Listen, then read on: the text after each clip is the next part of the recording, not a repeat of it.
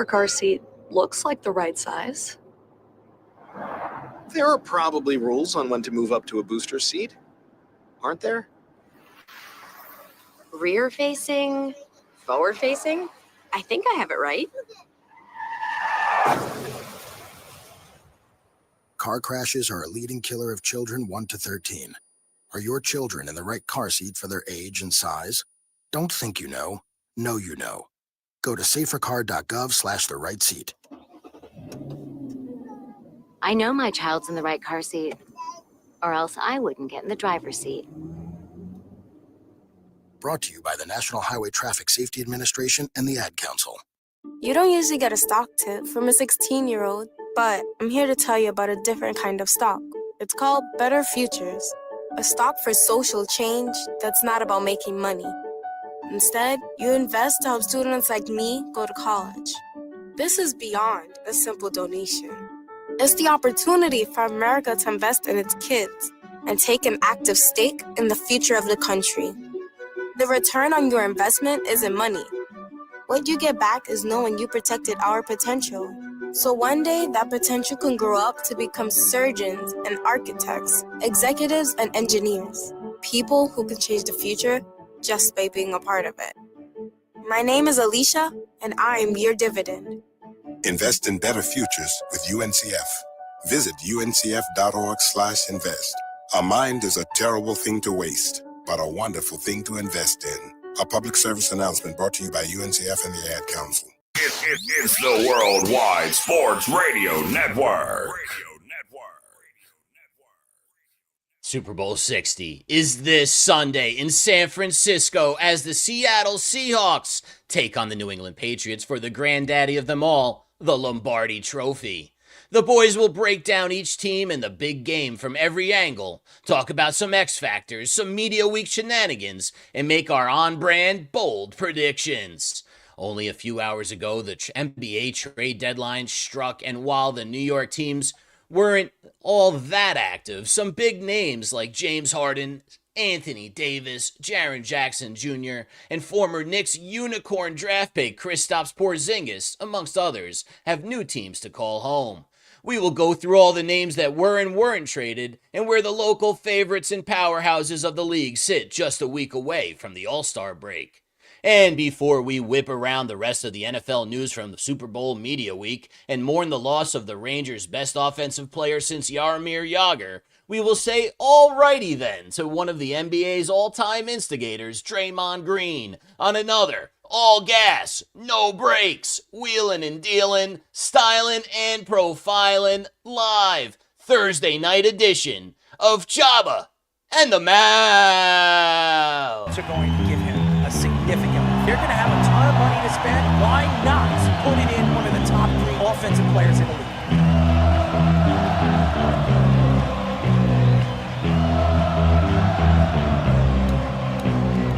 We're going to be looking at Aaron Judge and saying that he can't win the big game. Michael Jordan said, I played 82 games. You don't see LeBron doing that. This is a game where you got to go perform. I told you, Giant fans, and Saquon Barkley, at this point, I'm gonna fight them all. A 7-nation army couldn't hold me back. They're gonna rip it off. Taking time. Say whatever you want about Patrick Mahomes. He's the best quarterback in the NFL. Really? And I'm talking to myself at night because I can't forget. And back and forth through my mind behind a cigarette. And the name's coming from my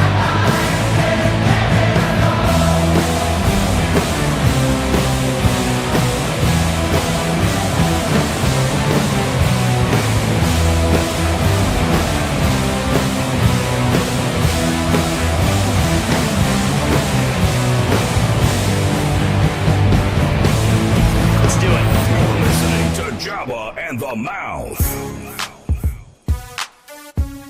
We are back, ladies and gentlemen. You know who I am. My name is Errol Marks. Jabba is traveling to Kansas City. He will be joining us a little bit later in the show.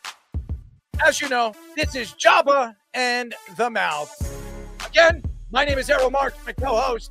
Tonight, as always, Mr. Speedy PD, executive producer, Mr. Aaron Fishman on the board, Mr. Tommy Pope. No Niff tonight. He's hanging out in San Francisco at Super Bowl 60. Lot to get into today. 631-672-3108 is the number to call. Go to our website at www.worldwidesportsradio.com. Check out all our shows throughout the week, including Jabba and the Mouth every single Mondays and Thursdays at 7:30 p.m. All you have to do to tune in and check out our local listings for all our shows is go to our website at www.worldwidesportsradio.com. I want to wish a very happy birthday to my boy, my friend, a guy that listens to the show religiously. He's hanging out with the fam tonight, his beautiful wife, Mr. Kevin. So a shout out to Kevin. Happy birthday to Kev.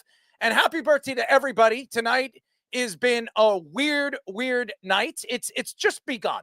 And I'm sure you're going to hear a lot of weird takes on the Super Bowl as we're going to preview everything with the Super Bowl tonight. But it's crazy because I know a lot of fans sit here and they listen to the show. And again, you might not be a fan of the show. You might be a fan of the show. I have been a fan of the show even before we even started Job in the Mouth. And what I do when I listen after the show, after we post the show, I listen to the full show. And there are things about the show that I kind of contradict or I point out in many different ways that some people after the show, even myself, I'm listening to my take and I'm like, yeah, I agree with it, but sometimes I don't. And at that point, everybody says, well, then you're contradicting yourself. I am not contradicting myself. When I am giving you my take, I am telling you what I think at that point. When I'm listening to the take and then I get a chance to hear it and be a fan of it, sometimes I agree to it and sometimes I don't. And a lot of people are going to say that's weird, but that's me, ladies and gentlemen. You might not agree to it, and I am a weirdo. If anybody knows me off air, Speedy knows me very, very well, and anybody on the show that has met me knows that I'm a little bit crazy. I do look at things a completely different way and might shock you about my personality just because you hear it on the show and you might say, wow, this guy is interesting, but a little weird. If you think I'm weird on the show, boy, oh boy, if you meet me in person, you probably think I'm really, really weird. So I don't want to turn people off when I tell you this, that after I give you my take, I will listen to it. And sometimes I will go back and I say, yeah, I agree with it. Even my picks. I picked the Super Bowl. I picked the Super Bowl tonight, and I could say, I'm not going to tell you who I'm going to pick until a little bit later, but I might pick Seattle. I might pick the Patriots. And then after the show, I'll be like, yeah, there I am. That's perfect for me. That picture, it expresses who I am, ladies and gentlemen. And yeah, that too, Fish. Quit playing games with my heart. A little, what is that, Backstreet Boys? That's got to be Backstreet Boys. Yeah, I figured. I knew it was something with the Backstreet Boys. But I'm not a Backstreet Boy fan. I am more of an NSYNC fan. So I like No Strings Attached. It's actually one of my likable pop albums. If I'm working out, and by the way, when I work out, I don't listen to heavy metal. I don't listen to rock or house music.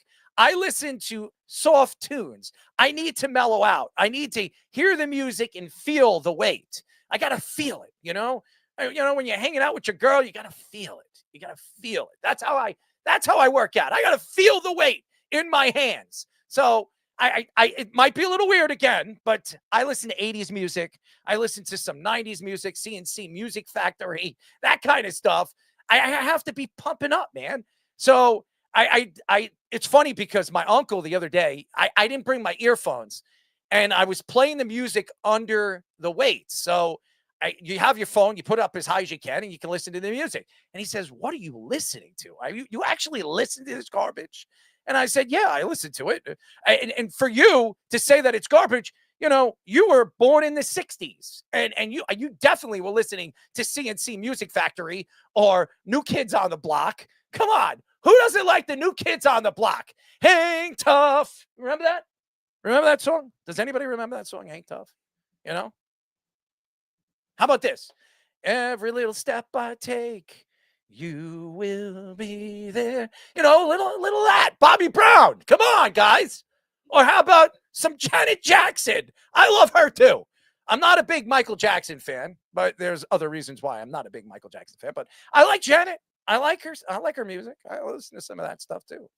All right, at 8:45, we will be talking to former New York Giants tight end Howard Cross. He played from 1989 to 2001 and won a Super Bowl ring, Super Bowl 25. So he experienced winning a Super Bowl with the New York Giants. So I'm very excited to have him on for the first time. Thank you, Nathan, for landing this very special guest. And I'm interested to hear what Howard's going to say about the Giants organization. He's been working with them over the last couple of years as an analyst on the sideline. So Howard, interesting personality, very intriguing as a football fan when it comes to the X's and O's to the game, and especially the New York Giants. I'm interested to hear what he thinks about John Harbaugh hire, because I wasn't too fond of it. That's just my opinion. All right, ladies and gentlemen, our rematch of Super Bowl 49. Yes, ladies and gentlemen, Super Bowl 49. And I remember it very, very well because it was over with 3 seconds left because Pete Carroll decided, ladies and gentlemen, to throw the ball and not run the ball with Marshawn Lynch. If you don't remember, after 3 preseason games, 18 weeks of the regular season, and 3 playoff rounds, and a complete waste of time and event where our favorite superstar goof around and play dodgeball, known as the Pro Bowl, Super Bowl 60, is the finally upon us. It will be a rematch of one of the most infamous endings in Super Bowl history from 11 years ago in Super Bowl 49, when all the Seahawks had to do all the Seahawks had to do was give Marshawn Lynch the ball when the New England Patriots take on the Seattle Seahawks this Sunday. The Seahawks opened and have stayed 4.5 favorites in the game. Both teams' quarterbacks are banged up heading into the game, with Seahawks quarterback Sam Darnold, which is dealing with an oblique injury he has been playing through, while Patriots quarterback Drake May has been battling a bad shoulder. Seahawks star rookie safety Nick Amanori, I'm trying to pronounce his name, sprained his ankle during practice this week, but is fully expected to play, according to the head coach Mike Macdonald. Both Macdonald and Patriots head coach Mike Vrabel, who is in his first year as a coach for the team, are in their first ever Super Bowl appearance as head coaches. Although Vrabel won 3 championships with the Patriots in the early 2000s as a linebacker, who was also a red zone threat on offense with 10 career touchdowns receptions. Both coaches are expected to be finalists for Coach of the Year. I know everybody's looking at this game, and we can go on the ins and the outs. These teams are very matched up, very, very well. Now, obviously, the Seattle Seahawks are the better team. I believe they have the better running game. I think they have the better talent. They have Njigba, who I think is the best offensive weapon in this game. And Sam Darnold, as much as everybody says that Drake May is an MVP candidate, I would say that Sam Darnold is just as good this year as Drake May was. Now, Drake May had 31 touchdowns to Sam Darnold's 25. Sam Darnold did throw 14 interceptions to Drake May 8. Drake May's fumbled the ball more than any quarterback in the NFL this year. And when you look at both teams and you look at the strengths and the weaknesses of these teams, both teams have very good defenses. But when you look at both teams and the experiences that these teams have, these are young teams. The Patriots, that were not expected to be a Super Bowl contender this year, obviously with a new coach and Mike Vrabel taking over for the team, losing a coach in the offseason in Mayo. Mayo only was there for a year. Vrabel got an opportunity after he was let go by the Tennessee Titans. And Vrabel has had success. He's been a coach of the year with the Tennessee Titans. Has he ever been to the Super Bowl as a head coach? No. And either has Mike Macdonald. But what's so interesting about this matchup between these two young coaches, and I think Mike Macdonald is obviously younger than Mike Vrabel. Mike McDonald has been the best coach all season long, especially when you look at second half statistics. The Seattle Seahawks are one of the best second half teams in the league. In the league. And what they've done so very well this year is they had Charbonnet and they had Walker. Walker has been in and out this season. He hasn't been 100% healthy all season. And Charbonnet has been, obviously he's out for the playoffs. I think it was a torn ACL. What did he? He's going to be missing half a lot next year, too. Yeah, so I think it was a torn ACL. Yeah. He injured himself at the end of the season. When you look at both of these teams, in Henderson, and what Henderson has done as a rookie this year has been absolutely, successful. What they thought he was going to be when he came out of the draft. Now, Henderson, it took him a little while. It took him a second half of the season, and Stevenson going down to giving him a shot and giving him more slicks. And there were a lot of the guys on the New England Patriots this year, when Henderson wasn't getting the ball enough, they sat down with Henderson and gave Henderson a little bit more of a lecture and told him, your time will come. You'll get your slacks and you'll get your opportunity to go out there and run the ball. Well, Henderson, it took him a little while, but eventually got comfortable and played pretty well in the second half of the season. But Ramondre Stevenson has been the go-to guy for the New England Patriots throughout the playoffs. He has been their horse. He was their horse against the Broncos. And you can see why Ramondre Stevenson has been so very important to this team and why the Patriots decided to extend him a year before.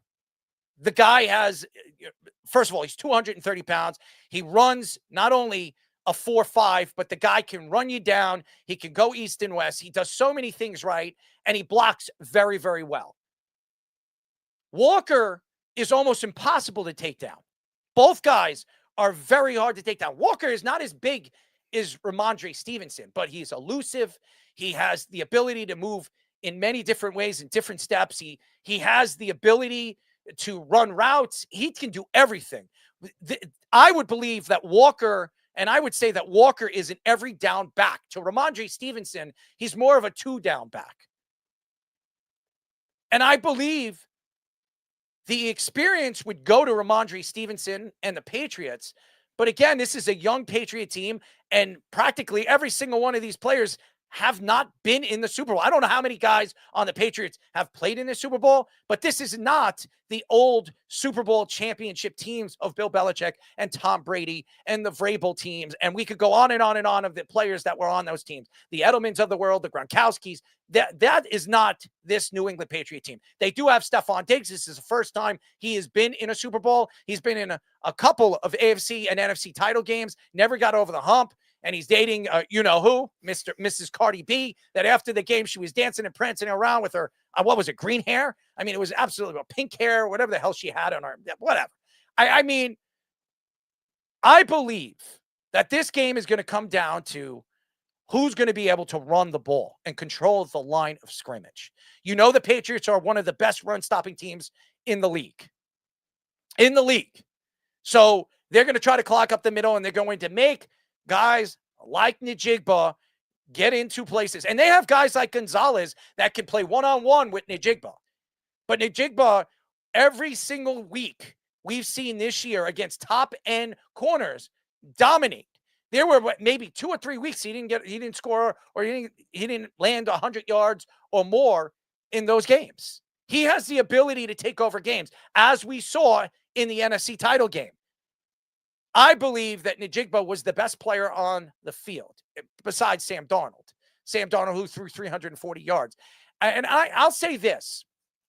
When you look at the defensive side of the ball, there's a lot to talk about with both sides of the ball, with both teams.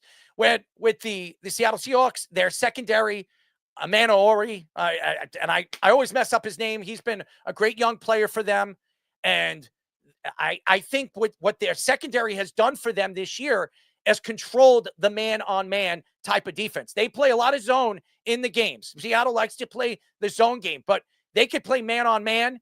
They could do a lot of different things. They have great safety play, and they could get at you with their front seven. They've got 2 really competent linebackers, and obviously we know one in Williams, who has played for the Giants and played for the Jets and has been successful everywhere he's gone. Now, when the Jets decided to move on from a guy like Williams, they decided to move him, and I think they traded him to the Giants. They did, 2019.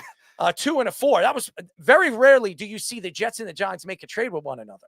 And they traded Williams, and Williams became a pretty decent player for the Giants. And then obviously the Giants traded him to Seattle, and a lot of people were questioning because at the end of the season, his last season with the Giants, he wasn't as good as he was the year before. The Giants extended him, gave him a little bit more money, and the Giants winded up trading him to Seattle. And since McDonald has been there, I think Williams has been a completely different player. And I remember when he was drafted. I remember when the Jets drafted him from USC. And some people thought he was a top 3 pick. Some people thought he was a number 1 prospect in the draft. But he just didn't accomplish the things that he wanted to accomplish with the New York Jets, because the Jets had Wilkerson and they had all these different defensive linemen. I think the Jets stacked up too much on the defensive line when Williams was drafted. But you can't pass up on a talent like Williams. And now you're starting to see the fruits of what Williams has turned into: a Pro Bowl player, an all-pro player, and a dominant force in the middle of the field. And again, Seattle's strength this season has been the ability to do everything right. They can stop you on the run. There are games that they've had problems stopping the run, but the one weakness that I believe Seattle's had problems with all season long was stopping tight ends. And I have news for you guys.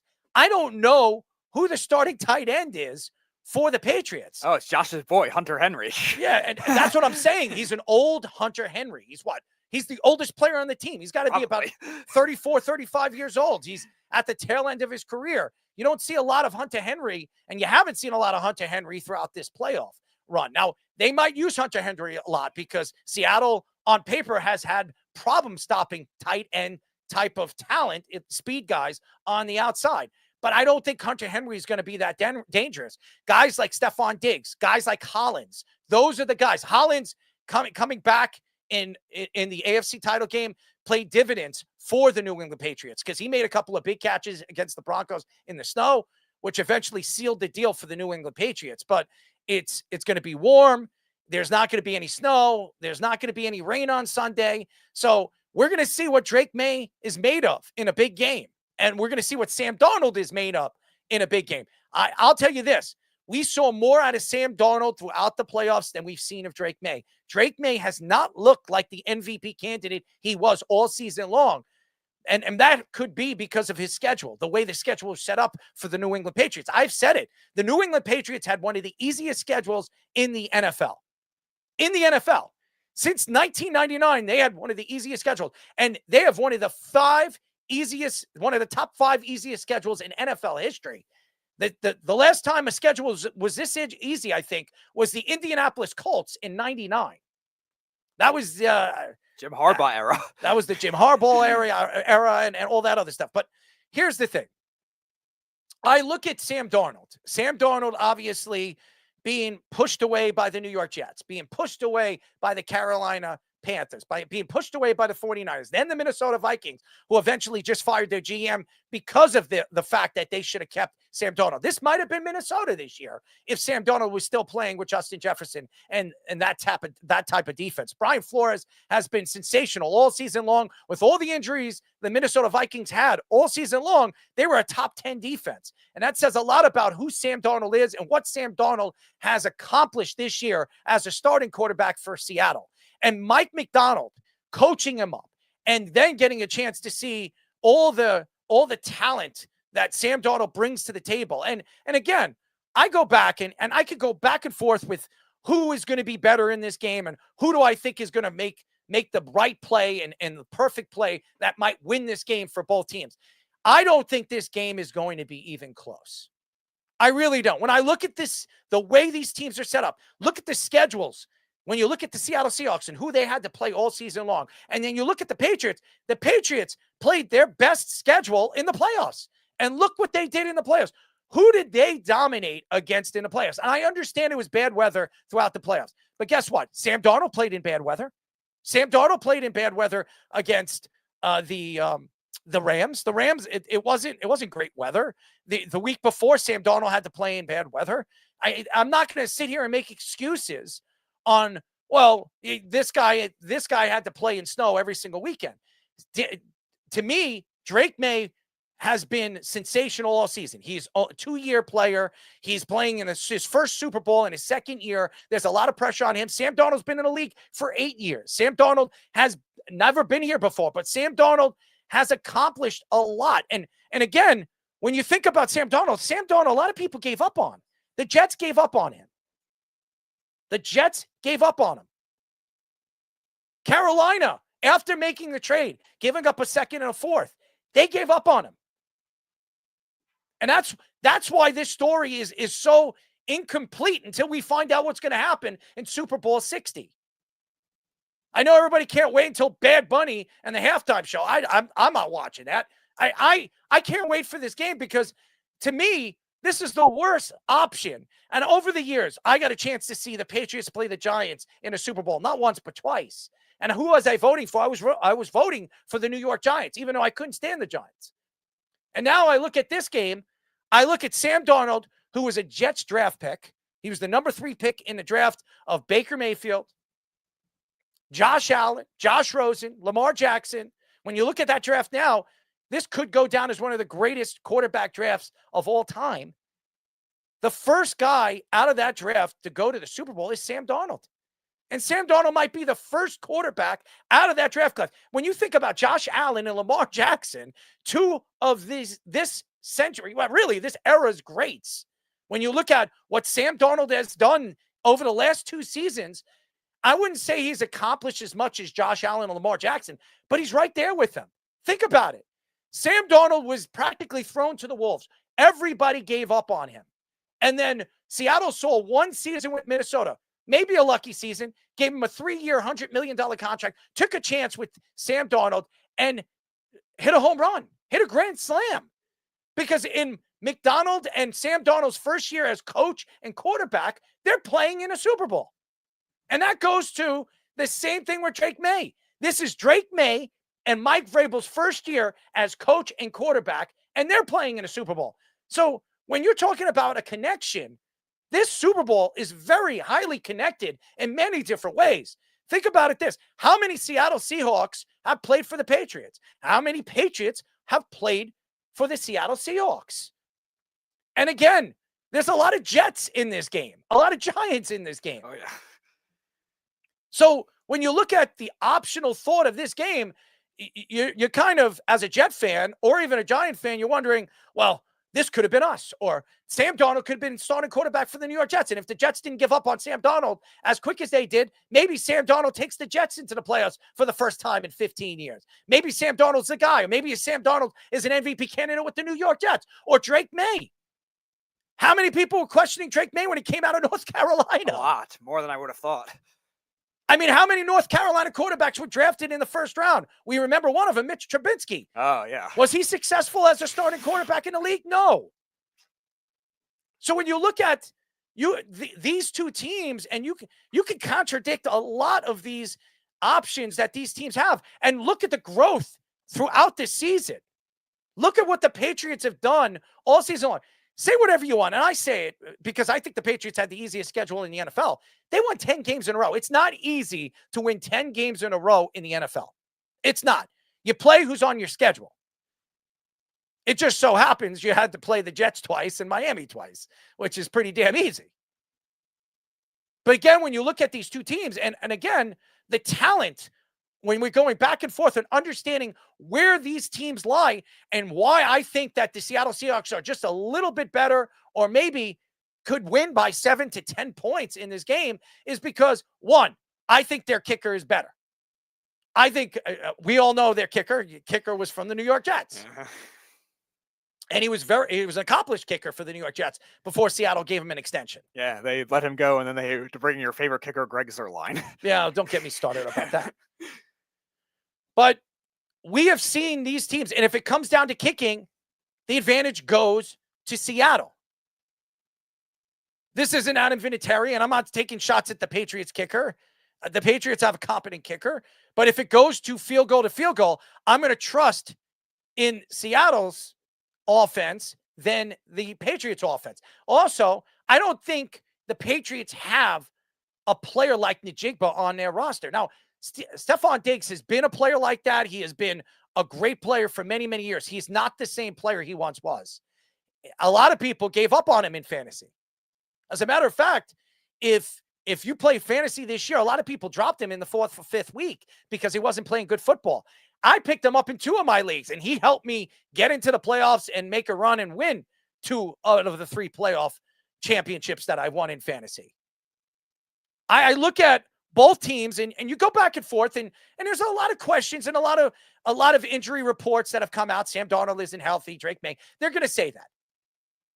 How do you pronounce his name? Amenwari, a guy, and I mess up his name. You were 9 out of 10 on the first 2. I'm going to call him E-Man, okay? Because the fact here is these guys, some of these names are just ridiculous. But I believe that there's a reason why these teams are matched up. It would have been maybe the Patriots and the Rams.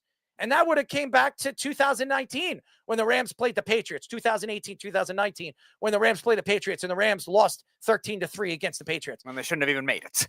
I think that when you look at this game, when you're trying to compare both teams, I don't know if you can compare both teams, but both teams are considerably the best teams in their conferences. The Seattle Seahawks were the best team in the NFC, and the Patriots were the second best team in the AFC. The AFC was much weaker than the NFC this year, and the NFC was surprised by the success story of the Seattle Seahawks. And it has a lot to do with Sam Darnold, has a lot to do with his accomplishments, has a lot to do with Mike McDonald, who I think is coach of the year. And I think what they have done, Seattle, what they have done in such a short time after Pete Carroll, Russell Wilson, and the Legion of Boom are gone now, and Marshawn Lynch rebuilding this team. And I got to give a shout out to Schneider. I believe the second, or you can argue the best GM in all of football. He's been there a significant amount of time. I think he's been there over 16 years. Yeah. He's built teams from top to bottom, and he made the choice to bring in Sam Darnold. He was the one that gave Sam Darnold that 3-year, $100 million contract,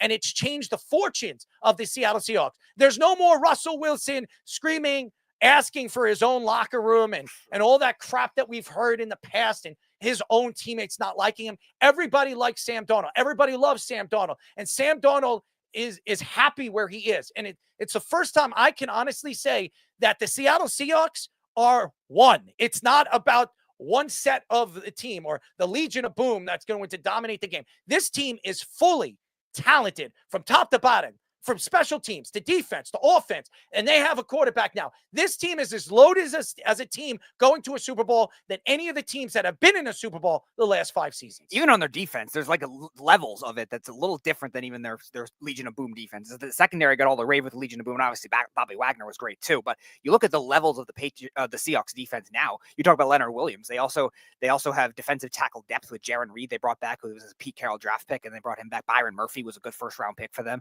They have all these edge rushers that are all different types. I think you have that. And then you look at the Steve Weiss was talking about when he was on the show too, a secondary that is just super versatile. When you look at Witherspoon is a number 1 corner that can play both slot and outside at a really high level. And then you got Woolen, who we talked about with the blunder last week, but he's a big physical guy that I've been curious on the matchup with him versus Java's boy, Keyshawn Booty, because they're both big bodied guys. If those two are matched up on each other, who can win out in there? Woolen made the final play of the game that pretty much kept them out of the I was going to say, he played really well after that. And I think it's very helpful for a Seahawks team that was looking to get these corners really going in their scheme for a while. The first year, last year when McDonald came in, it took Woolen a little while, especially to get going in that. Kobe Bryant's another one that's rotated around that's played well, who was Sauce Gardner's teammate at Cincinnati. It kind of did well in Pete Carroll's scheme and then took a while with this scheme. Then you got the pass rushers too. Errol and I were calling DeMarcus Lawrence like doomed for the last 3 years with Dallas. He didn't, except for I think the 1 year, he didn't really play well. He played really well in that scheme. Then coming over as a free agent, Uchenna Nwosu, a 3-4 hybrid versatile pass rusher from the Chargers, who's played well in that scheme. And then those Pete Carroll draft picks they drafted later have all played their role at getting, I think, the second highest pressure rate in the NFL this year in Seattle. And been one of the better offensive lines in the NFL as well. Since they added Cross, and that was the draft. They brought in Cross in the first round where the Giants passed up on him. They decided to bring in Evan Neal. If you remember, they had a chance to bring in Cross. They chose Evan Neal. And then if you look at it, they drafted another offensive lineman, a tackle, in the 3rd round, if I'm not mistaken. Yes, Abraham Lucas, the right tackle. And it's changed the fortunes, because if you remember those Seattle Seahawks teams, their offensive line were as bad as an offensive line. I think they were like in the 20s in the NFL for many, many years. Even when they won the Super Bowl, I think they were ranked like 21st or 22nd in the league. They're one of the top 10 offensive lines in the league, and they've done it in drafting players. They really did not go into free agency and bring in a lot of free agents. They built it around the draft, and that's what you have to do. You have to build around the trenches. That's what, and that's the one thing I could say about Seattle has done on the defensive side of the ball. They have used the trade deadline and they've used free agency to build that defensive line. They really didn't go into the draft as much as they've done in the past when they drafted Wagner and all those other guys. They did it a different way with McDonald and with the I guess you could say this new regime. So I think that what is different about this team more than ever is they have a quarterback that's not backlashing the coach. You're not hearing things that are going on in the locker room, that the defense doesn't like the offense. Everybody likes each other. They're all dancing around and prancing around. And you can tell ownership trust in Schneider. Ownership trust that Schneider is going to make the right decisions when it comes to this organization and putting these players in the right positions to succeed. Yeah, I was going to mention too, like you mentioned the free agency built defense and kind of these like 1-year flyers or 2-year flyers that they took on a lot of these younger players on defense. And the Patriots kind of did the same thing. It's weird to think a lot of times you see in past years in the NFL with probably outside of the Chiefs, where you look at defenses that have really built homegrown being the better defenses. And now you look at these two defenses, Seattle building a lot of new guys, Ernest Jones, another one, the linebacker that was with the Rams, bumped around the league too. And then on the Patriots side, they bring in Harold Landry, they bring in Carlton Davis as a free agent. Robert Spillane, who's one of the linebackers that's hurt right now, was a Steelers or Raiders guy. Like they don't have a lot of even homegrown guys either. Gonzalez was homegrown and Barmore. Those are their two big ones that are homegrown.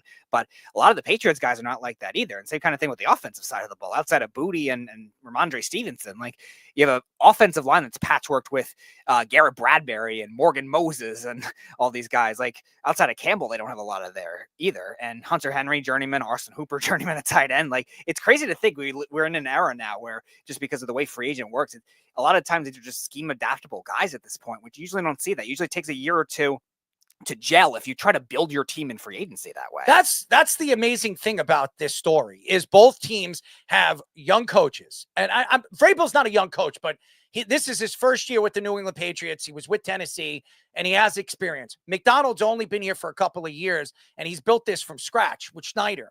But what makes it amazing is this is the first year he's with Sam Darnold. And this is Vrabel's first year with Drake May, and how this is such an amazing thought when you're going into a Super Bowl where you have two coaches that have never been in this situation before playing against one another with a quarterback that they've only had for one season. And Vrabel has a younger quarterback, a 22, 23-year-old kid that has never played in a big game like this. He never played in a national championship with North Carolina. He's never been in a position where the pressure is on him. That to me is going to make champions. We saw it with Tom Brady. Tom Brady, his first year, he went to a Super Bowl. Remember that? He took over for Drew Bledsoe. He took that team all the way to the Super Bowl and beat the Rams. And he was a young kid, and they chose Tom Brady over Drew Bledsoe, a guy that they paid $100 million to the year before that. And that was because of coach Bill Belichick and obviously Robert Kraft saying that we're going to let the kid do it. He won 7 games out of the 8 or 9 games that he played, and we're going to ride or die with this guy. And he took him all the way to the Super Bowl to win. I don't remember what Super Bowl it was, but knocking off the great Rams team. Now, yes, Spygate was going on and all that other stuff where everybody thinks that the Patriots cheated, and they probably did. But with a young quarterback going into a game with a first year, think about it. It was Bill Belichick's first year with Tom Brady. I mean, if you cross over now, this is Mike Vrabel's first year with Drake May. Think about it. I never even thought of that. When you think about the past of the accomplished New England Patriots teams to now, it is amazing to think that Mike Vrabel's first year, he took this team all the way to the Super Bowl. Yeah, he played a third-string quarterback in the AFC title game. And they played the Texans and C.J. Stroud, who is not, I would say, I do not believe C.J. Stroud, in my eyes, is a competent playoff quarterback yet. And I haven't seen enough of C.J. Stroud, and maybe we'll see one more year of it. And if he fails to be an accomplished quarterback in the playoffs, maybe the Texans look other at other ends. Maybe Davis Mills, if they decide to bring him back, or maybe they draft another quarterback, because you have to buy in to the coach. You have to buy in to the quarterback play. And I don't know if the New England Patriots have proven enough of that yet in the playoffs. They got a chance to do it against a very good Seattle Seahawks team. If the Patriots beat Seattle, Drake May is going to have to play at an MVP caliber, because if he don't, and he plays like he has been throughout the playoffs, fumbling the ball, making mistakes, and forcing the ball into places that he feels uncomfortable in, I think it's going to be a long, long Sunday at Super Bowl 60 in San Francisco. Yeah, I think both teams are going to lean on running game pretty early as it is. I think, especially with both quarterbacks dealing with injuries, I don't think they're going to want to rush him in and try to force feed everything. And Drake May, we've talked about it, has been kind of turnover prone at times. And Seattle, if they're going to be able to rush the passer the way they have so far in the first two playoff games against a good Rams offensive line and a pretty good 49ers offensive line, that's going to be a lot of pressure on May. And then with Darnold, so we know we've been prone to mistakes at certain points. And even with Charbonnet out, you saw a good workload with Walker in the beginning of that Rams game. It took him a little while to get going. He got better in the second half, but expect both teams to be able to do that. And then, like I said before, the secondary receivers are going to be the difference in this game. And Jigba's the star, obviously, but can the Patriots get somebody to break out random? And then can the Seahawks with their number 2 guys get any of the guys going like they did against the Rams? This is a very fascinating game, guys, because Sam Darnold in his entire career has been known as a turnover machine. And he still turned the ball over, at least with interceptions, above average in the NFL, although had a great year for, wasn't a bad year. He just takes chances with the ball. And sometimes there's a defense, he gets confused. The McVay got him for 4 interceptions earlier in the season. He had some struggles. Obviously, he solved McVay in the last round. And he's really proven in these 2 playoff games that he's right, that he deserves to be exactly where he is right now. And power to Sam Darnold for that, guys. Like, it's just really impressive. Now, Drake May hasn't looked great in the playoffs, but they've won because he's made winning plays. It's that game manager type of player that he has to be. But if he turns the ball over, they've got no chance. So you're asking Drake May to be perfect, and I don't think Sam Darnold needs to be as perfect for Seattle to win this game, because this defense, guys, this defense is crazy, Errol. It's like they swarm and contain. I showed a clip of it earlier where Christian McCaffrey had nowhere to go that entire game. They had him contained. And if you think Drake May's running out if Christian McCaffrey can't, I got news for you. That he's not going to have those long scrambles. That's what they're going to have to stop. They're not going to be able to run the ball. Ramondre Stevens is not going to be able to run the ball like he did against the Broncos in the snow. There's no way he's going to be able to do that. They're going to have to use more Henderson in this game, east-west type of runs. They're going to have to use him in the backfield, tossing the ball, a lot of slants, maybe use him as a wide receiver, spread the offense out on the line at the line of scrimmage, and use these guys as weapons, because honestly, the Patriots don't have a lot of weapons. Stephon Diggs, now Booty, he's a good player. He's been an optional player for a guy like Drake May all season long. He's been a touchdown machine, especially in the second half of the game. You know what Seattle's going to do. They're going to play one-on-one on the secondaries. They've got 2 competent, great corners. They have great safety plays. They're going to use different blitz packages. McDonald comes from that Baltimore Ravens style of game. They're going to use those kind of plays. They're going to try to trick and make Mike Vrabel uncomfortable and put Drake May in an uncomfortable position like the Texans did in that game where they forced how many fumbles in that game. And thank God they pounced on top of it. It might not be so lucky against a young, fast Seattle Seahawks team that have been very, very good all season long. When they knock the ball out of a running back's hands or a wide receiver's hands, they pounce on it. This is a young, fantastic team. And remember, the Seattle Seahawks, when they were at the top of their games with the Legion of Boom, they were a young roster. That was a young team. Legion of Boom. We talk about Richard Sherman. We talk about the guys that they had over there and the talent that they had over there. I remember it. And I remember when they won the Super Bowl, when they completely dominated against that Broncos defense. I mean, that Broncos offense, which was one of the best offensive teams in NFL history, with Peyton Manning and that talent with Eric, if I'm not mistaken. Eric Decker, Demaryius Thomas, yeah. It was in New York. It was before a snowstorm. I remember it, and they completely dominated the game. As a matter of fact, the first couple of plays of the game was a safety. I'm telling you right now, this game is not going to be like that. And I do believe there's going to be offense in this game. I could see this game 27-24. I think there'll be offense in this game, but I think you're going to see more offense in the second half. Both coaches have not played against one another this year. Seattle has not played against the Patriots this year, so they haven't seen enough of them. And the Patriots could watch film all they want. They haven't been on the field with Walker. They haven't been on the field with Njigba. They haven't been on the field with Sam Darnold. And Sam Darnold's playing the best football of his career. The last 3 games of the playoffs has been absolutely dominant. He's dominant. His last 2 games, actually, he's been as dominant as any quarterback in the league. So 8 touchdowns I think he has in the playoffs so far. He has been as good as anybody. So, and now you're going into a Super Bowl. Yes, he's never been there before, but he understands what it takes to win ball games. Drake May doesn't. Drake May has never been in a position like this in his whole career. Maybe in high school he did, but not in his whole career. And yes, he has 4 other brothers or 5 other brothers that beat him up when he was a kid, and you hear all these stories.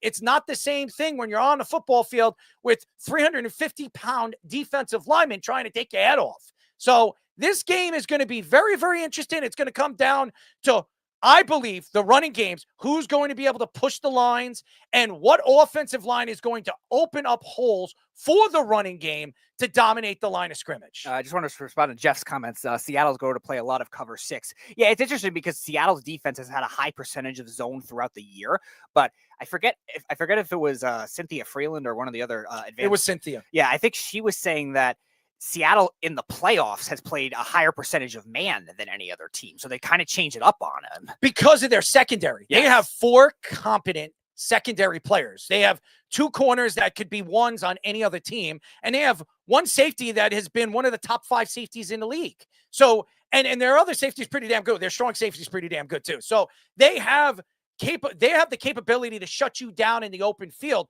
where the only way you're going to beat them is using different packages, short passes. And I think that's what the Patriots are going to do early in the game. Short passes, give Drake May a little bit more confidence in the open field so he could step into some of the passes and use that running game to expose, or he'll try to expose that front 7 of the Seattle Seahawks. Yeah, I'm curious. Drake May running too. I think Fish, you put that in with the read off as well. Drake May running was an X factor in that Broncos game because they needed to run. Now, again, in the snow, it's obviously different circumstances, but I'm curious to see if they have designed plays with Josh McDaniels, which is kind of out of his void normally. Like Drake May, I think most of his runs this year have been less designed runs, except maybe in the red zone. So I'm curious to see if Josh McDaniels goes to that in the middle of the field to try to stretch it out if they know Stevenson's having trouble, because it's tough to run inside on Seattle, and then Henderson too, trying to get it going in the playoffs as it is. It's tough to do anything against Seattle. That's the problem. This is on paper, it doesn't seem like a fair fight, the Seattle defense versus the Patriots offense. It never does. It doesn't look like a fair fight. And here's what I'm seeing. I'm seeing really physical secondary guys, as physical as they've had since the Legion of Boom. Devin Witherspoon is a missile at cornerback. He's been an all-pro every year he's been in the league. Nick Manowari, he's a blitzing, strong safety like you used to see back in the day when they would just walk him up. He's coming.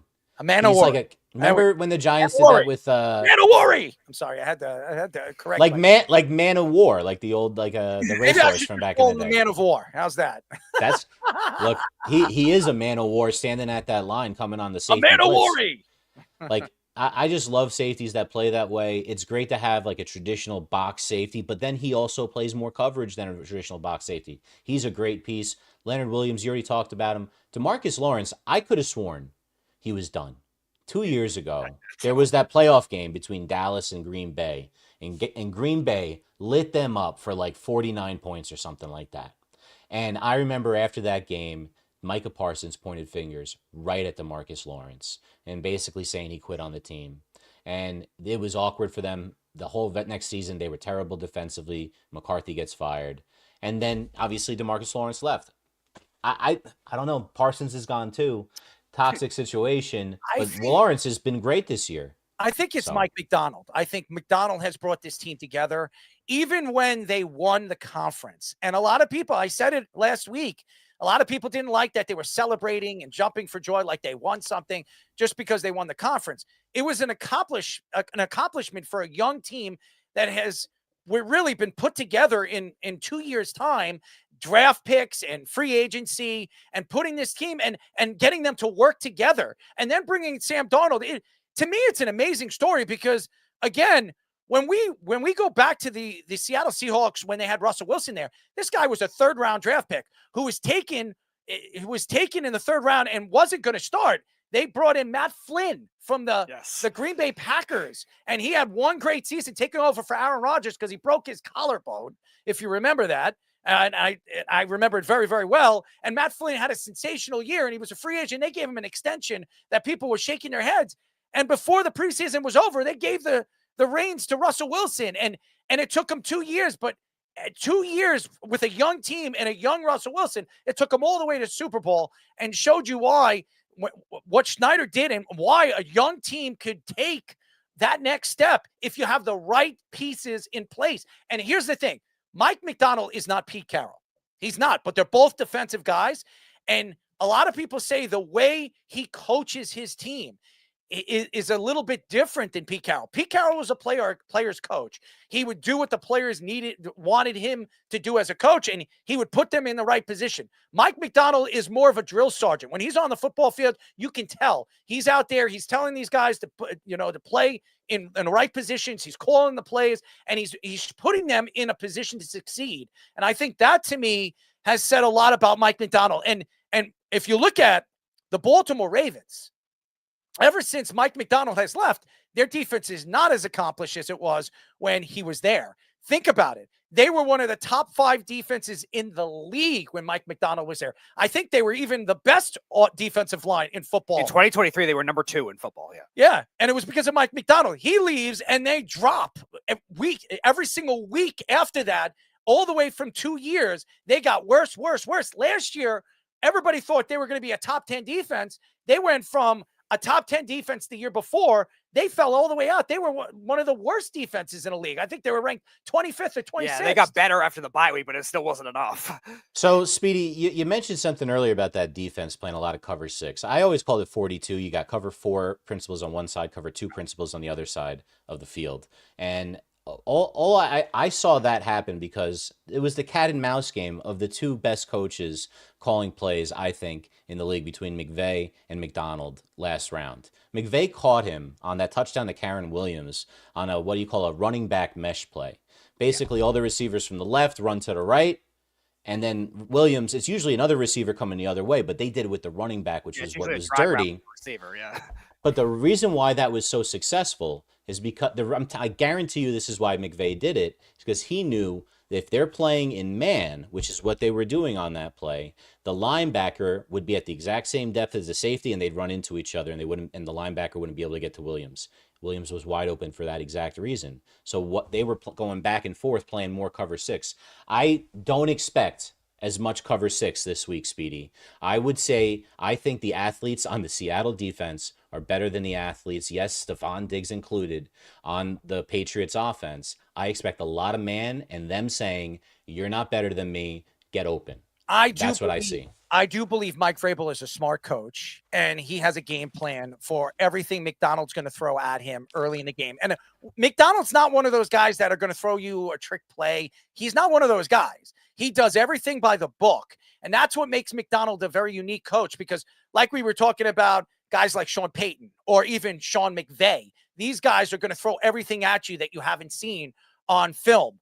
He's not one of those guys. He's the guy that plays it by the book. He plays the same defense. He plays the same offense, and he likes to run the ball. The old Baltimore Raven way is run, run, run. That is what the Seattle Seahawks like to do. You're going to see a lot of Walker early in this game. They're going to try to control the line of scrimmage and what they call their behemoths, those big beasts in the middle. They're going to use those guys to push the line and see how strong and how tough this defense, this front 7 of the Patriots, who has been an elite defense all season long, especially stopping the run, how they can edge up against that defense, which they haven't seen all season long. And that's another thing. By the way, Stephon Diggs got a lot of attention in his first Super Bowl appearance with him listing all the kinds of favorite cereals and somebody else holding up a poster asking him to rank his favorite Cardi B song. So everybody's making jokes about this Stephon Diggs. This might be the last time we ever see him in a Super Bowl because he's never been here before. And he's at the tail end of his career. He's got how many kids now? He's had 4 kids in the same year. So I don't know what he's named them and where his money's going. Well, we know where his money's going. I mean, honestly. But the fact here is him and Cardi B are dating. And I don't know what she colored her hair for the Super Bowl, but I think her hair was green. Was it green or was it pink? I don't know what it was. Well, but pink would fit that substance he was taking. Well, they are playing the Seattle Seahawks, so maybe she's wearing green because she thinks they're going to run out of. I don't know, but it's I think Stephon Diggs is an interesting personality. I really do. I think he's great for football. I think him and his brother have been two of those guys that wherever they've been, and obviously Trayvon Diggs has been with the Cowboys. He had a lot to say about the Cowboys organization and Dak Prescott over the last couple of years, and that's why he's no longer with them. I think he played for the Broncos. He played with the Packers after that, and then they already cut him. And then he also had a lot to say with the Bills. Didn't he play for the Broncos? Oh yeah, they might have signed him for like a week or so, but I think he was on the Broncos when they were playing the Patriots. They already cut him too again after that. And then he also had a lot to say about the Bills organization too with Josh Allen. And then Stephon Diggs is no longer with the Bills because he had a lot to say. Then he went to the Texans and he had a lot to say about the Texans organization. And now he's with the New England Patriots. We haven't seen a lot of Stephon Diggs and his attacks to the New England Patriots. Maybe because Robert Kraft is a little bit more quiet and Mike Vrabel likes to control his players.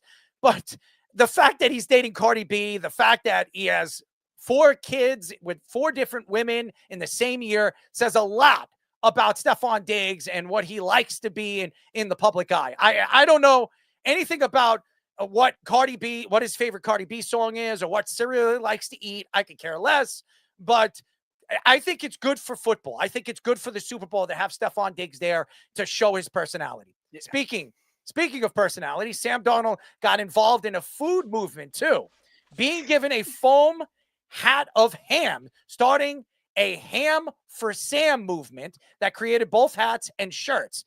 Now, I've seen a lot of different people, and I think it's Jimmy Kimmel that's walking around, him and his producer or whatever that guy is, that Spanish guy walking around interviewing people. He has all these players wearing this ham hat.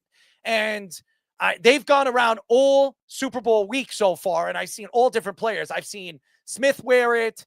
I've seen Highsmith wear it. I've seen all different football players wearing it. And maybe it is Sam. And we all remember Suck for Sam with the New York Jets and why the Jets landed Sam Darnold. Sam Darnold should have been the first pick in that draft. It was Baker Mayfield and then Saquon Barkley and then Sam Darnold. And now we're starting to see what Sam Darnold can do. And honestly, Sam Darnold's a quiet guy. He's a ginger. I think his grandfather was the Marlboro Man. This is a guy, there it is. This is a guy that has been very quiet to the media. And the one thing that I could say about Sam Darnold that he was happy about was when he left the New York Jets because of the way the fans treated him at the end. But even the fans of the New York Jets have been behind Sam Darnold. And what Sam Darnold has done throughout this season has been such a great accomplishment. And as a Jet fan, and any Jet fans out there not rooting for him, then shame on you. He deserves a lot of credit, Speedy, for the accomplishments he has made all season long. Yeah, and it's interesting with this kind of thing. Like, you always see Sam Darnold as the reason a lot of Jets fans liked him at the time was he was also very humble too. The Jets had all these outspoken quarterbacks, all these crazy media personalities, especially in that Sanchez Tebow same year era. And Darnold was a quiet guy, but it's cool to see him get that kind of personality going, kind of start a little fun thing with his teammates too. And some of these, like you said, other football players. Didn't Darnold, it was a few years ago, I think it was with Carolina, he had 5 rushing touchdowns in the first few weeks of the season. Oh yeah. And it didn't last. 4-1. They were 4-1. They came out hot out the gates with Sam Darnold. I don't remember the reason it fell apart. I think he got banged up and he came back and he wasn't hot anymore or something like that. But he's been unstoppable the last 2 seasons. I mean, he got the Minnesota GM fired because he didn't believe in him, and he should have, because he won 14 games with him the previous year, as we said on Monday's show. But look, the guy's incredible. He's proved everyone wrong. He was given up on by multiple teams, and look at him now. Well, they didn't develop him right. And even when he went to Carolina, they had no weapons. They had no wide receivers there. Carolina didn't get a wide receiver until recently in the draft. They never gave him weapons. The Jets never gave him any weapons over there. I mean, honestly, if the Jets just held on to him for another 5 or 6 years and drafted a Garrett Wilson and added some, secondary players, maybe the Jets would have the more accomplished team and more credible team offensively, which they haven't had. And now they bring in Frank Wright. And I wrote a story about it, and it's very interesting to think that maybe Frank Wright can fix this offense or maybe not, because they have a lot of cleaning up to do. But Sam Darnold is a guy that I believe just needed some time to develop. I think that it helped him going to Kyle Shanahan, giving him a little bit of time under his offense, then going to O'Connell, who kind of is running the same kind of offense as Kyle Shanahan, and then getting a chance to go to Minnesota and learning under one of the best young offensive coordinators in all of football right now, who's going to get a coaching job after the season, after the playoffs, after the Super Bowl, because he's lined up to get the Raiders job. So, and again, you have a defensive coordinator that shouldn't even be there with the Patriots. The defensive coordinator that was there in the beginning of the season was sick, and he's out for the season. He takes over, and this defense becomes one of the best run-stopping defenses in the NFL. And that goes to the Seattle Seahawks and their offensive coordinator. He's been there for what, 2 years with McDonald? 3 years with McDonald? I think he was there before McDonald, last year with Carroll, too. Yeah, so, and getting a chance to really run his offense, his style of offense, and getting the opportunity to do it with Najigba. No more of that, the craziness from different wide receivers, which they sent over there to Pittsburgh, and just an opportunity to open up the offensive book. And I think that's the difference right now. You have a competent quarterback that can throw every single pass, something they had when they had Russell Wilson at the early time of his career. Russell Wilson, after he lost his ability to move inside and out of the pocket, and he became more of a pocket-present quarterback, he wasn't the same quarterback. Sam Darnold is a pocket-present quarterback. He can use his legs. He's been doing that all season long. But his strength is stepping into the pocket and making the throws. We've seen him do it in USC. We've seen him do it when he was with the 49ers. And we saw it last year with Justin Jefferson and the Minnesota Vikings. Just obviously didn't have a very good playoff run. They lost in the first round. So he's been as accomplished as any quarterback we've seen over the last couple of years. Drake May was asked about some pregame superstitions, from which his wife's famous baked goods are his favorite, to standing in the same spot during the national anthem, and then even said offensive tackle Will Campbell will look good in a swimsuit as a swimsuit model. I don't know what he's doing. I don't know what him and Will Campbell do on in their private time or whatever the hell they're doing. I don't know. It's pretty unique that Drake May would come out and talk about Will Campbell, who's what, 300 and something pounds? 312 is like 6'5" or something. Yeah. And I'm looking at him in a swimsuit, in a swimsuit model contest or something. I don't want to see Will McDonald.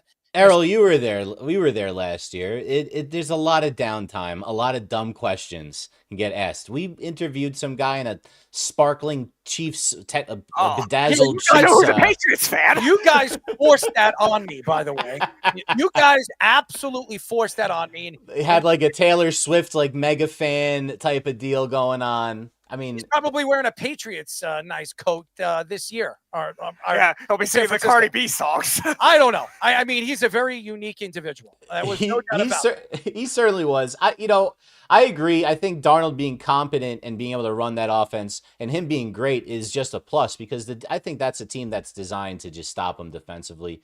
Can the Patriots set the edge against that swarming defense? And I just love how they play outside in, like I said, the safeties, like just coming, like knifing in from the edge. Unless you have like a great blocking tight end. And I don't know if Hunter Henry's a great blocking tight end. He's old, man. I look, I don't really know. I don't have the PFF score up at that, but you're going to have to be a pretty darn good blocking tight end. We have one coming on the show soon. Yes. Howard Cross. Talk about Howard Cross coming on the show soon. I will say this. I like Drake May. I like his personality. I like what he stands for. Anybody that knows the story behind him, he's the youngest of 5 boys. His brothers used to pick on him. All his brothers play, I think all of them play college sports. Some of them play professional sports. And he slowly but surely has become an elite quarterback. I didn't think he was going to be that as quick as he has. Now, obviously the schedule bodes well for him. We'll see what he does next year with the schedule being a little bit harder. They won the AFC East, so they have to play all the number ones next year. And I think they're matched up against the NFC West. AFC West and NFC North. Ooh. So I'm interested to see how he matches up against better competition next year. But nevertheless, you have to give him a little bit of credit for what he has done in such a short time. And that goes to the coaching, that goes to the players believing in him, and the offensive linemen, the young offensive line that the Patriots have with Will Campbell, who has been sensational all season long. A lot of people question his arm length and his hands size and all that other stuff and his footwork. Well, ladies and gentlemen, now you know why the Patriots drafted him so low and why they have been so good on the run all season long, running the ball through Henderson and running the ball through Ramondre Stevenson.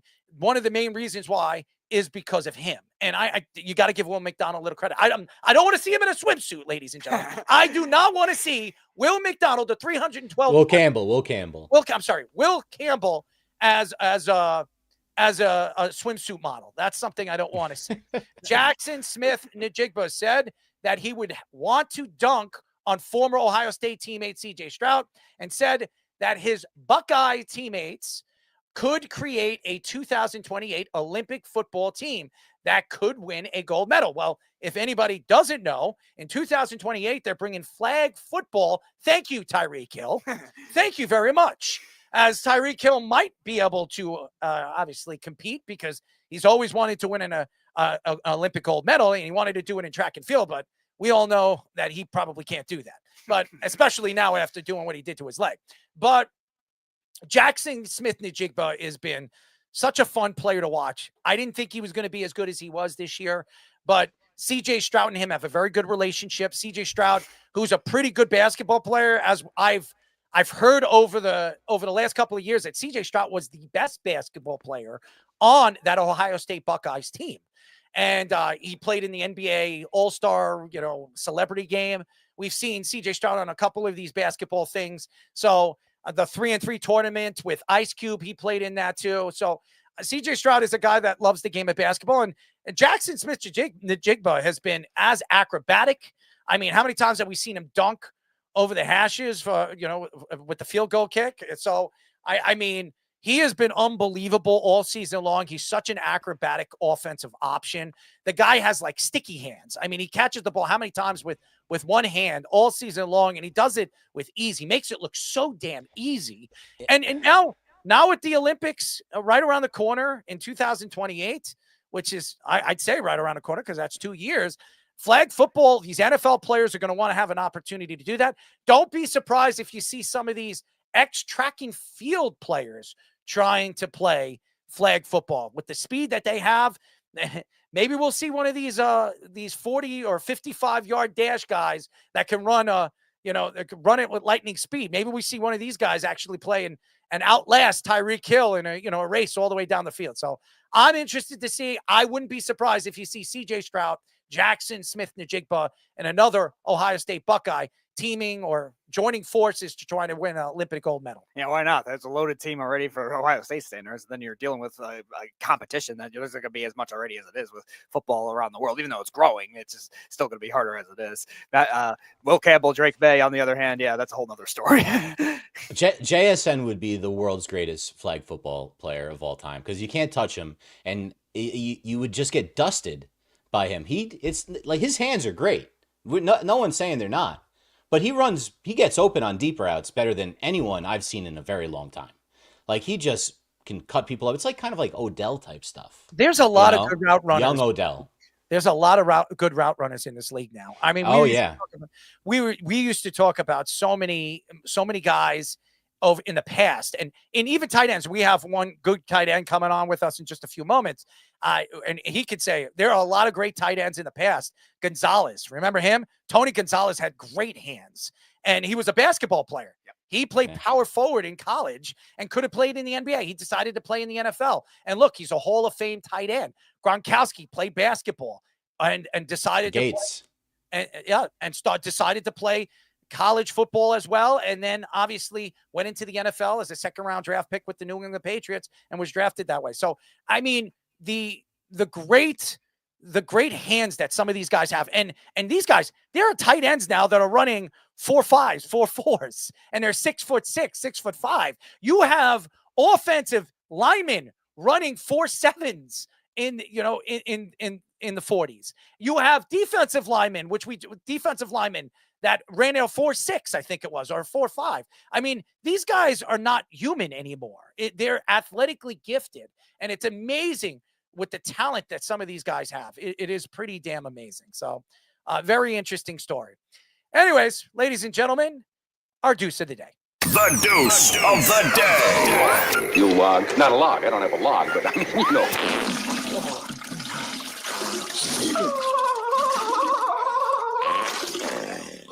Ladies and gentlemen, you're waiting for me to speak about hockey, and we do talk about hockey on the show. This isn't WFAN. This isn't ESPN.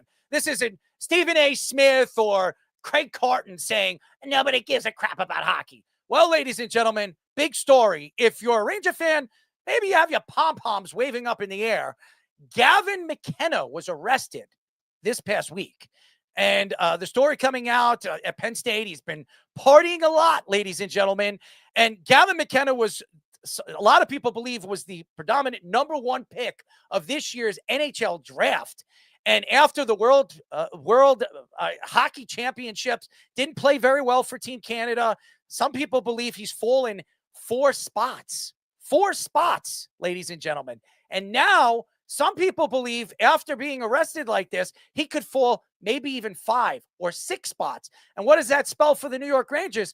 Maybe, and the Rangers have 3 first-round draft picks, they could still get the defenseman they want and move up and get Gavin McKenna. What a draft that would be. But ladies and gentlemen, that's not going to happen because you have a GM as dumb, as stupid as Chris Drury.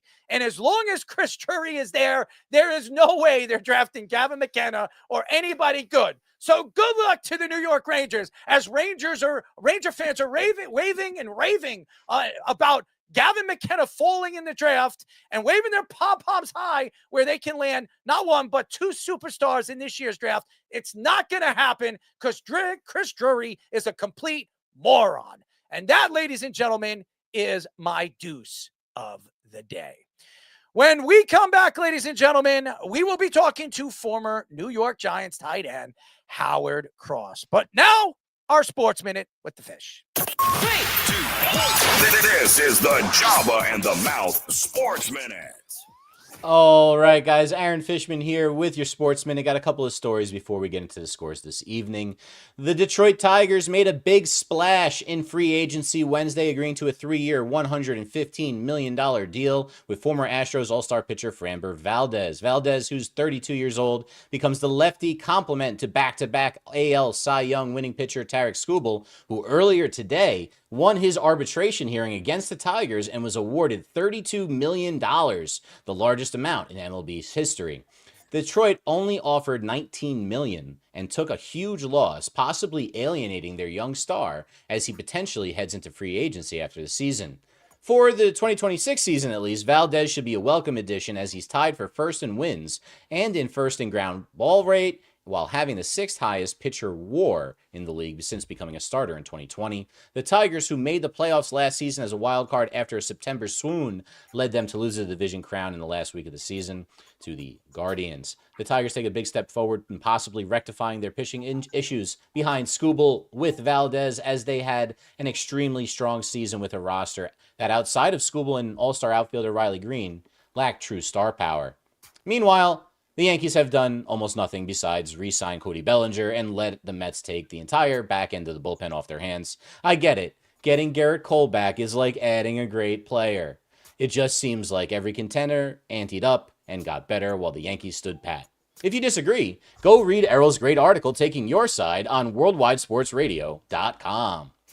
LeBron James, The NBA's all-time points leader has played basketball so long. He has gotten the chance to play alongside his oldest son, Bronny James, for the past 2 seasons, although Bronny has spent most of that time either in the G League or on the bench. LeBron's clock is ticking, and the odds of him playing with his second son are appearing more unlikely, with the news out of University of Arizona. The Wildcats, owner of the #1 rank in college basketball with an undefeated 22-0 record, announced on Tuesday that they will be redshirting freshman Bryce James for the rest of the season. Bryce, who is a 6'5" guard, hasn't been needed this year as the Wildcats have dominated college basketball, led by 5-star freshman sensations Braden Burries, Koa Pete, as well as veteran guard Jaden Bradley. And they have 5 starters, all in double figures. Incredibly deep squad, poised to make a national championship run. The redshirting decision was just a long play to give Bryce the most options in his career as his career unfolds. Zona coach Tommy Lloyd told the Big 12 Network, "I have a real strong belief that Bryce will be a contributor at Arizona in the near future. He's really shown a lot of progress, not only learning our system, but just physically maturing." As we've seen with Bronny, it's unlikely that Bryce will be the second coming of LeBron, but this decision by Arizona is probably for the best as long as Bryce indeed does continue with the program. There is only one LeBron, and like him or not, we are nearing the end of his historic, storied career, with only echoes of his greatness following in his footsteps, like Michael Jordan and his sons before him as well.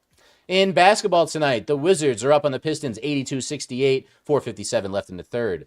5:36 in the third, it's 74-56 Magic over the Nets. At the half, it's 61-60 Hawks over the Jazz, 65-58 Raptors over the Bulls. Also at the half, 7:20 left to go in the first half, 42-34 Hornets over the Rockets, and just underway, Spurs 9, Mavericks 6. Still to come tonight, Warriors Suns, and Sixers Lakers. In hockey tonight, it's the end of the second period, and the Rangers are losing again at home. It's 1-0 Hurricanes over the Rangers. 1 minute left in the second, 3-1 Penguins over the Sabres. End of the second, tied in Newark, 1-1 Islanders Devils. End of the second, it's 1-0 Senators over the Flyers. Also the end of the second, 3-1 Capitals over the Predators. 3-0 Lightning over the Panthers with 15:45 left in the second. Still to come tonight, Golden Knights and Kings. Guys, we are streaming live on TikTok, Instagram, and YouTube on our Jabba in the Mouth handle, on Facebook under the Worldwide Sports Radio Network handle, and on Twitter under our host handle at EarlMarks34. Keep downloading on Apple Podcasts and watch us both there and on Spotify. Now in video. Make sure you like and subscribe all our shorts, reels, TikToks, and longer videos you see from us throughout the week. Now back to Errol and Speedy for our guest on Jabba and the Mouth. Any questions? What is this? We're back. This is the Jabba and the Mouth Show. Another code. 631-672-3108. You're listening to Jabba and the Mouth. Jabba is not in tonight. He's traveling to Kansas City, ladies and gentlemen, hanging out with the fam. His son's going to be pitching on Sunday, so he's traveling to Kansas City. So it's just me, the Mouth. My name is Errol Marks. My co-host tonight, Speedy Petey. Remember, you can go to our website at www.worldwidesportsradio.com.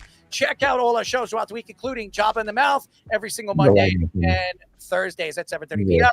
All you have to do to tune in and check out our local listings for all our shows is go to our website at www.worldwidesportsradio.com. Our show is brought to you by Omaha Steaks, and they're giving you 10% off on all your orders if you're a Jabba in the Mouth fan. Just click our link at www.omahasteaks.com/Jabba in the Mouth, or go to our website at worldwidesportsradio.com and click the Omaha Steaks logo. If you like your steaks beefy, juicy, long, and sweaty, ladies and gentlemen, hit the link on Omaha Steaks /Jabba in the Mouth, and you get 10% off on every single steak or beef you buy.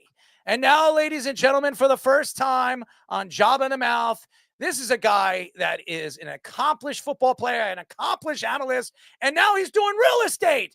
Ladies and gentlemen, we are now talking to former New York Giants tight end, Howard Cross. Howard, what's up, buddy? How are we doing tonight? We're good, man. And you know what? It's so crazy because my father passed away. My father's first name was Howard. So I like the name. Could I call you Howie? Could I call you that? No. Absolutely not. All right. I was trying to see if we had some kind of connection there, but obviously we don't. Howard, obviously, the New York Giants made some interesting moves this offseason. And one of them was firing Brian Dable in the middle of the season, giving Kafka the opportunity to earn the coaching job. He failed to do that. And we knew that the Giants were not, and Joe Schoen was not going to bring in Kafka. No way the Giant fans would be happy with that. So what did they do? Well, John Harbaugh, obviously, they said he stepped down or they decided to part ways, him and the Baltimore Ravens. John Harbaugh was available. There were a couple of coaches that they were interested in, but they landed arguably the best coach in free agency. What were your thoughts when they landed John Harbaugh? Do you think he's the right guy for the job? Well, he definitely, speaks to the right game and in a very winning tradition, has a great history being with the Ravens.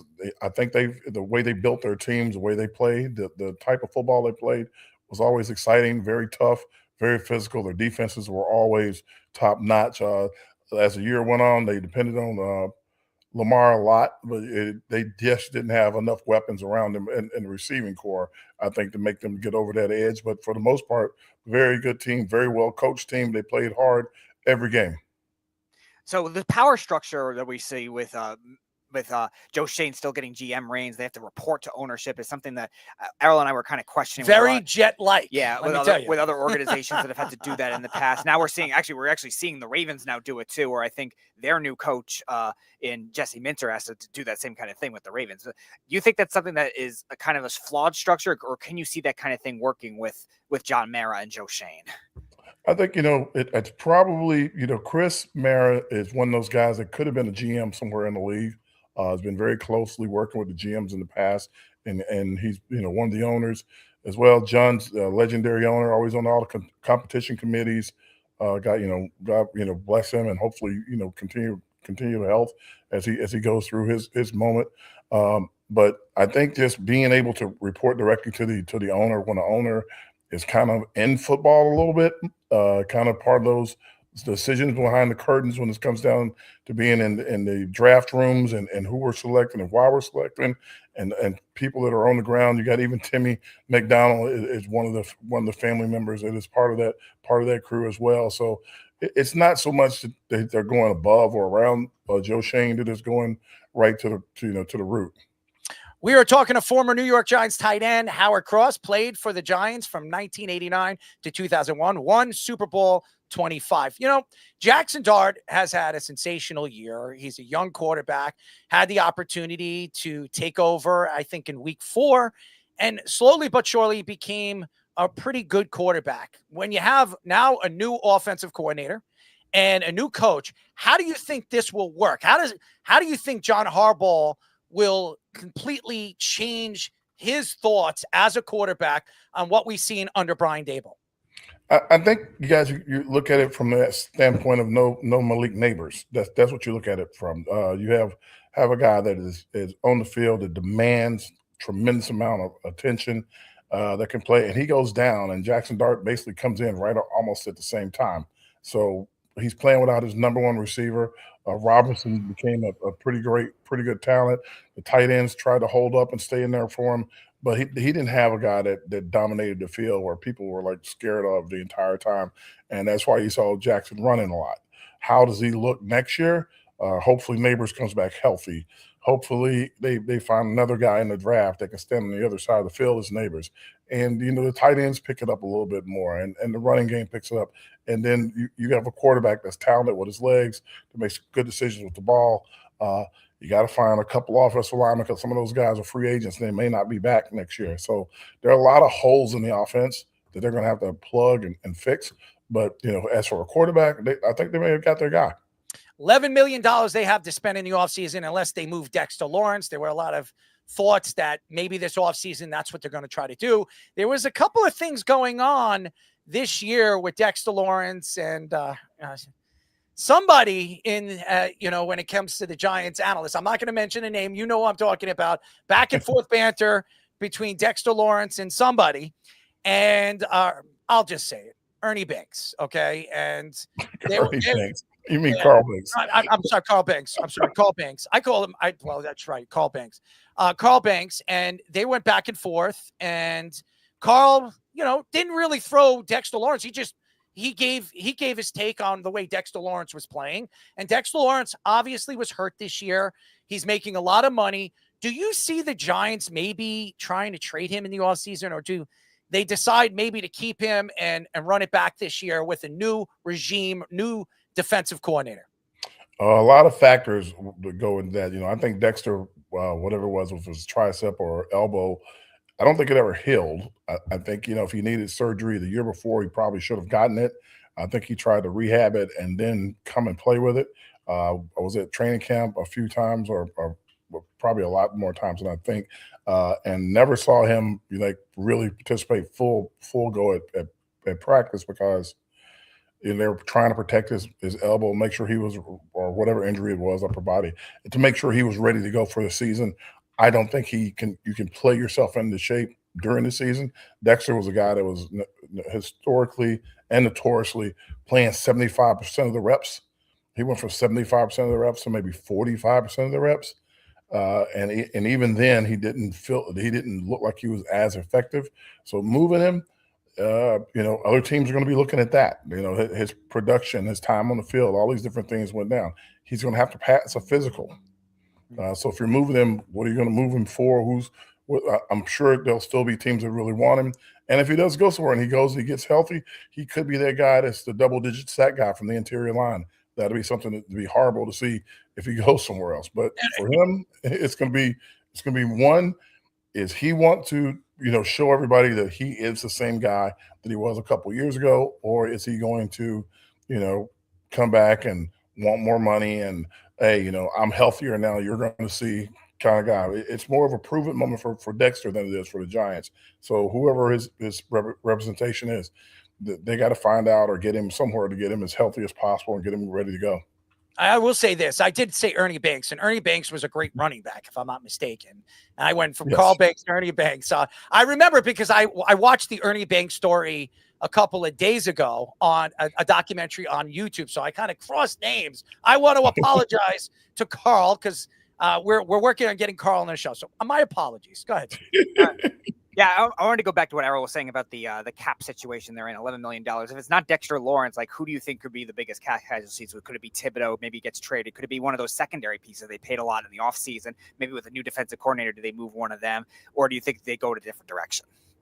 Well, I know you think about the cap in that aspect. I think of it in the aspect of you probably need two receivers, right? You're going to need a guy that's going to stand on the opposite side of Neighbors. You're going to need that guy that's probably going to be the slot guy, because Robinson is probably going to demand a lot of money, and he may not be back. You're going to need a tackle because maybe Jermaine Illuminor may not be back. His contract's up. Played really well for the team last year, even through getting banged up. Played really well. If he's gone, and maybe one of the interior offensive linemen could be gone, then you got questions. You're talking about how you're going to get money for the cap and who you're going to let go. Thibodeau didn't finish the season. Right, they put him on IR.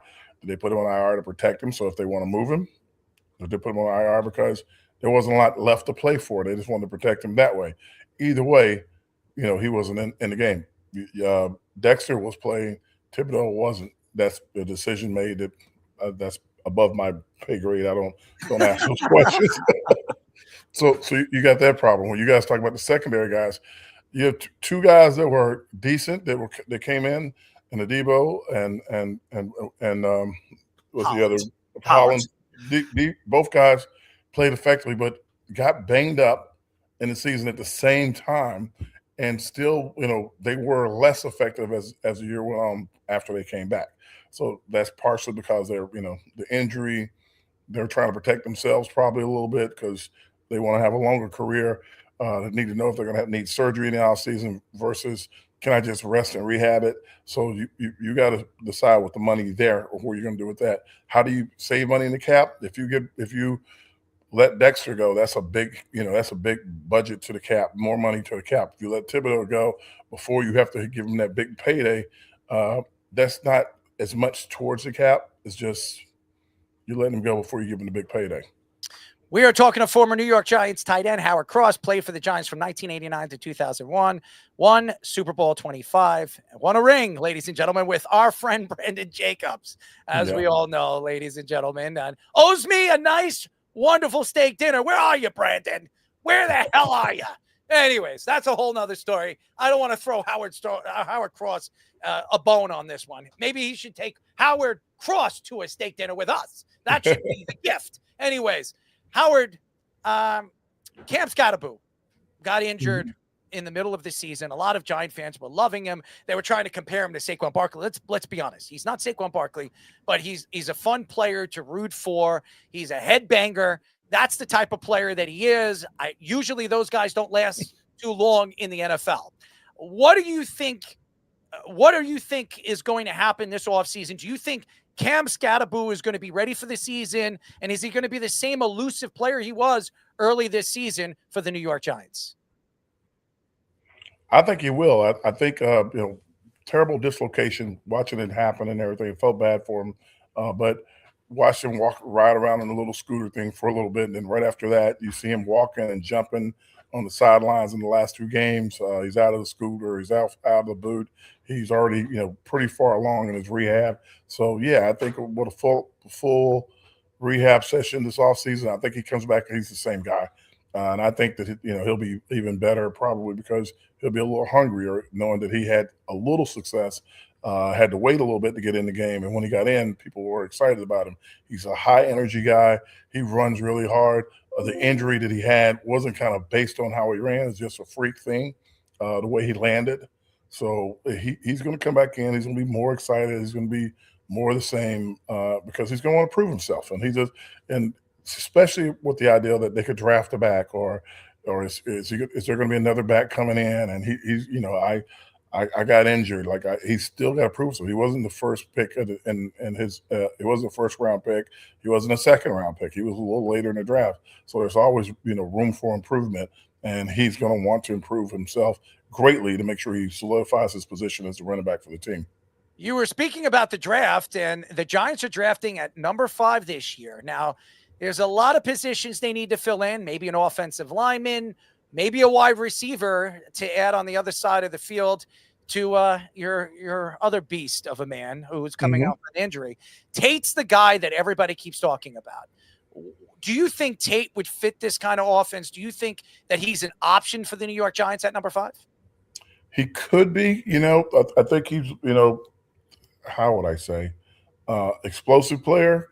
I think when you think about guys, you want guys that make plays like all over the field. He's a guy that can go get the ball down the field deep. He runs great routes inside Tate. He can do a lot, and you want a guy like that. But is that too high to draft him? That's the question that I'd have. I'm like, is he a player that is he going to come out and going to be the 5th best player in the draft? There may be a couple guys taking 1 and 2 that, number 1, of course, Mendoza is going to go. Number 2, no one knows who that's going to be, whether it's going to be the kid from Oregon or somebody else, or could it be one of the edge rushers or the lineman from Utah. So, if one of those guys, if the guys start to fall because you're starting to draft for need in the first 3 or 4 picks, then you might have an option for a bigger ranked or higher ranked player. It depends on how high they have Tate ranked. I want to shift gears a little bit. You played with a coach that got snubbed out of the Hall of Fame last week in Bill Belichick, not being a first ballot Hall of Famer, arguably the greatest coach ever. He obviously was your defensive coach when you guys won the Super Bowl. What was your thoughts to that? What was your reaction to all that with the Hall of Fame voters kind of holding him back? It's a little bit of hypocrisy and idiocy. If you're judging guys, you judge guys by what they did on the field. If they didn't do anything to really the only thing that I would say that if they're going to go at him, they're going to go at him like the Flake Gate or something like that. I think that would be the thing they're trying to hold over his head. That could be the only way they could use something against him. But outside of that, one of the greatest, if not the greatest, professional head coach that ever lived.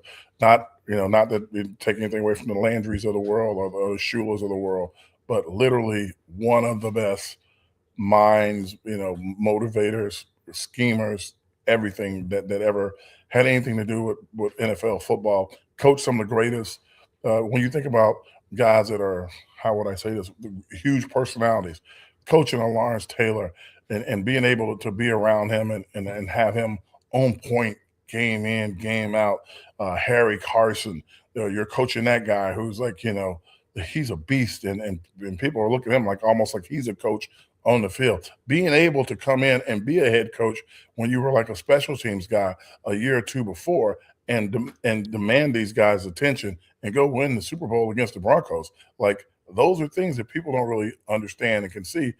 Like, he did a whole lot in the beginning as a defensive coordinator with the Giants, even before he got to New England and don't take us the wrong way, lucked into Tom Brady, because Brady maybe never would have seen the field if the Jets didn't knock their quarterback out of the game.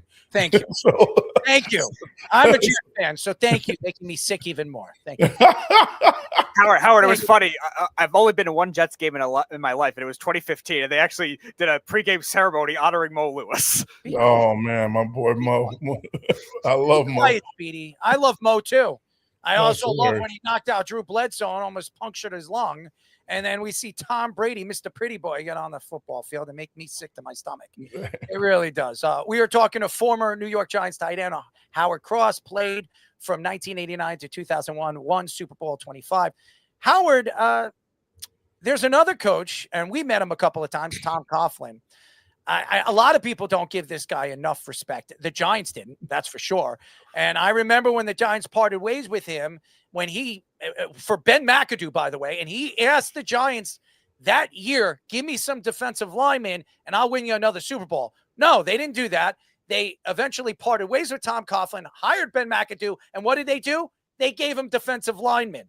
Ben McAdoo had one good season. The Giants went to the playoffs. Oh, and I remember that wonderful Odell Beckham hangout with Justin Bieber, which everybody remembers the Giants did before the playoffs. And a lot of people thought, hey, Ben McAdoo, if he knew how to control his team, Tom Coughlin wouldn't have allowed that if Tom Coughlin was there. What were your thoughts to the New York Giants when they decided to part ways with Tom Coughlin? Do you think they did him dirty?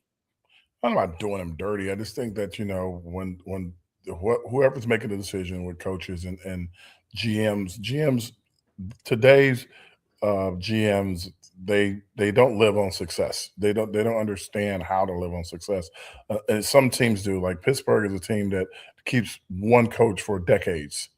But those coaches have great success. They always are winning games or have winning seasons, and they go into the playoffs. Coughlin misses the playoffs a couple times, and all of a sudden he's a bad coach. The guy won 2 Super Bowls within 5 or 6 years of each other. You want to keep that guy in the house as long as you possibly can. When you make a decision to go from him to somebody else, you go to McAdoo. And it's not that the guy was a bad coach that you went to. The problem is that the guy that you left is basically going to be a Hall of Fame coach. So you're replacing with a guy who's never been a head coach, and you're expecting the guy who's never been a head coach to come in, demand the same kind of respect. Well, maybe Tom was too hard on the players. Now you're talking about, well, how can we get the players more disciplined? I think it's kind of funny that I watch a lot of teams do it. There are a lot of coaches that are one and done. Like, why'd you hire him if he's one and done? Like, coaching is a very a thankless job. If you look at it, they're right above referees unless they're winning playoff games. Like, you can be in and out in a second. Eli Manning has been up for a Hall of Fame, not once, but 2 years, has missed out. He's going to miss out this year. It doesn't look like he's on the ballot. Well, he's on the ballot, but it doesn't look like he's going to be voted in. Your thoughts to Eli Manning's career. Do you think he's a first ballot Hall of Famer, and why? I think it's kind of funny when people they dislike certain players. They dislike Eli. Eli, when he retired, was a top 10 passer, right? He may have been even higher than that. He may have been in the top 7 5. or 8. He's top 5, actually. Yeah, top 5. All right. 2-time Super Bowl MVP.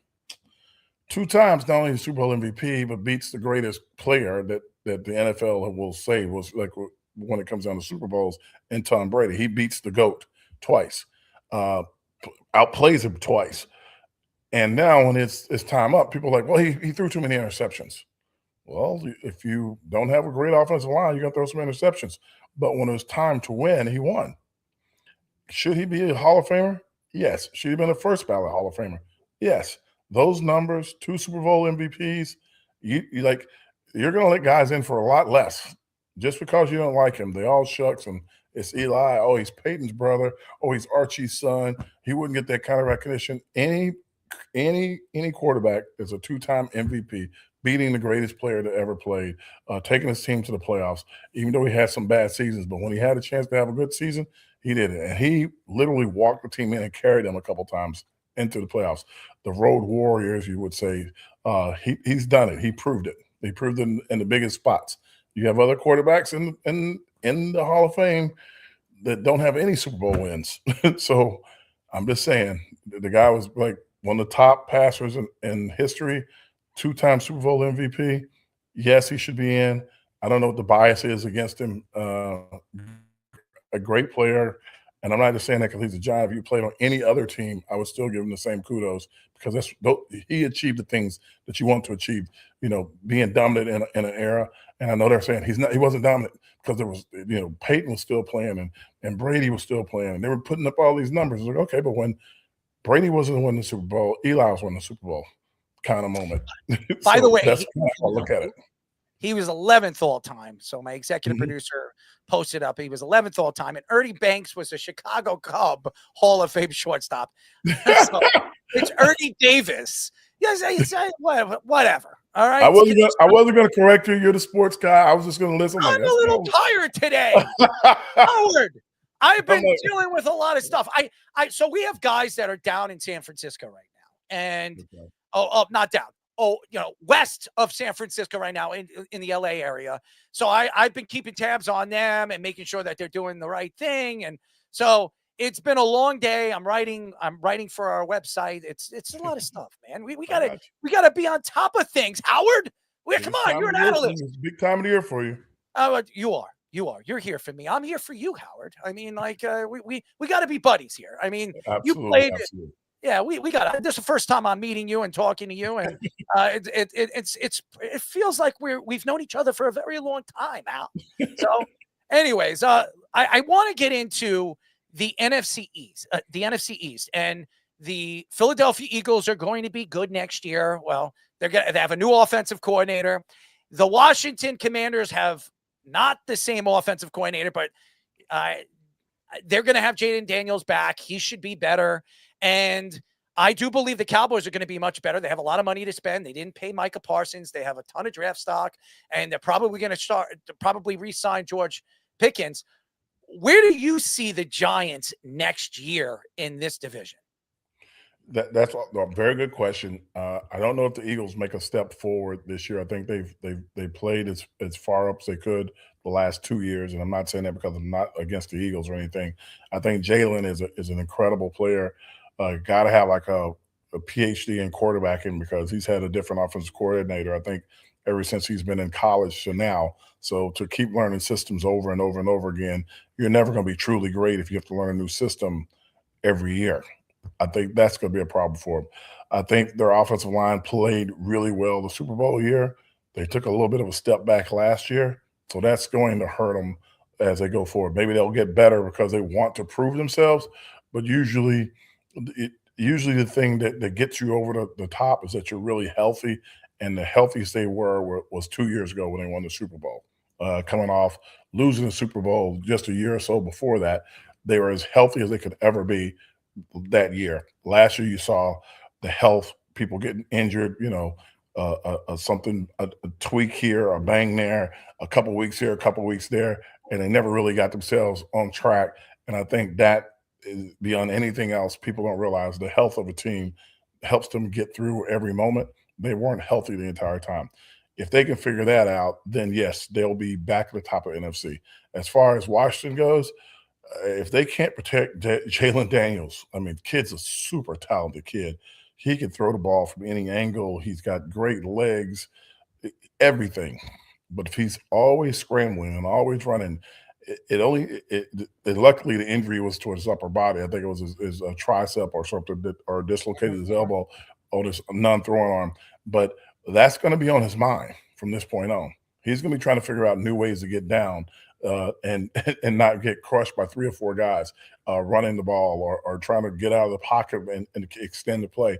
When you start getting hurt twice, he's got a lot to think about. Like the first time he got hurt, okay, I know he wants to play, but in the offseason, people are going to be whispering to him, hey, man, why'd you go back in the game? Well, I mean, why did you play again for the rest of the year? Oh, I want to be with my teammates. Yeah, how'd that work out? You got to take care of yourself, and that's going to be, no matter what you say, that's going to resonate. He's going to hear that a lot. So I think that's going to bother them. They got to get their defense kind of figured out and play a little bit better defensively also. And then you look at Dallas.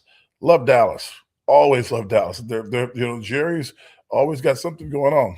Problem is he's going to have to like redo his defense. One, he's not going to be able to sign Pickens. Pickens is going to want big money, and somebody's going to offer really big money. Is Jerry going to go out of his way to overpay Pickens? That's going to be an interesting question. And without Pickens, then their offense looks different.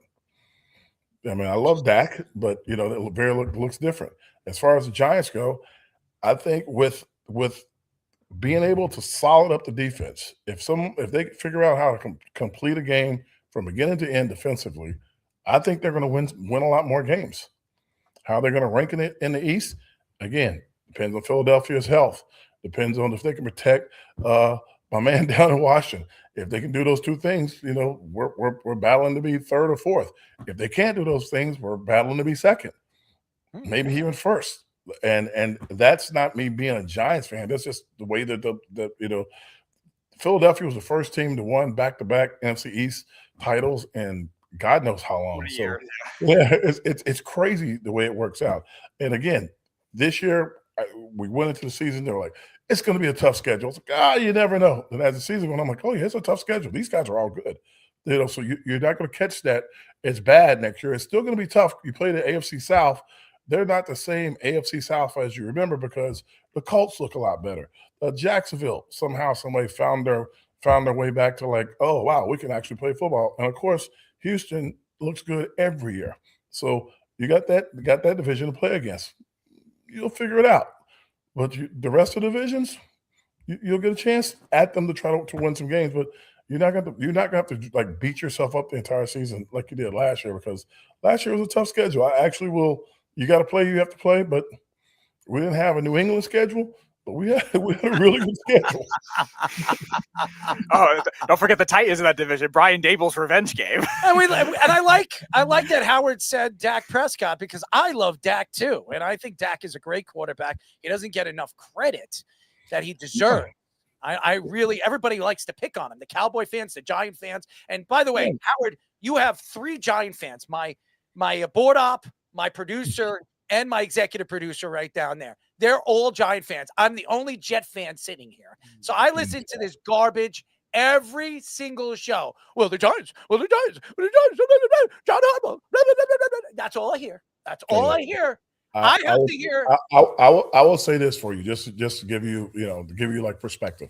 And someone asked me the day that he got hired. Oh man, it's so great. Now we're going to win all these games. Harbaugh's the guy. I'm like, listen, Harbaugh's not going to tackle anybody. He's not going to catch a pass. He's not going to block anybody. And I appreciate him. You got to have bodies on the field for that coach to be a great coach. If there are no bodies on the field, I don't care who you are. You can bring back Vince Lombardi and Belichick and clone them, put them together, mash them together, make one coach. It is not going to change anything. You got to have the bodies, and for the entire league, it's getting tougher. NIL, guys are coming in the league with money. Transfer portal, guys have not stayed at the same place and had to grow and develop as a player. I'm not playing. I'll leave and go to another school.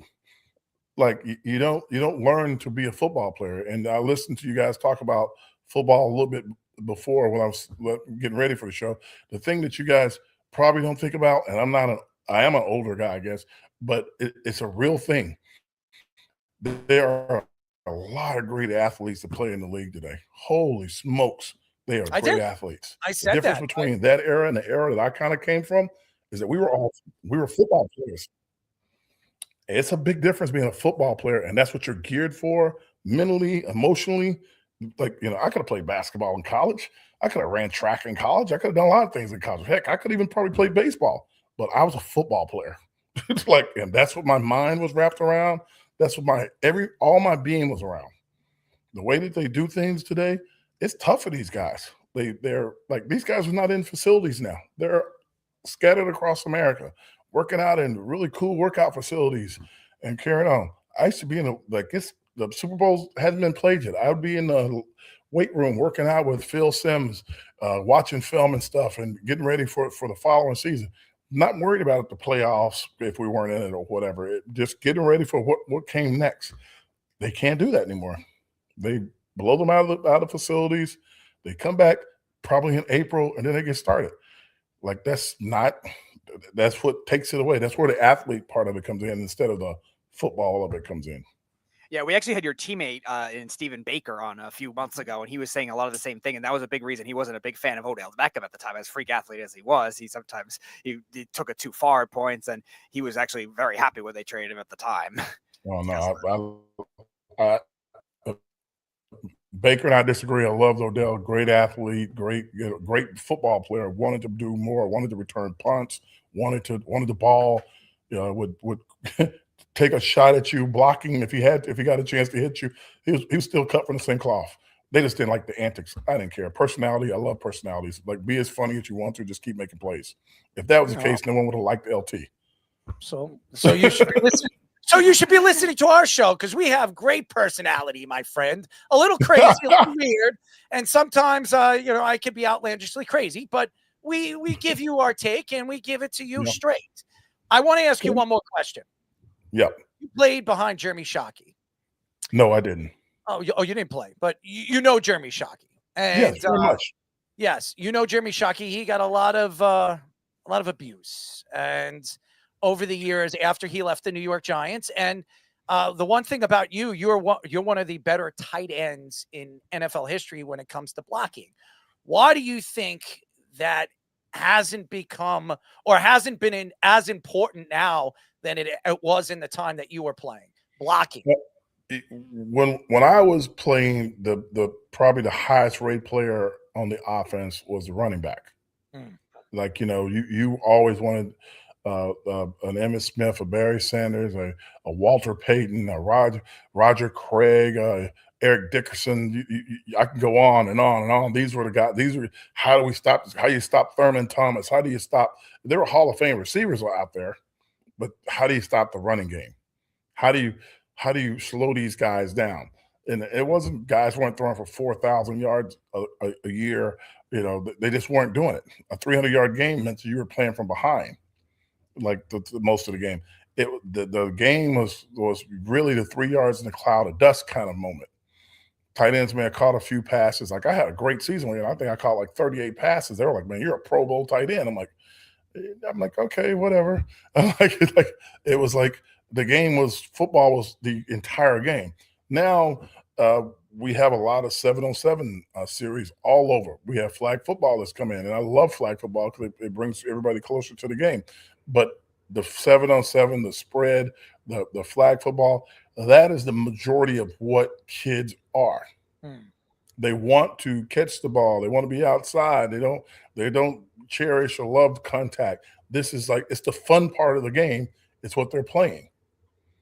It's the offensively gifted part of the game. It's the defensively gifted. An interception is great, not the sack of the quarterback. It's the interception. Touchdown is great. It's not the catch for the first down. It's the catch and runs. Yak. Hey, yards after catch. This is great. It's different. It's they throw you the ball now. I would have caught in this era, and I wasn't a great receiver. I would have caught 60, 70 passes a year. They can't hit you. If I know for a fact that I can jump up in the air and you're not going to hit me, I'm going to catch it. You can't even threaten me. You would run routes, have to go over the middle. You would have to know exactly where everybody was on the field. You could get hit pretty hard. Ronnie Lott did not care if he hit you. Atwater didn't care.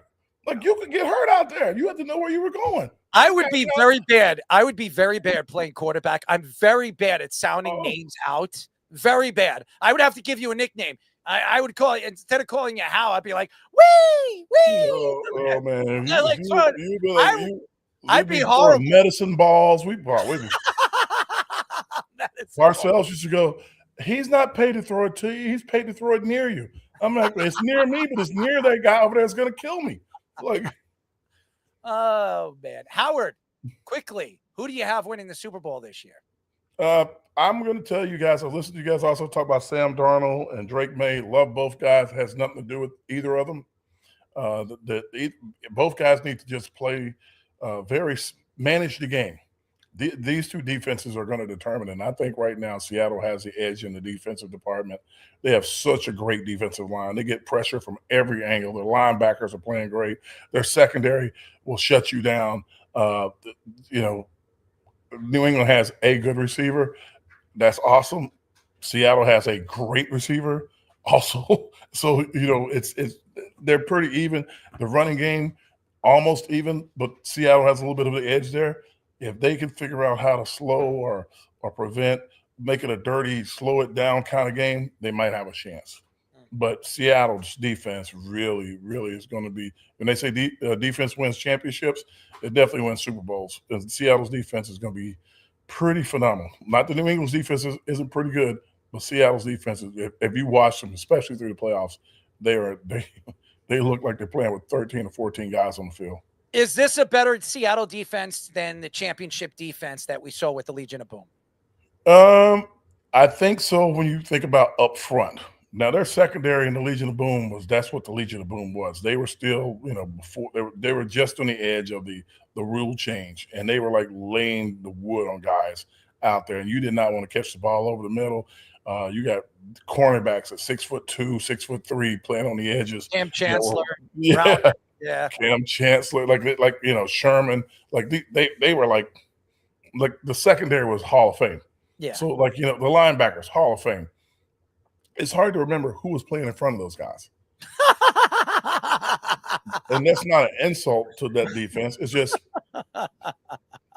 this group, there is somebody at every level that what's going on, and the guy beside him.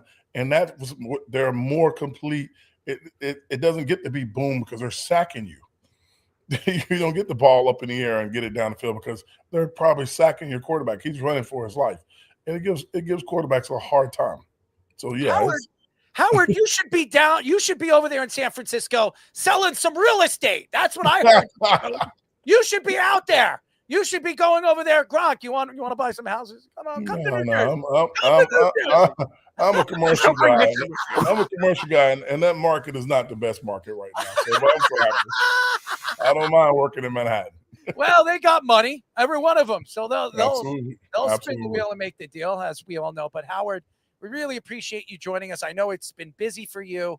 The off season, you're doing such a great job. You do a great job with the Giants, and keep up the good work. And we'd love to get you on before the season starts. All right, let me know, man. I'll be around. All right, Howard Cross, ladies and gentlemen. Give him a golf clap, Speedy. Come on, give him a nice golf clap. That's what it is. That's funny. It is. We love it. Listen, I'm not a Giant fan, but when we get Giants on the show, I love them because they're honest, they're straightforward, and even though they're going to stick up for their teams, they always do. They understand that you have to be honest. You got to go out there. As a Jet fan, my team sucks. Okay, they stink. And bringing in Frank Wright, I hope it works. It probably is going to fail. Aaron Glenn's going to get fired, and then we're going to be driving up another coach or finding somebody like John Gruden or something like that. I mean, honestly, as a Jet fan, I can only hope this season is somewhat decent. Because if it isn't, I'm going to have a heart attack. I'm going to have something. I already have a heart murmur. I might have a stroke or a heart attack. So, this team just makes me sick to my stomach. So, Howard Cross was sensational. Thank you to Howard. I really appreciate him. He was absolutely sensational. He tastes himself. And he tastes himself, as we all know. Ladies and gentlemen, we call this Alrighty Then. Alrighty then. Alrighty. Alrighty then. I had to take a shit. That's not what Chava's doing right now. Well, maybe, but here we go with Alrighty Then. This is a segment where we're going to read one of Errol's articles on the worldwidesportsradio.com. This one is his recent article about the man, the legend, the Draymond Green. I'm going to read some of it, then Speedy is going to read some comments from Errol's fans on Reddit, and then we'll break it down. So here we go. Let's get this guy off the screen, the new one coming right up for you. And again, if you are not watching along with us, please, you watch us on video. You can get the video feeds as well as the audio on Spotify, on Apple. Speedy, I think we're just audio on Podbean, but we are everywhere. You can find us. YouTube houses all of our live shows. You can catch all of our shorts, all of our longer videos there, and throughout all of the socials. So here it is, Draymond Green versus Common Sense, a 10-year undefeated streak by Errol Marks.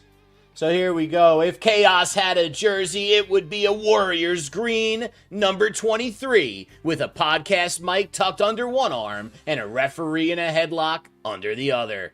Draymond Green, basketball savant, defensive genius, and part-time WWE audition tape, has once again found a way to make the NBA about him.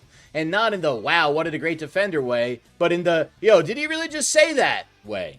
According to reports, Draymond allegedly directed an offensive, racially charged remark toward a referee, an incident that has fans doing the universal sports reaction, shaking their heads, looking at their phones, whispering, Draymond again?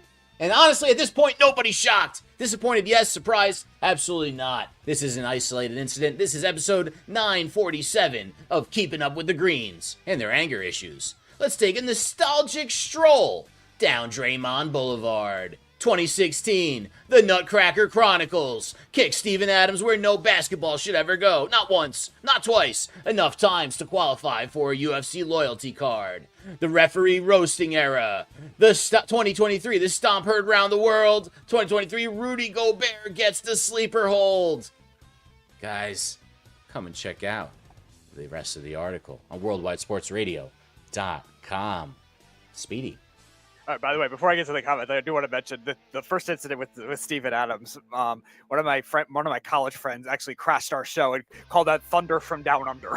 That's right. I remember that very much. Yeah. Oh yeah, there were plenty of them. So I did a mixture of this with this set. So this group NBA discussion, I kind of worded it as, does these kind of incidents make Draymond Green the dirtiest player in NBA history and one of the dumbest? And it's interesting because the first comment I want to bring up actually brought up the anger management / mental health angle from Errol's article. And this is a Schlang Lankus. How many players have been suspended indefinitely and sent to mandatory therapy and counseling? A step beyond dirty plays for Draymond, and it goes into mental health and trying to hurt others throughout his career.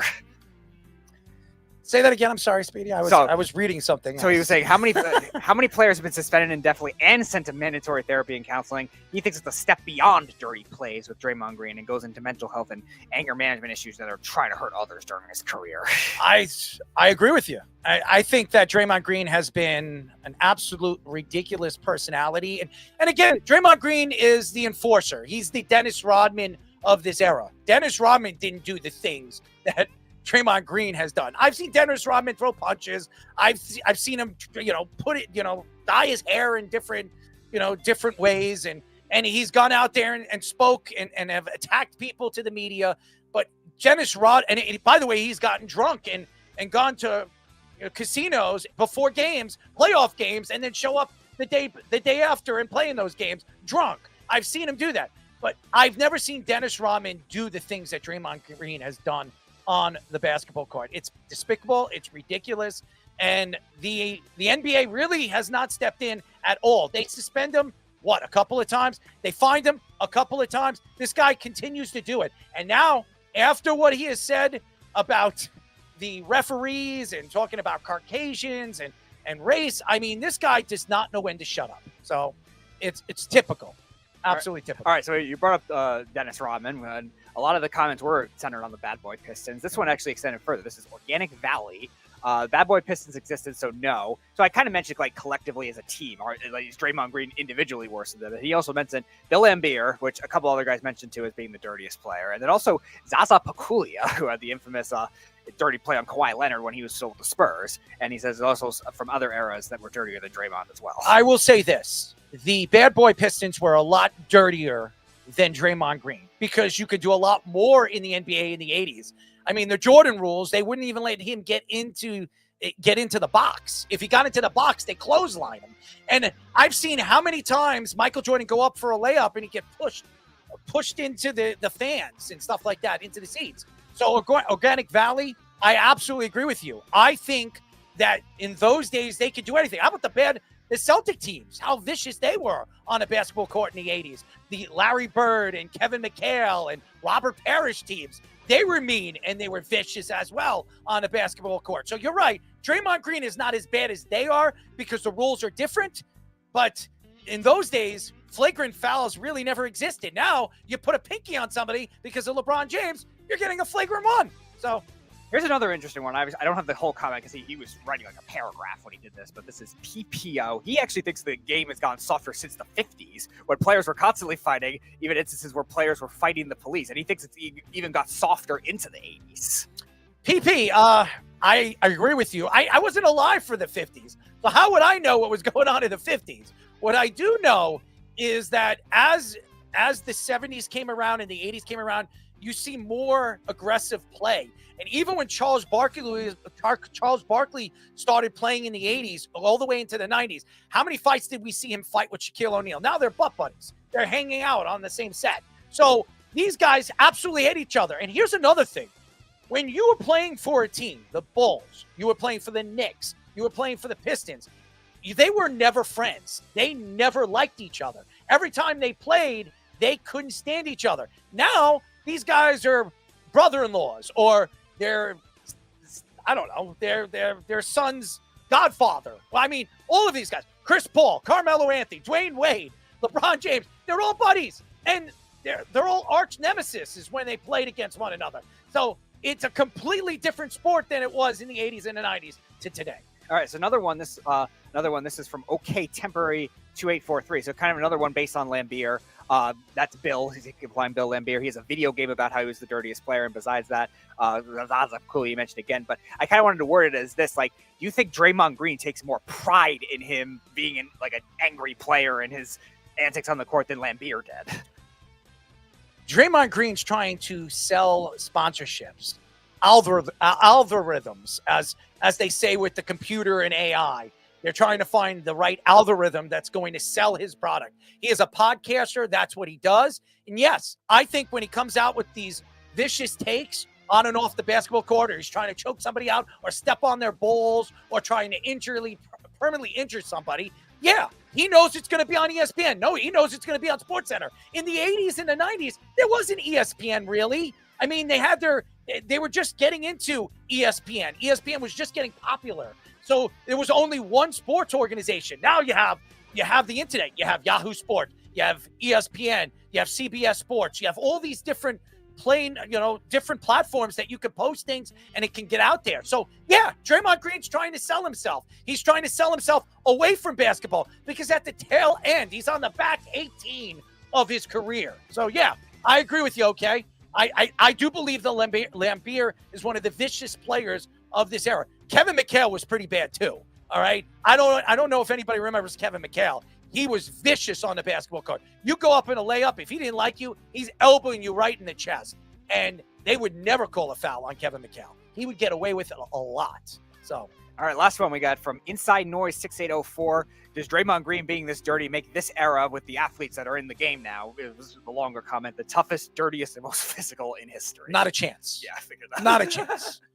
The most physical time when basketball was my sport. Watching basketball was the first sport I fell in love with. From the late 80s to the mid 90s, it was vicious. Think about it. You had the Pistons, you had the Celtics. The Bulls were not vicious. Michael Jordan was just vicious. He would just give it to you on the basketball court. You speak to him, he'd give it to you. The Knicks, they were vicious. They would absolutely punish you when you went up for a layup. I mean, you had Anthony Mason and Charles Oakley. You had these kind of guys. Xavier McDaniel, who couldn't stand Michael Jordan, was trying to permanently injure him every time he went up for a layup. So there were a lot of mean teams. And then you had finesse teams like the Houston Rockets and those teams. And they didn't become the elite of the elite until Michael Jordan stepped away for a couple of years. So I do believe that the late 80s and early 90s were the meanest when it came to and more physical teams in that time, in this, I would say, in this century of basketball. So that was the worst. This time, I mean, who's the most vicious one? You have Brooks and you have Draymond. I mean, there's not many vicious players in the NBA. Draymond Green, to me, I think it's all about clickbait. I think it's all about social media. It's all about algorithm. It's all about his podcast. That's why he does it. Everything that comes out of that guy's mouth, everything he does on the court is trying to sell sponsorship. He's a bad boy. Is he considered one of the top 10 bad boys of all time? Not a chance. I don't think Draymond Green is in my top 10 bad boys. Top 15, yes. Top 10, no. I would take 5 of the Detroit Pistons. Everybody talks about Bill Laimbeer. There was another guy on the team for the first couple of years. I forget his name. Another big that was pretty vicious, too, on that team. Isaiah Thomas was bad. He did something. Dennis Rodman got worse later at the tail end of his Detroit Piston years, and then going in, with playing with the Spurs and playing with the Bulls, he became more vicious. There were a lot of vicious players also in the 50s, too. Wilt Chamberlain was a vicious player. He would beat the hell out of you every time he'd put his hands up. Wilt Chamberlain didn't have to jump. He would knee you in the crotch every time you went up for a layup because he was that bigger. He was that much bigger than you. And even Bill Russell, there were things about Bill Russell that they said that he would use elbows, he would use fingers, he would use anything to keep you away from the hoop. So there were a lot of vicious players in the past, and they got away with it because the NBA has become more of a girls' game now. So, yeah. Draymond Green, top 10? No. I do not believe he's a top 10. Do I think he's the worst of this era? Yeah, I would say he is. In the last 15 years, yeah. Brooks is getting up there. I mean, he's getting up there now. I could say that. And Brooks is getting to a point where he's still fairly young. Draymond's on the tail end. I don't think we've seen a list of the big bad Brooks going out there and doing something that's going to cause a lot of takes on ESPN and First Take in the future. And he maybe even on our show. So, yeah, I think Draymond Green's the worst of this era. Top 10, no. Thank you for all the comments and everybody that wrote and everybody that's written to me on some of my posts that Speedy reads in answer to you guys.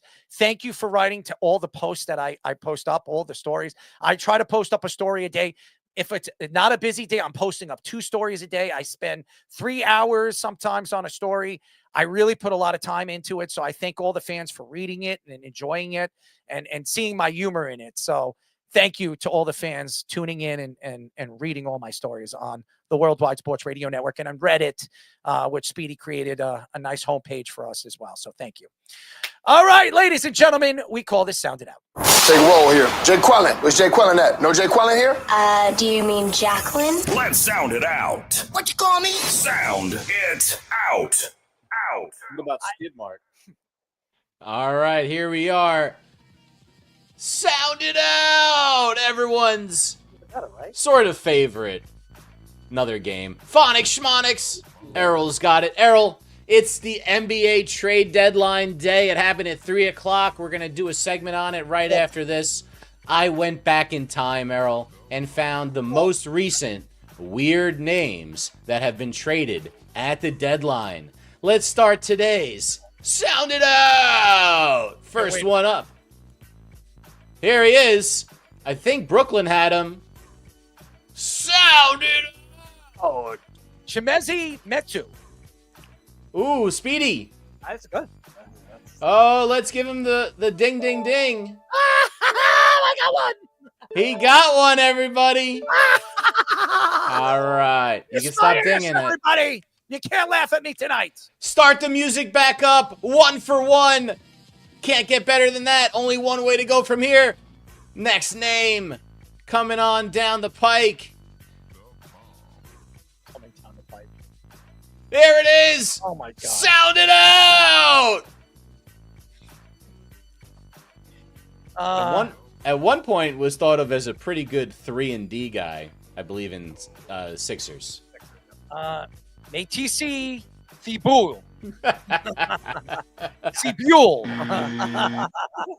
Your person is pretty good. That's Matisse Thybulle. All right. 1 for 2. That's not half bad.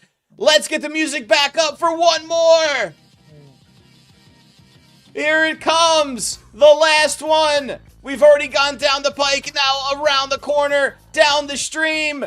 Dial it up. You're kidding me. Yeah, I don't even know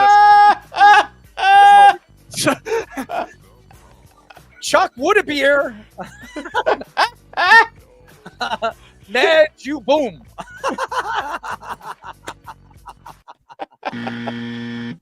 What the hell is this? So, Chuck, hold on. I spent literally the last 10 minutes of the last segment learning how to pronounce this.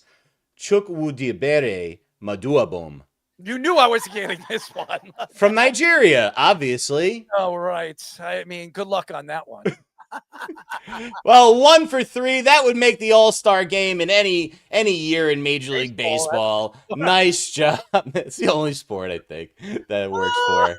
But great job sounding it out. Oh, my God. What a show, man. You got to be kidding me. All right, ladies and gentlemen, we got to go to the NBA trade deadline, aren't we? We're getting into that? Yeah. Let's get it going. Tommy, get the NBA music on. Here it is. Starting it off, we'll just pull it on over to the side with our new graphic, wherever it is. There it is. And our top story. The Mavericks have traded Anthony Davis.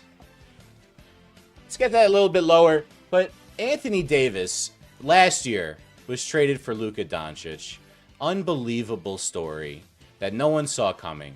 They fired Nico Harrison at the beginning of this season, and less than a season later, through plenty more injuries, Anthony Davis is gone. Here's the details of the trade. The Washington Wizards acquire Anthony Davis, Jaden Hardy, D'Angelo Russell, and Dante Exum. Dallas receives Chris Middleton from Washington, A.J. Johnson, Tyus Jones from Charlotte, Marvin Bagley III from Washington, this year's first-round pick from Oklahoma City, so not a good first-round pick, and 2030's first-round pick from Golden State, might be good, and 3 future second-round picks from Washington. Charlotte gets some guy no one's ever heard of. It's just one of the most embarrassing trades of all time now, right, Errol? First of all, Washington wins this trade. There's no doubt about it, because we've seen this with the Knicks, with Porzingis. Those first-round draft picks could be absolutely nothing. And Anthony Davis is still a competent guy. He's a double-double machine. When he gets back and he's healthy in the second half of the season, I mean, it bodes well for the Knicks. If the Wizards fall out of the top 8, which right now they're 4th or 5th, the Knicks get their pick. So if it's 9 or 10, the Knicks will be sitting pretty for this year's draft, sitting at 9 or 10. So it's good news for the Knicks and not good for the East, because the Wizards are getting better. Say whatever you want. You got Trae Young and you have Anthony Davis. You have D'Angelo Russell. And by the way, going back to the Dallas Mavericks, all they're trying to do is get rid of contracts. Those guys, Begley, all of them, they're not even going to be under contract next year. So they're opening up free agency. Maybe Giannis next year, playing with Cooper Flagg and whoever they draft in the top 3, because it looks like that's where Dallas is going to land once again. Maybe Cam Boozer or one of those guys sitting there pretty, playing with Cooper Flagg next year with Giannis. I mean, Dallas could automatically be a contender in the Western Conference next year if this all happens. I mean, it works for both teams, but Dallas got nothing out of that trade. So I think it was great for the Wizards. I think the Wizards are set up pretty well. And if they could stay in the top 8, they're going to get themselves a very high draft pick, and they still have 2 competent superstars that can help this team move forward, which they probably couldn't get in free agency. Yeah, you're dealing with a trade of 3 backup point guards, essentially. Russell's probably the best one, but then Tyus Jones and Dante Exum. It's a good trade for them. I mean, yeah, they get a lot of guys, but those are all expiring contracts. It doesn't matter. Marvin Bagley is guy that was number 2 pick that's turned out to be a bust so far. So good job, Nico Harrison. That's all you guys did trade for Luka Doncic was just that guy that had this amazing conditioning. As Knicks fans now, we're hoping that your conditioning tactics with Anthony Davis could actually come true and he could stay healthy. It's a great move for the Wizards. I mean, think about it. Anthony Davis and Trae Young. Anthony Davis is going to love it there. He's going to be the go-to guy. Trae Young will be number 2.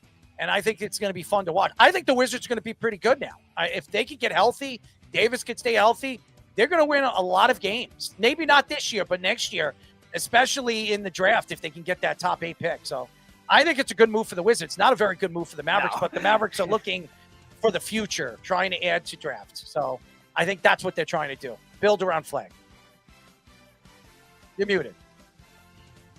If that's what they're trying to do, Errol, all they got, and this is the net trade acquisition for Luka Doncic now. So now they got what they got for him in the first trade. Now they moved Anthony Davis. This is the total return now for Luka.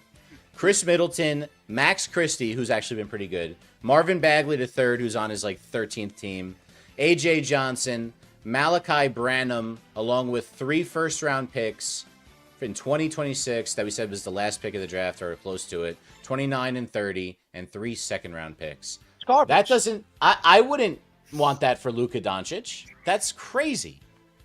Crazy. Well, let's move on to the next one, which is James Harden wanted out of a place again and gets his wishes again. I don't know how this guy keeps getting it done. There was some broadcaster who just went in on him. I forgot the guy's name, but he just basically said that he's been enabled his entire career. Daryl Morey gave him everything. Then he turned on Daryl Morey. Well, he wanted to go to the Clippers, and all of a sudden he doesn't want to be there anymore. He asked for a trade in the middle of a game, and just really stupid, really ugly. So what do they get for him? They get Darius Garland back and a second-round pick. It's almost a straight-up deal.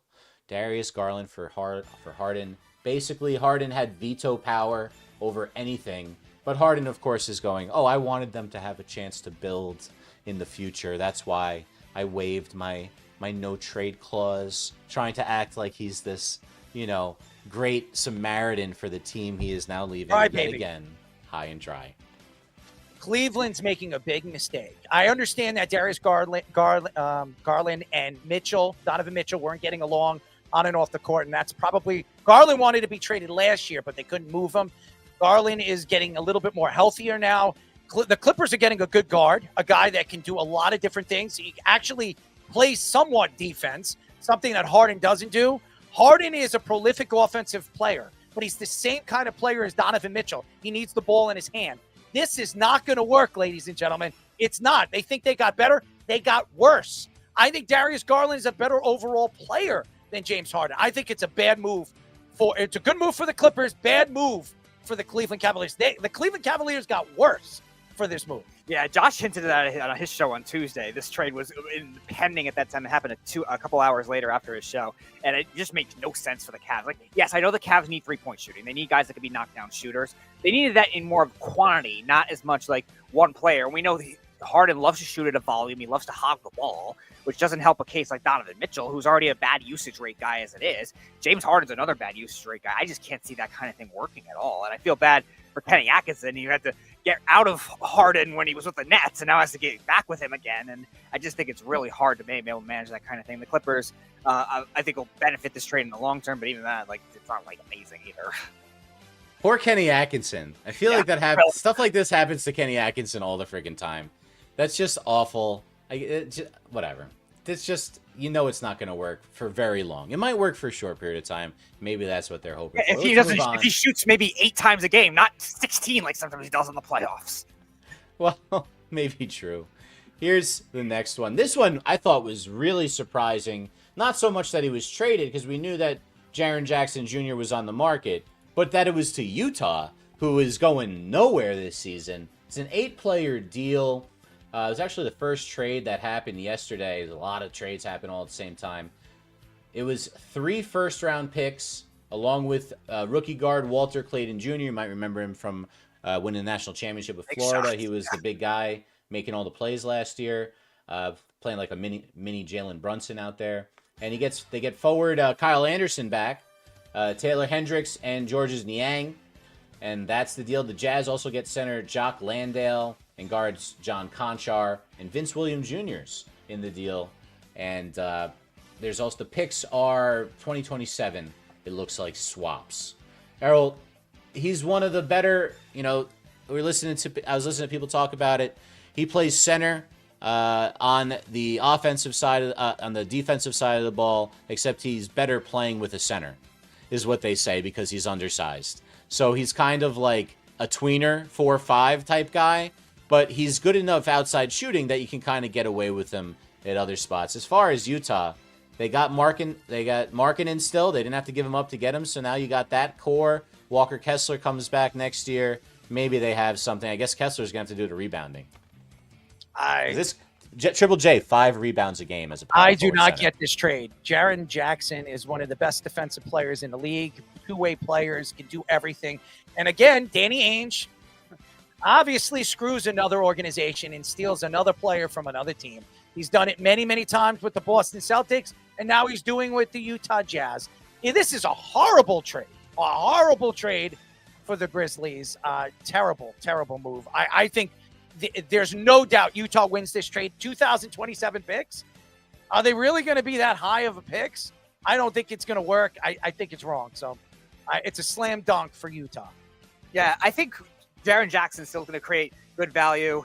I think it's weird because they have a lot of those forward prototypes now that I feel like Markkanen seems like he would have been maybe an offseason trade. Now Kessler has been in rumors for an offseason trade because they have now 3 of those same types. I don't think any of these guys can transition into a 3. So that's the only thing that's bad value. But Jackson's a great player. Like, I think you can't go wrong with it.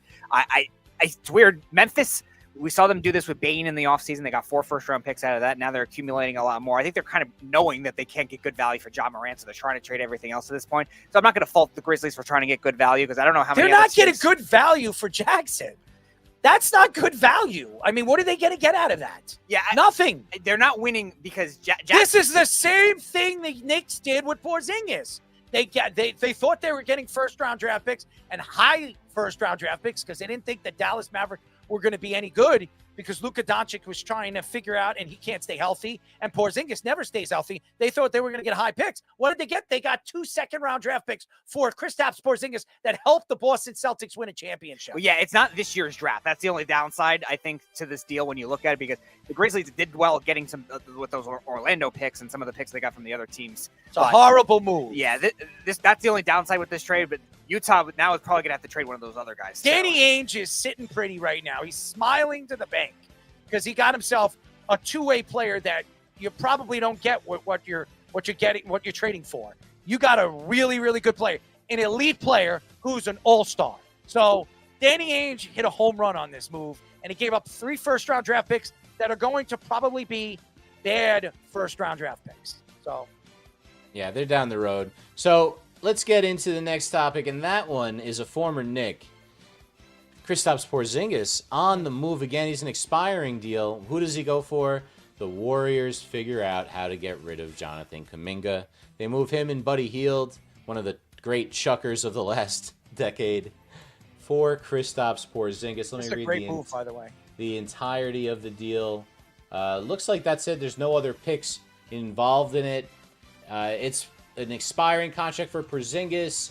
The Warriors, Kuminga's 5-season tenure with the Golden State's over. It gives the Warriors a veteran stretch center on his expiring $30.7 million contract. He has this weird illness, Porzingis, we were talking about. It's called POTS. I don't know if you've ever heard of POTS. Yeah, maybe Brittany knows a little bit more about this. It stands for postural orthostatic tachycardia, which is heart syndrome, if I'm not mistaken. I could be wrong about that. But it's about, I know he has problems with his feet. I know it's something with circulation. I know it's really hard for him to be effective for long stretches. So I don't know what they're getting out of him. At the same time, it's better than whatever they were getting out of Kuminga, isn't it? I think they're getting a good player and a player that can hit up shoot a bunch of threes. They're going to, with playing with a guy like Steph Curry, it's going to open up the court.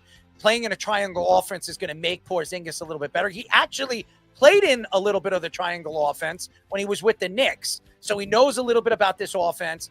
I think this is a good move for the Golden State Warriors. Even if you get 12 to 13 points of Porzingis, you're going to get more from Porzingis when it comes to rebounding and blocks than you would get from Kuminga, who didn't want to be there. I think this is a good move for the Golden State Warriors if they want to sneak into the playoffs and make some kind of run. I think this is a good move for a 1-year deal for the Golden State Warriors. Not a good deal for you know who. So, the Hawks. Yeah, it's weird because Trae Young, they trade away another Oklahoma guy, and Buddy Hield, they bring in another Oklahoma guy that's just as much of a streaky shooter as Trae Young is. It was also turnover prone.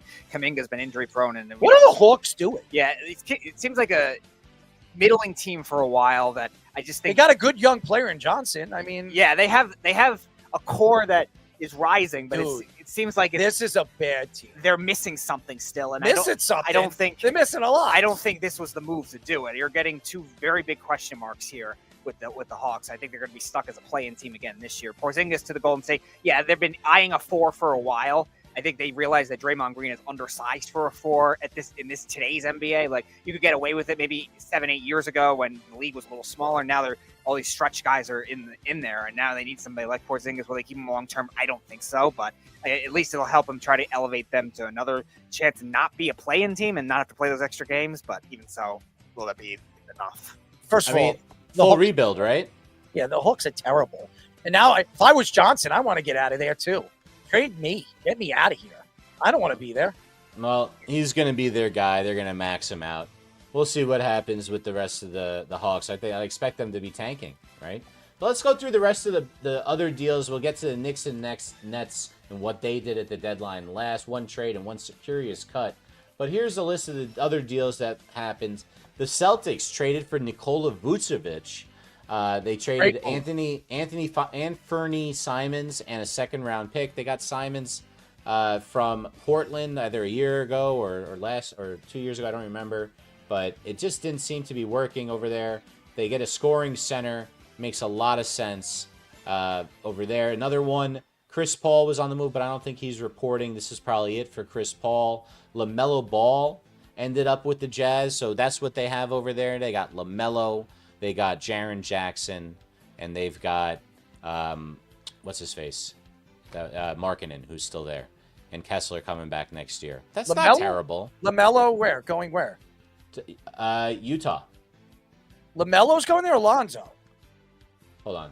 Well, maybe AI is wrong. It was Lonzo. It was Lonzo Ball. LaMelo's still with the Hornets. Yeah, I'm pretty sure it's Lonzo. It's Lonzo, and he is actually going to be waived, and he's going to be a free agent. That's what I. Yes, you must have found the AI tool of Nick. That's the first time it's gotten me wrong in a while. I'll help you out there. I'll help you. Jazz expect. Well, I'm not the. I'm sorry, Ernie Banks. Now, we got brought up Ernie Banks because I brought that up because I was. That was really bad. You were. He was a teammate of Carl Banks. Really? Yes. That was bad. That was terrible. No, Jared McCain to the Thunder. How do you this know? This is crazy. How do you know he wasn't thinking that I was making a joke about it? He was trying to be really nice.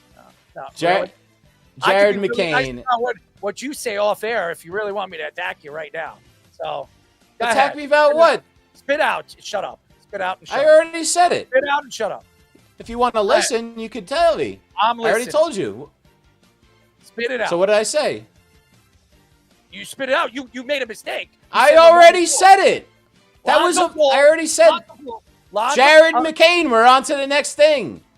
Vucevic. Well, you don't shut up. That's the problem. Vucevic is a great move for the Celtics. They added another big, a good offensive big. It makes them a lot better.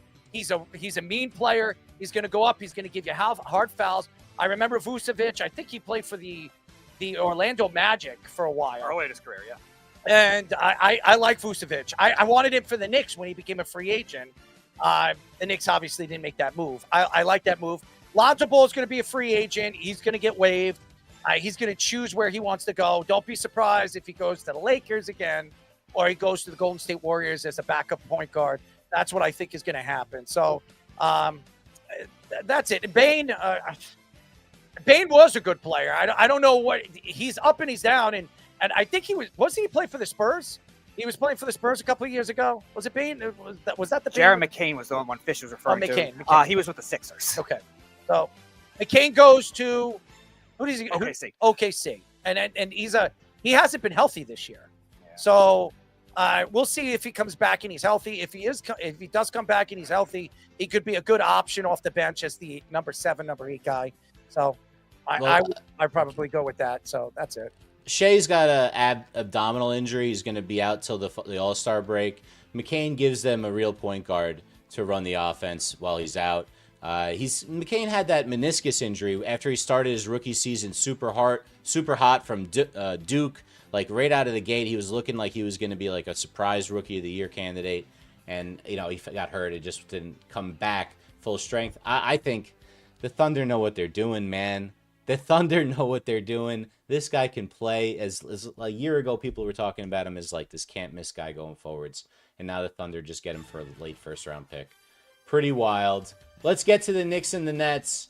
The biggest one was the Knicks, at least of the two of the teams, acquiring point guard Jose Alvarado, Brooklyn native, from the New Orleans Pelicans in exchange for Dalen Terry, 2 second-round picks, and cash. This came right after the Knicks found out Miles McBride is going to go undergo core muscle surgery. He's out probably for the rest of the regular season with that injury, or at least to the late season. They don't know exactly yet, but they definitely needed to have something else. They got Tyler Kolek there, but Alvarado is a defensive whiz. Errol, I told you his nickname earlier. They call him GTA, Grand Theft Alvarado. And on the other side, the Nets, curiously, simply just cut their top scorer from the last 2 seasons, Cam Thomas. They hasn't been playing well this year, but at the same time, I don't know how you get nothing for a guy that was arguably your best player for 2 years. I love the Jose Alvarado move. I love it. The Knicks have been trying to go after him for the last 2 years. He was their number 1 guy. They were going after him at the trade deadline. Everybody thought it was Giannis. It was Alvarado. Alvarado was from Brooklyn. He's a scrapper. He's a great defender. He's going to get up on you. He's going to put a lot of pressure on you. He can shoot threes. He's a Clips guy. He's a guy that's going to go out there and he's going to do something in a game that you're going to remember him. In the playoffs, or you're going to remember him during the season. I think he's fun to watch. I think he's going to be explosive for the Knicks. And remember, McBride could be out until the playoffs, so he's going to fill in for McBride. He's going to give them that depth that they need off the bench. And he might eventually get that 6-man off the bench over Kolek. He's that kind of guy, and he's always wanted to play New York. He grew up a New York Knicks fan. He grew up, if I'm not, a Pablo Prigioni fan. Oh, wow. That was a name drop. I think it was Pablo. I love Pablo. So. Yeah, so I think he grew up a Pablo Prigioni fan, so he's always loved the New York Knicks, and now he gets a chance to play at home in front of his family, in front of the fans. Madison Square Garden's the place to be, and he said it. He didn't know this was going to happen. He said it, and he said that it was a lot of back and forth, but he didn't think this was going to get done. And me and Speedy were talking about it when the Knicks made that move yesterday. I said they're going to use that guy because I never even heard of this guy, Dak, or Beck, whatever his name is. They moved him, and in a couple of draft picks, they gave up nothing for a guy like Jose Alvarado. And Jose Alvarado has the ability to do a lot of things that the Knicks have needed in the playoffs, needed against the Indiana Pacers, and now they got that guy, explosive defensive player, an option in the Mike Brown defense. So love it. As far as the Cam Thomas move, I don't. If he clears waivers, I think the Knicks should definitely look at him. I think he stays in the tri-state area. The Knicks could use another offensive option off the bench. Cam Thomas, the fact that they put him on waivers makes no sense. I don't really think he wanted to be there. And now whoever picks him up off of waivers, they're going to get themselves, I think, a good offensive option. So there'll be teams lining up for him. If he passes waivers, I think the Knicks should absolutely sign him. Yeah, he's a scorer that has been in volume too, and also can just score efficiently as well. He had a bad year this year, understandable, but again, you're in a bad situation with the Nets right now. They have not much of the young players around him, and again, between the injuries and all that, it's going to wear out, and all the coaching changes the Nets have had. It's good for a fresh start somewhere else. He came from Phoenix, obviously, was a good bench player off the bench with the or not. I should say that. He was a good LSU, I should say. He was a good player, scorer over there, and I think. With the Nets, I think they're just going another direction. I'm surprised they cut him directly. I was surprised they just waited out and then maybe try to sign and deal him in the offseason. It's just kind of surprising. But the Knicks, I love the Alvarado move. He's fast, too. Like, this is a guy that moves up and down the court very well. I think explosive. You mentioned good defender and good floor spacer, I think, when he does the ball He in his wants hands, too. to be here. That's the thing. When you have a player that wants to be here, wants to play for this team, his hometown, his family, Brooklyn native, this is a great move for the Knicks. And another Leon Rose move. If you're a Knicks fan, you should love what Leon Rose is doing. He's doing everything right, and he's keeping it pretty simple. He's going after guys that he thinks will fit this team on a playoff run. And the Knicks have a chance to win.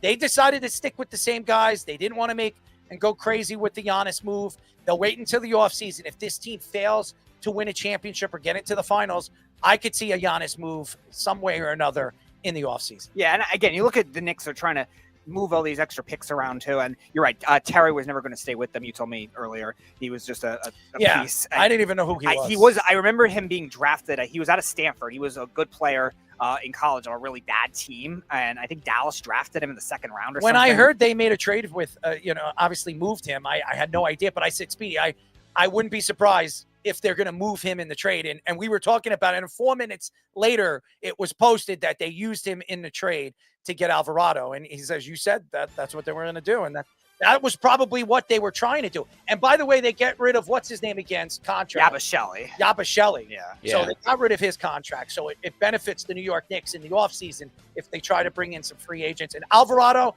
has a player option next year. So he will take that player option, stay in New York, where he's from. So I think it works both for the Knicks and Alvarado. So I love Leon Rose, Errol. This guy, Yabusele didn't work out. A lot of teams will hold on to their guys too long. They'll get nothing for him. Look at the Nets. Their best player, they got nothing for him. He looks at Yabusele as like, I could turn that into something that I can turn into Jose Alvarado. That's the difference between a good organization and a bad organization. I'm so happy that the Knicks have Leon Rose, that I get to actually root for a well-run organization. What I'm seeing from the Nets is what I saw from the Knicks the last 20 years. It's just embarrassing, man. That can't happen. That's a fireable offense, in my opinion. And everybody out there that couldn't stand the move to bring Leon Rose in because he is an agent, it doesn't make sense. He brought in Worldwide West. He brought in his own GM. He put it all together, and they're all working together hand in hand, and you can see this team and this organization is moving in the right direction, something that this organization has not been since Pat Riley and Jeff Van Gundy. It's been a long, long time that this organization actually has a competent guy running their organization. This is a great, great move for the New York Knicks. And if you're a Knicks fan, you should be excited. And if you're Alvarado, you're going to see him. He's a good performer. He gives you about 7 or 9 points off the bench.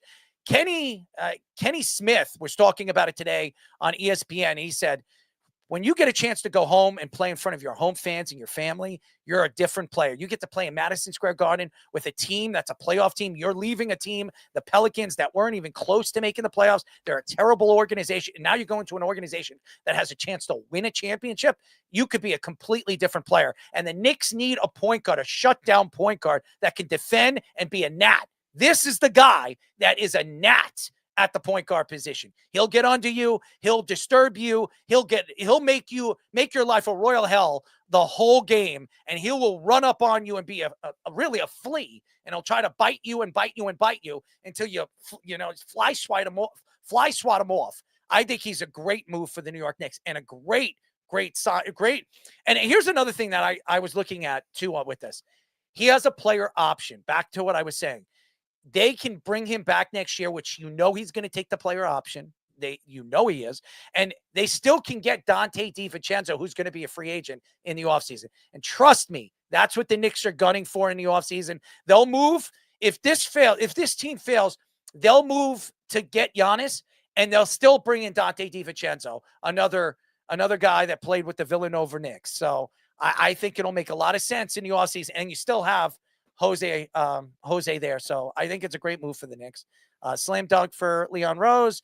And if you were to ask me right now, who won the trade deadline, the Knicks are a top 3 right now. I mean, they got a guy that's going to be competent, could be a 6-man, 7th man off the bench, and plays a big part of the Knicks playing the Celtics in the second round, because that's where they'll be matched up against in the second. If the season were to end right now, the Knicks playing at 2 and the Celtics at 3, there's a very good chance the Knicks would be playing the Celtics in the second round. So yeah, and the Knicks get a guy that in Alvarado too that was a good leader of a Pelican second unit. A younger Drew Holiday. Yeah, that's what I think he is. A younger team when the Pelicans first got CJ McCollum and a couple of those other guys, and they were making the playoffs a couple of times. He was the leader of that second unit that was actually a relatively good bench with Herb Jones, Larry Nance Jr., and he was the guy that was now.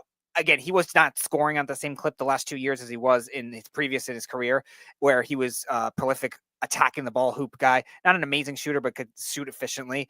And I think the way he spaces the floor and on both sides of the ball is something that the Knicks definitely need, because you're not seeing that obviously with Jordan Clarkson. Because we were hearing Drew Holiday. Well, that's what we were hearing, and he's an older version of Alvarado. And Alvarado can give you that kind of defense. He can give you that prominent offense, especially shooting. The guy could shoot threes, and he could spread out. You can use him and spread the offense out on the perimeter. And he's very fast, like Speedy said. He can get to the hole as quick as anybody.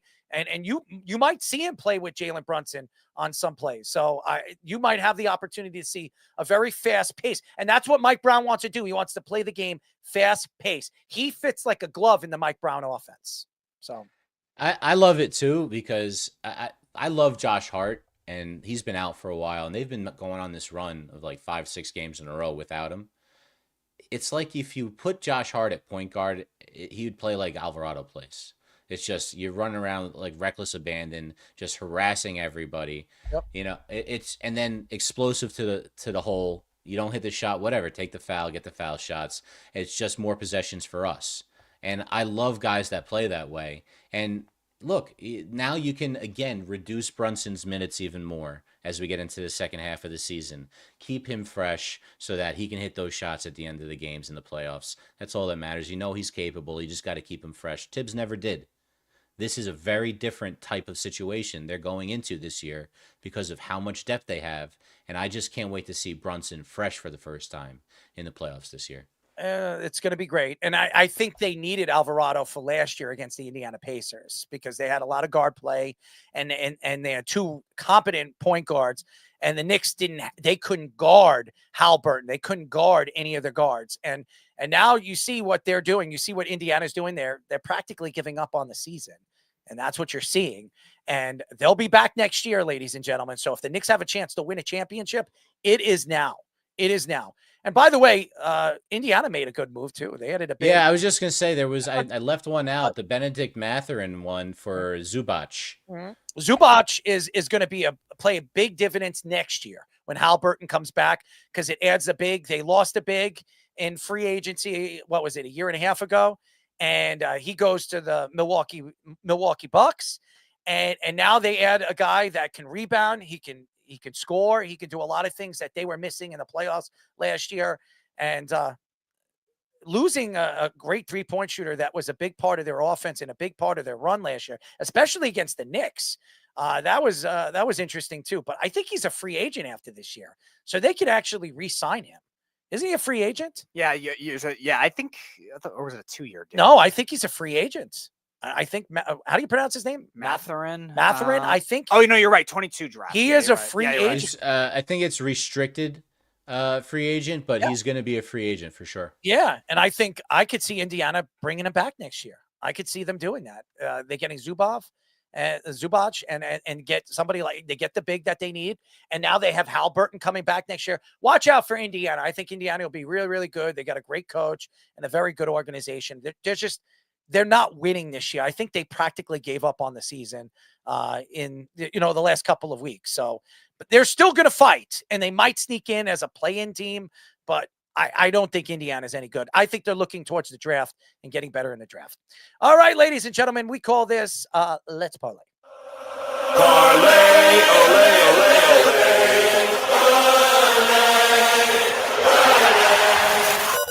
It's time for Let's Parlay. Do we have Chaz coming in? I'm texting him now to come in.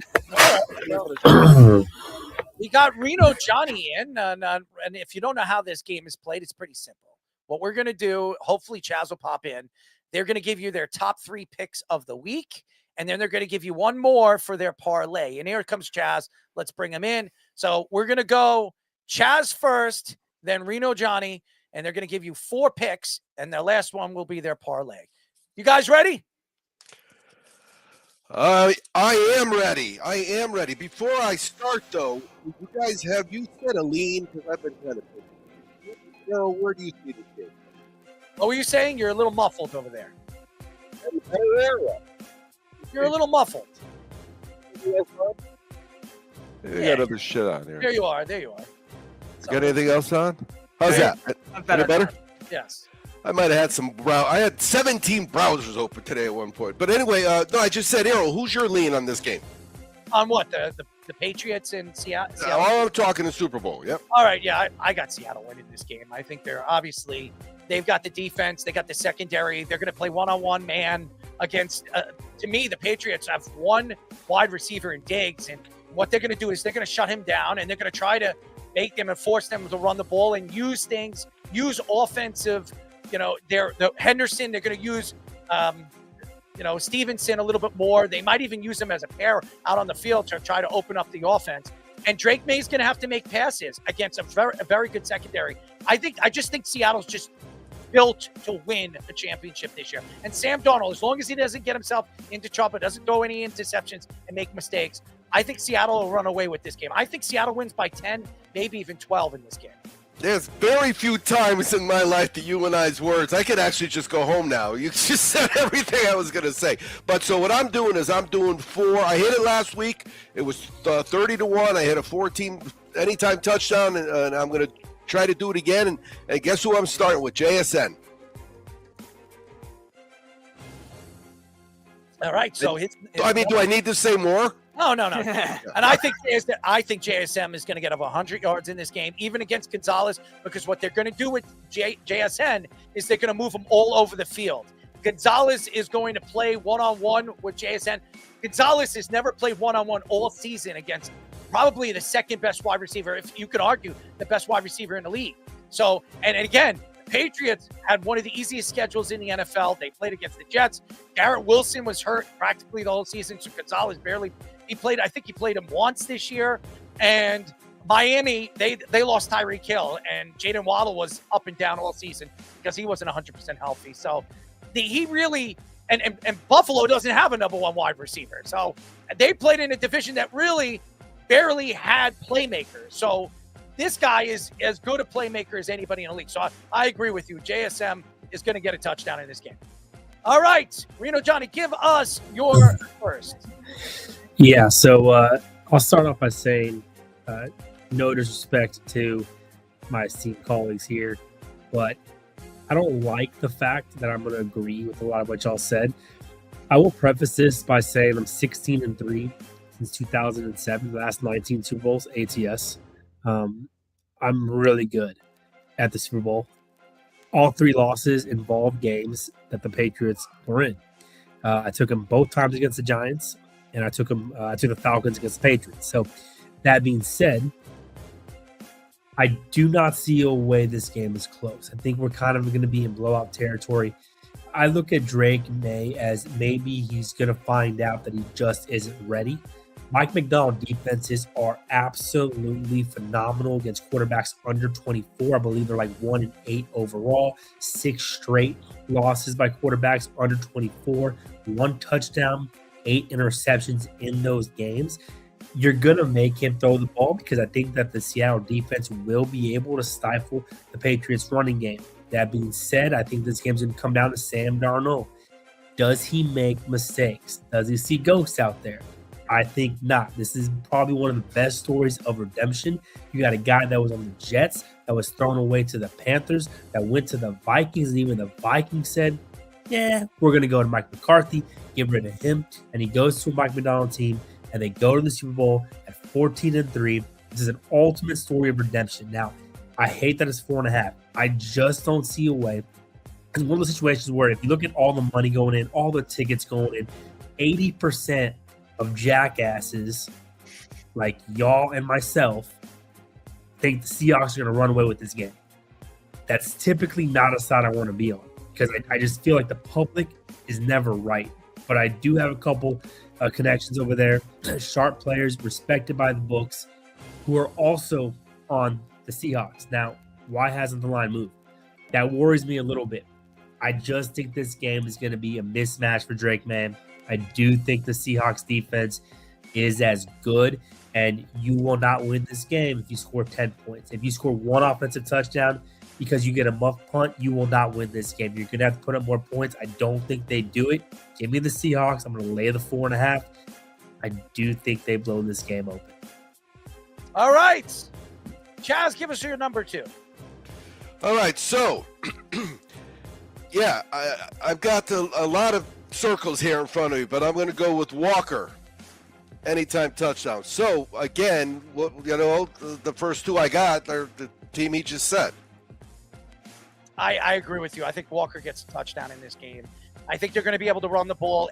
Everybody knows the Patriots had one of the best run defenses. I think they were second. Jacksonville was number 1. Yeah, boy, they corrected us last week. I know. So the Patriots were number 2, but the Patriots are very good at stopping the run. What they're going to do, and I believe what Seattle's going to do, is they're going to open up the offense with Njigba and Barner. They're going to be able to open it up, and what they're going to do is they're going to leave gaps, and this is a good offensive line. Seattle is a very good offensive line, and they're a very good running team. And I think Walker is very elusive. You saw it against a very good run-stopping team in the Rams this year, except in the last 4 games of the season and throughout the playoffs. I think they're going to be able to run in this game, and I think they're going to open up the game. So I agree with you, Chaz. I think Walker scores a touchdown on the goal line. All right. Johnny, give us your number 2. I think a lot of people are talking about JSN, which is great. He's on I have a dynasty fantasy league. I have him as one of my receivers who was the number 1 draft pick, number 8 or something in another one of my leagues.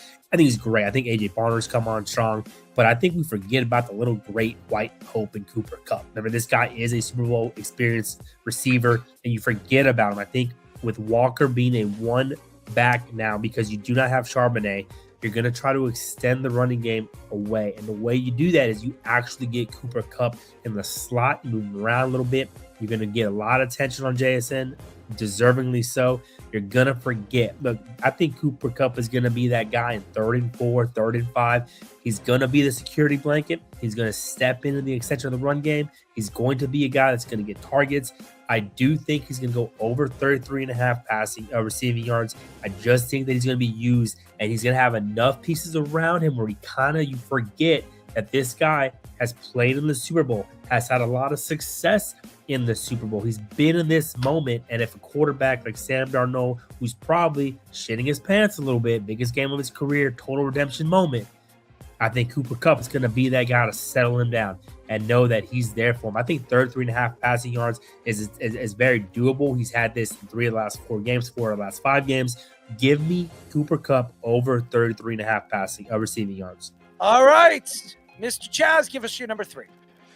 Okay, one thing. I think he was so superlative about the company, he understated. I mean, he was freaking MVP. He didn't have a good game. He was an MVP. When is a receiver an MVP? The quarterback gets it, right? Am I right? If you have a big game, almost always. So he came off the field for the AFC or NFC Championship, and Bobo got the touchdown, right? And I had Kupp in the parlay, and then later, because we kept saying Kupp's going to play in the playoffs. You know it. You got a young quarterback. You got a guy that's been there, and so then we needed him to get another touchdown, and he got the touchdown, which got us the parlay. So I got Henderson. I think New England's going to score a touchdown, and I think Henderson's going to get one. I will say this, and I do believe this is going to be a defensive game. I could see Drake May throwing an interception and fumbling the ball once in this game. So if there's anything on that turnovers, I think there'll be a fumble and an interception by the Patriots, and I think Sam Darnold will throw an interception in this game. But one of the plays I always make is there will be a special team or a defensive touchdown, and the freaking refs stole it from me. I think I complained to you guys on the thread. Suck your whistle up, man! That was a freaking touchdown. I had a ticket in my hand. It was worth $75. I was so pissed. But yeah, so I will have that again this game. All right, Reno, Johnny, give us your number 3. It's kind of cheap, but I'm gonna stick with Cooper Kupp and take his receptions. I just think he's gonna have enough targets, and we can kind of split the difference. If he has 4 catches that are all 6-7 yards, then I do think he'll still get over that catch radius. I'm working in a live right now. Give me 1 second, buddy. I do think that it's kind of a cheap way to do it. It's a way to kind of double up. I just think Cooper Kupp's gonna be a big part of this game plan. I think we're forgetting about him because we have JSN. Give me Cooper Kupp, the other prop that I like for him. And I got another. I'm gonna go on a Patriots on my next one. All right. So that was all right. Your parlay, Chaz. Well, I'm going to pat him on the back. I know the guy a long time, and he's a good handicapper. But really, if you like something like that, why not go with both of them? It's stupid not to almost. You know, what you're saying is if you think it's going to be over 33, then he's going to have a big play. But 33 isn't a big play number, right? 79 is a big play number. 33 is, you're playing a football game. And, yeah, I just love both of those props. All right, so here's what I got. Seattle calls it, right? Because they're the away team, aren't they? Mm-hmm. Okay, they lose it. New England the first. He could go. Oh, no way. It'll be my second time I've won the Super Bowl. I'm the first player to score on the opening kickoff. So who do you think I got? You got Marcus Jones, I guess. Shaheed. Oh, Shaheed for the Seahawks. There you go. All right. Well, won't he be getting the kickoff? Yes, he would. Yeah. Yes. Won't he be running very fast? I just got to hope that they don't tackle him. He's been some weapon since the trade deadline when they made that move. He really has been. And he's been something of a blanket for Sam Darnold in the playoffs. So my logic, guys, I could cash 2 tickets with him because that's the special teams or defensive touchdown that I'm looking for as well. And he can do it anytime he touches the ball. Yeah. I won't have him I'll have him in the parlay for any time, but I will have him for first also. All right. Reno Johnny, give us your final pick of the night. Here's what I do think that's going to be kind of against the grain. I like both teams to record an interception. Now, I think the Seahawks will run away with this game. I think they will get Drake May to throw an interception. He's 23 years old. He is not ready for this moment. They played a weak schedule. They played my middle school coach football team schedule. I'm not impressed by it. He's going to throw an interception. But what I do know about Sam Darnold is he will also make a mistake. Now, the team is good enough to bounce back from that. I do think at plus 185, you're getting a lot of value on 2 quarterbacks, one with gross inexperience and one that's really had a rocky career at best.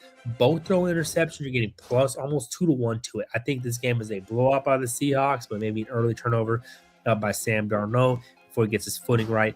But again, I'm making my biggest play of the year. Seahawks minus 4.5 is my biggest Super Bowl play I've ever made, actually. So I'm going to be shitting some bricks on Sunday, but I'm that confident that they do blow it out. Again, if we come here next week and the Patriots win, I'm going to blame the fact that everybody on this show is on the same side because that's just never a good sign. In my defense, I also sell Patriot football, so I'm good either way. Boys, we really appreciate your time. Enjoy the football. Enjoy the weekend. Enjoy the game. Hopefully you all have a wonderful game. Always be cashing, guys. Good luck, guys. Reno Johnny and his son and the one we call Chaz. Fantastic, as always. Always great giving us their picks. And these guys know what they're talking about. And on the weekend crunch, they're like at 77% right now since the beginning of the year. They're always so fantastic with their picks, and they give you 3-4 picks a week, and they're going to give you a chance to win some money. And that's what we're doing. That's why we do these this handicap segment to kind of draw you guys in to bet on their picks. So thank you to Chaz and Reno Johnny. When we come back, ladies and gentlemen, we have the NFL whip around, King of the Hill. Panarin is now gone as he was fleeced from the New York Rangers to the Kings. He's heading over there to LA. They maybe to win a Stanley Cup. We'll see. I mean, LA is a good young team, great goaltending. I'm interested to see how he works over there, Panarin. And what's that smell? But first, our Sports Minute. 3, 2, 1. This is the Jabba and the Mouth Sports Minute. All right, guys. Aaron Fishman here with your Sports Minute. A couple of more stories before we get into the scores tonight. In a story I had to read twice to believe, former Lakers point guard and ill-fated Knicks head coach Derek Fisher and his wife were involved in an altercation during a high school basketball game Fisher was coaching, leading to the ejection of his wife, Gloria Govan. Govan, who has 2 kids on the team from her previous relationship with Matt Barnes, Fisher's former teammate with the Lakers. Apparently, midway through the second quarter, Fisher and opposing coach Matt Sargent got into an argument that caused officials to pause the game, giving each coach a warning. Fisher's wife then came in from the top rope, yelling at Sargent, hurling insults like, "That Ozempic got your brain fogged up."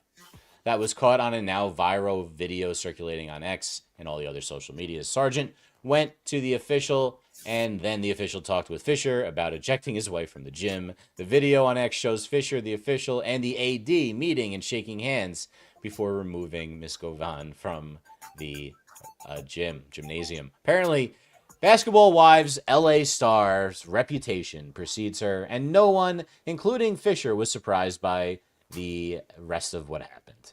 Her ex-husband, Matt Barnes, who was awarded sole custody of the 2 kids on the team, was ejected last year for yelling at a game as well. Fisher, who you may remember as the lamb Phil Jackson put up to the slaughter as Knicks coach last decade before his personal life got messy, with what we're still seeing happening, apparently. Just a classic tale of love and basketball. And in a story into ESPN Wednesday, Floyd Mayweather Jr. is suing Showtime Networks Incorporated for a reported $340 million. According to Mayweather's camp, the money is owed due to a complex web of hidden accounts, unauthorized transactions, and deliberate concealment of financial records by Showtime. Mayweather, who retired in 2017 with a 50-0 record and earned approximately $1.2 billion in career earnings, is claiming Showtime stole approximately a quarter of that huge sum. The lawsuit claims that the funds were diverted by Showtime, Mayweather's former manager and advisor Al Heyman, and Steven Espinoza, who is the former president of Showtime Sports. The suit reads that Mayweather looks to recover hundreds of millions of dollars in misappropriated funds and damages resulting from a long-running and elaborate scheme of financial fraud, breaches of fiduciary duty, and conspiracy orchestrated by Floyd J. Mayweather's former manager and advisor Al Heyman, with the knowing and substantial participation and aid of defendants Showtime Networks Inc. and Steven Espinoza, among others. It appears that Money Mayweather may be weathering a financial crisis and has rumored to be coming out of retirement for a match in Greece this summer and possibly an exhibition with fellow boxing legend Iron Mike Tyson. Let's go to the scores. Still in action in hockey tonight. The Golden Knights are up on the Kings 2-0 with 6:45 left in the first. All other games are final. The Rangers lost to the Hurricanes 2-0. The Penguins beat the Sabres 5-2. The Islanders beat the Devils 3-1. The Senators beat the Flyers 2-1 in overtime. The Capitals 4, Predators 2, and Lightning 6. Panthers 1. In basketball, still going on right now, the Spurs are up on the Mavericks 117-111 with 5:37 left in the fourth. At the end of the first quarter, the Suns are up on the Warriors 29-25. And just before the end of the first, the Sixers have a 27-21 lead on the Lakers. All their games are final. The Wizards 126, Pistons 117, Magic 118, Nets 98, Hawks 121, Jazz 119, Raptors 123, Bulls 107, and Hornets 109, Rockets 99. Guys, we are streaming live on TikTok, Instagram, and YouTube on our Jabba in the Mouth handle, on Facebook under the Worldwide Sports Radio Network handle, and on Twitter under our host handle at ErrolMarks34. Keep downloading on Apple Podcasts and watch us both there and on Spotify. Now in video. Make sure you like and subscribe all our shorts, reels, and TikToks, and longer videos you see from us throughout the week. Now back to Errol and Speedy for our next segment on Jabba and the Mouth. Any questions? What is this? We're back. This is the Jabba and the Mouth Show. I never heard of this.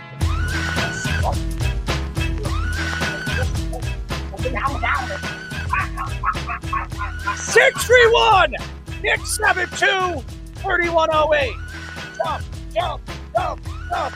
Jabba's not jumping. He's driving, ladies and gentlemen, to Kansas City. Well, he's not going to be on tonight. You're listening to Jabba and the Mouth. My name is Errol Marks, my co-host tonight. As always, Mr. Speedy Petey. No Jabba Chamberlain. Executive producer, Mr. Aaron Fishman. On the board, Tommy Poops is scooping it up And you can go to our website at www.worldwidesportsradio.com. Check out all our shows throughout the week, including Jabba in the Mouth every single Mondays and Thursdays at 7:30 p.m. All you have to do to tune in and check out our local listings for all our shows is go to our website at www.worldwidesportsradio.com. Thank you to Howard Cross for joining us. He was sensational. It really was a great interview. And thank you to Chaz and Reno Johnny for giving us their takes, their thoughts. And so how do you pronounce the name? It was Dalen Terry. Dalen Terry. For all you fans out there that didn't know who he was, because the Knicks made a trade for him. I thought it was Beck. I don't know why I thought it was Beck, but it's Dalen Terry. And he's probably not going to be in the NBA too long. I think this might be the biggest steal for the New York Knicks. I mean, you trade Dalen Terry and a couple of second-round draft picks for Jose Alvarado. I'm sorry. I'm very tired tonight, dude. Very, very tired tonight. But Alvarado, who I think is a speed demon and is going to fit with the New York Knicks like a glove. And like I said, Mike Brown is loving it because Mike Brown wants to play this fast-paced game, and Alvarado is going to give him that. So it'll be fun. Anyways, we'll see how it works out. It's going to take probably a couple of games to see how Alvarado fits in this offense. All right, ladies and gentlemen, the NFL Whip Around. The Whip Around. Okay, guys, welcome back to the Whip Around. Here we go. Tommy, get the music going. Oh, all right. The Giants. We're going to start with the Giants and Jets. We've mentioned it already tonight when we had Howard Cross on. The Giants have hired former Bears head coach and most recently offensive coordinator of the Kansas City Chiefs, Matt Nagy, as their offensive coordinator. And Errol, in the last hour, news came in that the Giants have also hired Greg Roman to a yet undecided role as probably an assistant offensive head coach and run game coordinator would be my guess. And they are going to kind of go with both of those guys. This is very Jets-like. What are the Giants doing right now? If you don't think that Matt Nagy's the guy, why would you bring Roman in? It makes no sense. It really doesn't. I don't care what you Giant fans are saying. Kingsbury was the guy. He was the guy. He interviewed twice, and you didn't hire him. And then you bring in Matt Nagy? I understand John Harbaugh has a connection with Andy Reid. This doesn't make sense. And now you have Matt Nagy and Roman calling plays, or you don't know who's going to call plays. This is the same thing the New York Jets did when Robert Saleh was there. It doesn't make sense. So this is an absolute failure. I think this is what tells me this is sayonara to Joe Shane at the end of the season. I do not see this working at all. Matt Nagy won't be there. Roman won't be there. John Harbaugh will be there because he's getting paid a lot of money. This isn't going to work. Yeah, when Matt Nagy got hired as the Bears head coach at the time, his first year, it looked pretty good, the concepts he was bringing in. It got really stale, I think, after year two. And obviously the whole feud with Fields, and that's why he got fired. And it just really doesn't work. I don't think his offense has really been that innovative. I think outside of maybe the 5 games at the beginning of the year with the Chiefs when they actually had everyone hurt, he really got Speedy. bad. You're a Giant fan. You're bringing in 2 offensive coordinators sharing the play calling. Does this make sense to you? Yeah, Greg Roman, he kind of contradicts himself too, where he went pass happy in the beginning of the year, then stopped doing that once his running backs got hurt. This tells me that John Harbaugh has no game plan. That's what it tells me, ladies and gentlemen. So here's what I've read. The theoretical part of this, why it would make sense, is Roman was obviously the offensive coordinator in Baltimore for a while with Harbaugh, and he's a run specialist. Nagy is a pass specialist. So you ideally would have one be a run game coordinator. Nagy's never had good run games ever. So maybe this is kind of complementing his flaws. But you're probably right. And I hope hire the guy that does both.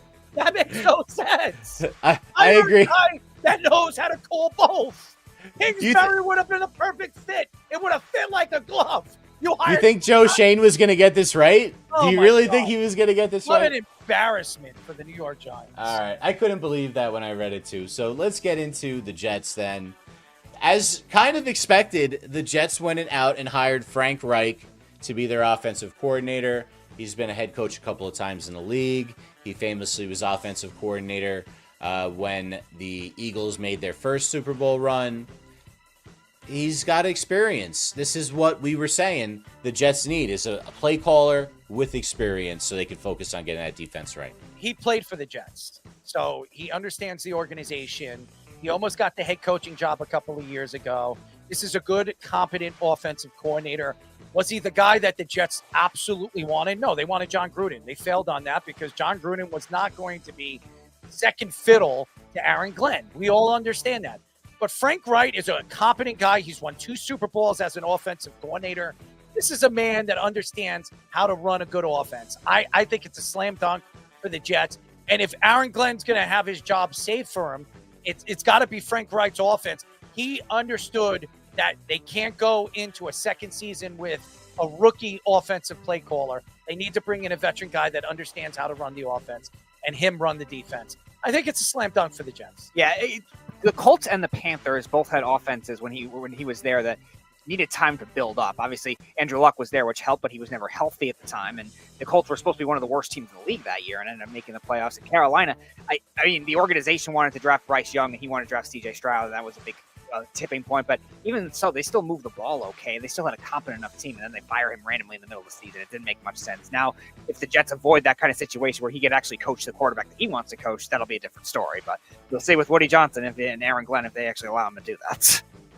I don't know if Frank Reich's ever played for an owner that's watching this award show. Puka Nacua and his mother are dancing in their seat to E40. Does anybody? They're both singing and dancing in their seats. It's crazy. We could have.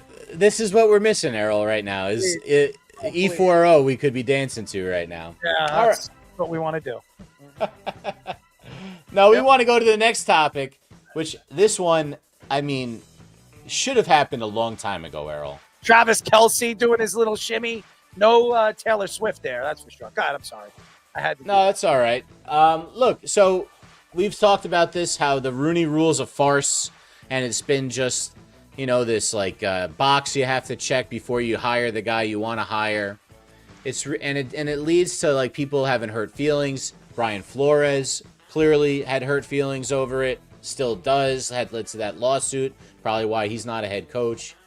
Goodell came out, I believe it's the beginning of this week or late last week, saying that they're going to reevaluate the Rooney Rule this offseason. What is that? And see if they need to update how it's done. They need to whether get rid of it completely or fix it, amend it, perhaps. So, Errol, what do you think about this interesting rule that's been in the league for about I think Roger Goodell's a complete moron. So, I mean, if you really want to know my take on it, I mean, the Rooney Rule should be allowed. Teams should be interviewing African-American coaches. There should be more African-American coaches in the NFL. There's no question. And I understand why Goodell and the league brought it in and why ownerships and Rooney from the Pittsburgh Steelers brought that to the league. The only thing that I hate about it is, even with it, they're still not hiring African-American coaches. Still, with having these Rooney Rules.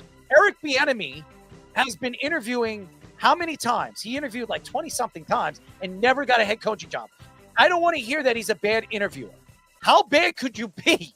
Honestly, this guy has been one of the better offensive coordinators in the league. I know he's coaching under Andy Reid. He still has a prolific offense. He's coaching Patrick Mahomes, and he knows how to run a team.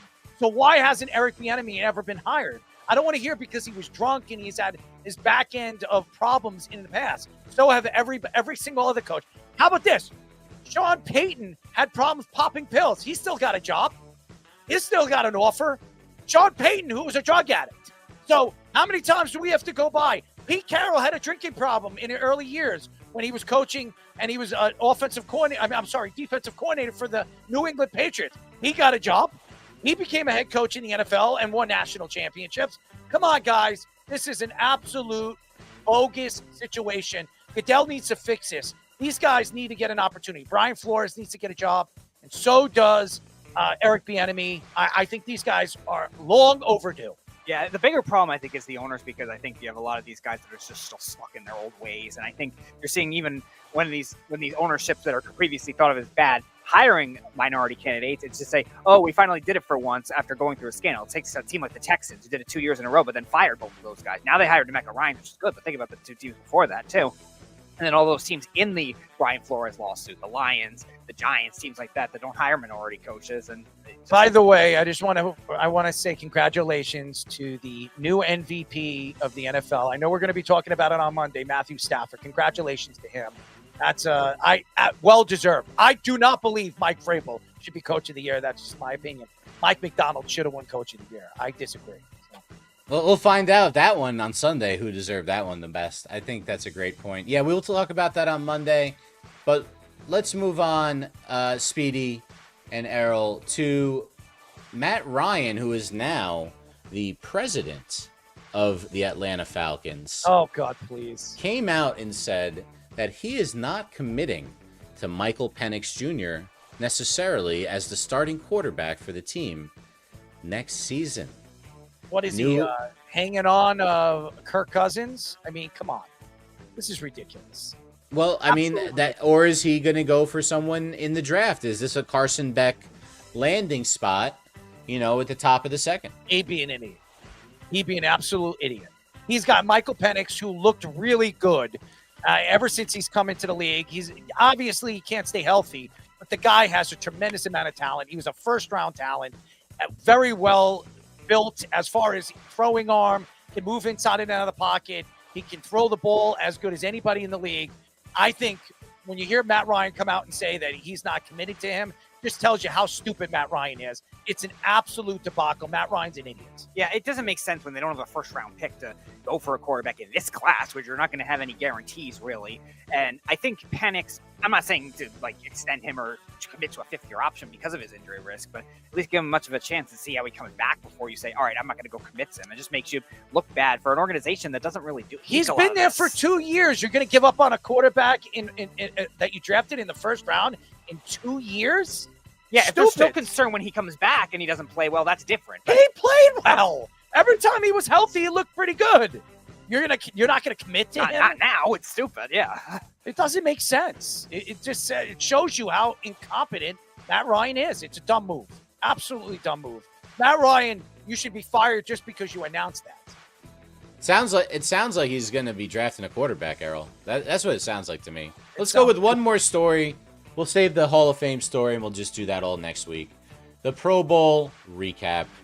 Mention it in the rundown. Oh, please. I don't know if you caught any of it. I caught some of it. I mean, they were playing dodgeball. They're playing tug of war. Faster than those guys during the game. Well, we've seen Nathan run, and we both know that's not true. But I don't know. With those extra leashes, he might be motivated. You're probably right. So it would be one of those races where they got the dogs, and you're pulling the chariot, and Nathan's with the. I'm putting her on a leash now. Yeah. So the big event was the 7-on-7 flag football match between the AFC and NFC. There were some cool plays. George Pickens was the offensive MVP. Antoine Winfield Jr., the NFC defensive MVP. But I mean, it's wild. They did a really cool thing that I don't know if you know about this. This was actually the only cool thing I thought of the entire Pro Bowl, other than watching Myles Garrett be better than everybody else at dodgeball, as well as football. But when I was teaching in Florida, Errol, girls flag football is a varsity sport in high schools all throughout the state of Florida. And NFL flag high school girls showcase took place at the Pro Bowl, and that is much better than watching the pros. Much better. So I thought that it was nice that they did some of that stuff. Errol, how'd you like the Pro Bowl? Pathetic. They got to get rid of it. I don't want to watch it anymore. I do not know why they're even bringing it to Super Bowl week. It's dumb. It's stupid. What does it do for the players? When you have Shedeur Sanders, who's a third-string quarterback, starting in the game, it's embarrassing. They reached out to Justin Fields of the New York Jets, and he declined to go to the Pro Bowl game. I mean, because it's embarrassing. He was embarrassed. about the season he had, and Shador should be embarrassed for the season he had as a third or fourth string quarterback. Okay, going into the season, he was a fourth string quarterback because they had Kenny Pickett there. Kenny Pickett. So it's pathetic. Absolutely pathetic. It's losing it. Get rid of it. It was already losing loss anyway, and now it's lost even more. Get rid of it. Yeah. Get rid of it. Goodell, just get rid of it. Have like this skills competition or something. Do something with this. Speedy, what skill would you do if you had to do the skills competition? I got the list of them here. We got the precision passing, the catch drills, dodgeball, tug of war, or relay races. I'll take my chance with the dodgeball. This is what I would do. I would just rehearse the combine again. Have them do the combine again in front of the fans and see if they can keep up what they did when they were younger. See, that would be fun to watch, to see if they can run the 40 as fast as they did when they were. I know they can't. You know they would never do that. You know runners, Errol. You know they're not going to do that, not ready. But you know the competition. You know they're going to want to win. You guys got like Micah Parsons running, in a skills competition, trying to beat out quarterbacks or beat out like Lamar Jackson. I'm telling you right now, to be more competitive, watching something like the combine, like a pro combine, than watching this garbage on television. I don't want to see tug of war. That's stupid too. I don't even want to watch that. I'm telling you, do the combine in a pro area, like a pro style. And I guarantee you the players will want to do that. I guarantee you, because they're going to want to compete against each other and compete against themselves for what they did 5, 6, 7 years ago, or however long they haven't been in the combine. I think that would be more interesting. If you would ask me, that's the route I would go. My opinion. That's it. All right. Are we doing King of the Hill? I'm going to say we're going to have to pass on it tonight. We don't. We need more guys to be in. All right. I just wanted to see if we were going to do King of the Hill. I was going to, but I think we'd only have 2 guys to do it, and then I'd have to play. It wouldn't be ideal. So we'll save it. We could still do that on Monday. Still talk about the Super Bowl on Monday, so it's fine. NHL.com's Dan Rosen reported on Wednesday that the New York Rangers have traded Artemi Panarin to the LA Kings. The Rangers will receive, wait until you hear this one. The Rangers will receive right-wing prospect Liam Roundtree and a conditional 2026 third-round pick. If the Kings win one round in the playoffs, the pick will become a second-round pick. If they win multiple rounds, the Rangers will also get a fourth-round pick. Ooh! For Artemi Panarin, one of the best offensive players still in the NHL today. I think going into the All-Star break, it's around the corner of the All-Star break. I think he has like 54 points. 57 points. 57 points. 19 goals, 38 assists. He's one of the best offensive players still in the NHL. I don't care if he's 34. The fact that he's going to the Kings, that's a complete upgrade. Liam Roundtree, I don't know much about him. I read a little bit about him. I don't even know if he'll be ready to be in the NHL for another 2 or 3 years. Right. So you're talking about a 23-year-old that might not be NHL bound until he's 26. So it doesn't make any sense. And that shows you how bad Chris Drury is as a GM. Everybody, I have spoken to so many Ranger fans, guys. So many Ranger fans saying, we're going to get a first for him and probably a top 6 type of player for a guy like Panarin. Or we're going to get a top 6 player or a first-round draft pick. They didn't get neither, ladies and gentlemen. They didn't get neither. They might not even get a second-round pick for him. He's probably going to stay with the Kings next year. He's going to probably re-sign with them. They're good. They're young. They're talented. And he's going to love L.A. He's been in New York for a while. Now it's warm all the time over there practically. He's going to love the beaches. He's going to love the surfing. And he doesn't have to worry about the New York media anymore. I think it's a slam dunk for the Kings, being that he's going to L.A. and he's going to get a chance to play with some really good young players. I think this is an absolute slap in the face. If you're a Ranger fan right now and you're rooting for Chris Drury to keep his job, then you guys are complete morons. Morons. Yeah. Because this guy should have lost his job last year. And the fact that he still has it this year, and you hear James Dolan go on Craig Carton's show and say, well, I have trust in Chris Drury. Really? You got trust in this guy? He's hired 3 coaches. He's fired 4. Well, He's hired 3. He's been there for 4, and he's fired 3 of them. So it doesn't make any sense. I think he's been a debacle to the organization. He's made this organization look like a second-tier organization that has spent money and thought they've drafted right. They made a mistake with Lafreniere. That wasn't his guy. Capo wasn't his guy either. But the guys that he has drafted since then, in the 4.5, 5 years he's been there, none of those guys, I repeat, none of those guys have played 50 or more games on this roster.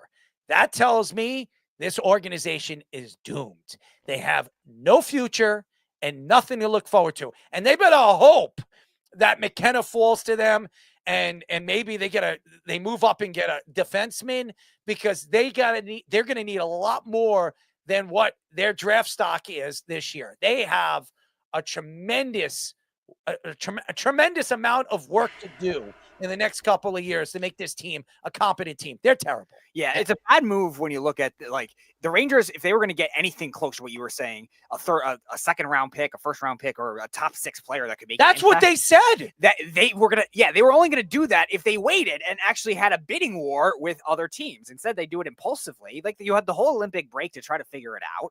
Like, make those teams come for them, because things can change. You're going to tell me you can't get a top 6 player for one of the better. They were never going to offensive do players that. in the league? Now they might have done it in 2 weeks when teams are going to fight with each other. Carolina might have made a move for him. Yeah. I mean, the Rangers already giving up on the season, so who cares? The Florida Panthers could have traded away one of their good, young, talented players or good offensive options as a top 6 player to get Panarin, because he wanted to go to Florida. If they just waited. Mm-hmm. It's pathetic. Incite a bidding war. I mentioned mainly the West teams. I think there were more West teams involved. It was really Carolina or Florida, and maybe Washington. I'm sorry to cut you off. Think about it. Think about what the Islanders got for Brock Nelson last year. Think about it. Right. They got a guy that was drafted in the first round, a top-end talent in their farm system from Colorado. Yeah, who's now Callum Ritchie, who's on their roster right now as we speak on a third line, who could be a second line winger in the future for this team. All right, they got 2 first-round draft picks, 2 this last year and this year coming up from Colorado.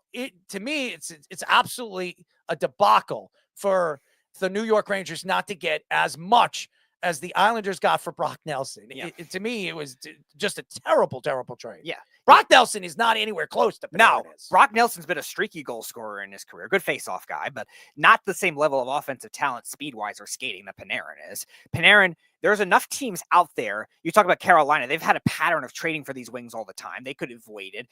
And the Rangers, they're not afraid to trade in the Eastern Conference either. We've seen them trade with the Devils. They just recently traded with the Islanders. Granted, it was just Carson Soucy, but still, you're not looking at the Capitals. They traded with the Capitals a bunch too. That was another team that was interested and would have extended him. The Kings looks like they're going to extend him too. Yeah. That's the other problem with 3 this. years. They're probably going to give him a 2-year deal. Probably maybe 3. I'm hearing 3. You're hearing 3. Mm-hmm. That's the other problem. You would think, okay, you know a team's going to extend a player. Oh, we should get more value for that than it would be for a rental team. It's different if you trade him to a team that knows they're not going to keep him. Maybe a team like Vegas, maybe a team like Dallas, and maybe he's going for a 1-year type run. Where the Kings, I think he's actually thought of as a not a long-term option, but a long enough term option with a team that's really young. Think about this. The Rangers might never see Liam Roundtree in the NHL. And right now it's a 3rd-round pick that could be a 2nd-round pick, which might be a 2nd-round pick. And do you trust that Chris Drury is going to make the right decisions in the 2nd round this coming year in 2026 after what we've seen? I mean, Roundtree had 119 points in the OHL last year as a 19-year-old. As a 19-year-old. The Rangers have messed with better prospects. I understand, but I'm just saying he's 20 years old. He's 6'2", 210. And he's going to be a power forward. It's not like anyone thinks he's going to be a bad player.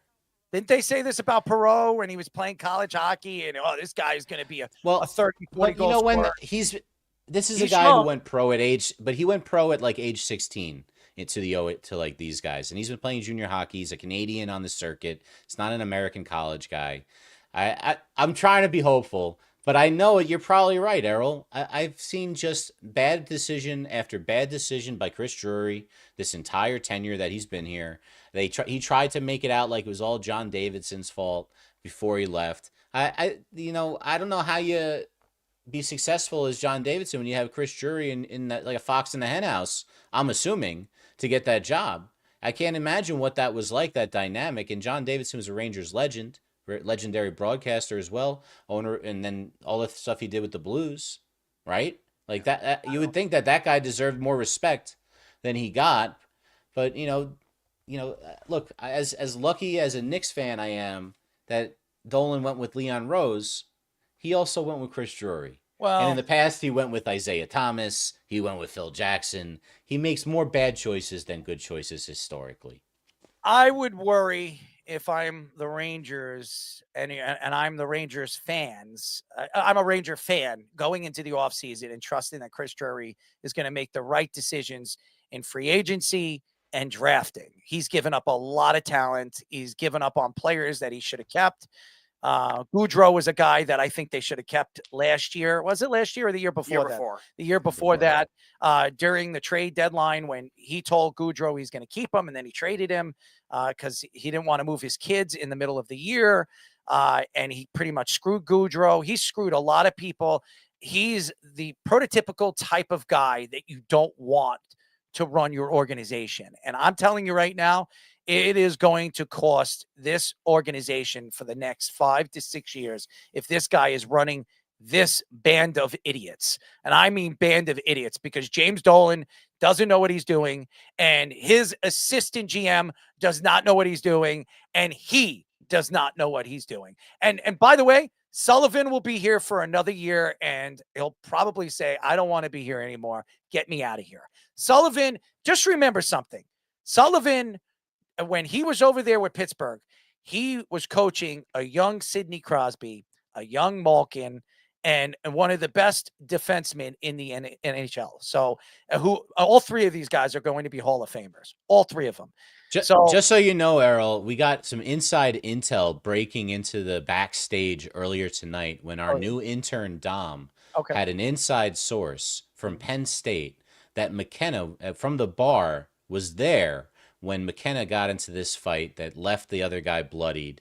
Apparently, someone was talking smack about McKenna's mom, turned around, and beat the shit out of the guy. That doesn't make me like him less. That makes me like him more. And bring him to New York, boys. I'm all in. Go get me that guy. No, well, you're out of your mind. And that doesn't mean I'll take it. I like it.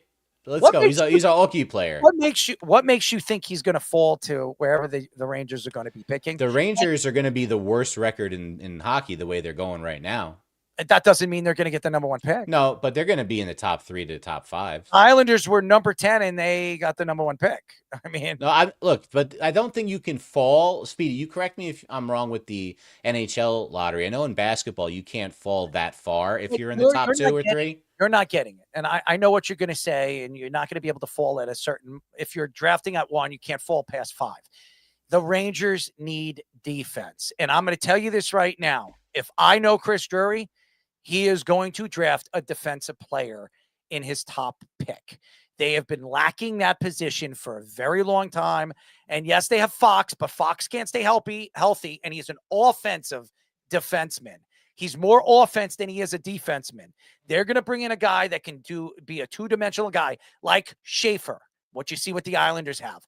That's what the Rangers want, and that's what the Rangers need, and that's what I believe the Rangers are going to go after at number 5. Who's the kid? Keaton Vorhoff. Vorhoff is the guy. Dakota, yeah. That's the guy that everybody says that'll probably fall to 4 or 5 if the Rangers are sitting there. That's where the Rangers should go, not McKenna. So if that's what you want to bring in another offensive option like a Lafreniere and a Capo Caco, watch them fall flat on their face.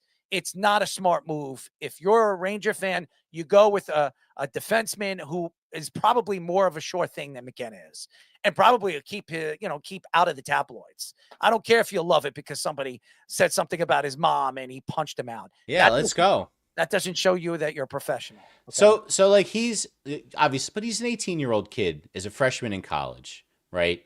And we all did stupid stuff as a freshman in college, and he's just trying to be tough. I'm more concerned that he's having too good of a time in college over at State College in Pennsylvania. We know that's a fun place to go, and his production is not what they thought it was going to be, coming in. He's only at about 1.5 points per game so far this season, and they thought he was going to be like over 2 points per game type of kid in college. So, he's not starting off as hot, but again, young guy playing against grown men, and looks like he's having an awesome time. Ladies and gentlemen, that's why he's a Ranger fan. Fish is going. What's wrong with that? He is going to stick up for all his teams, from the Giants to the Rangers to the Knicks. Somebody's got to. There's no honesty coming from this man's mouth. So I'm just letting you guys know, if you're listening to this guy, just understand he is a fan of these teams. So I gotta be straight up honest with you guys. Even being an Islander fan, do I think the Islanders are winning a Stanley Cup this year? No.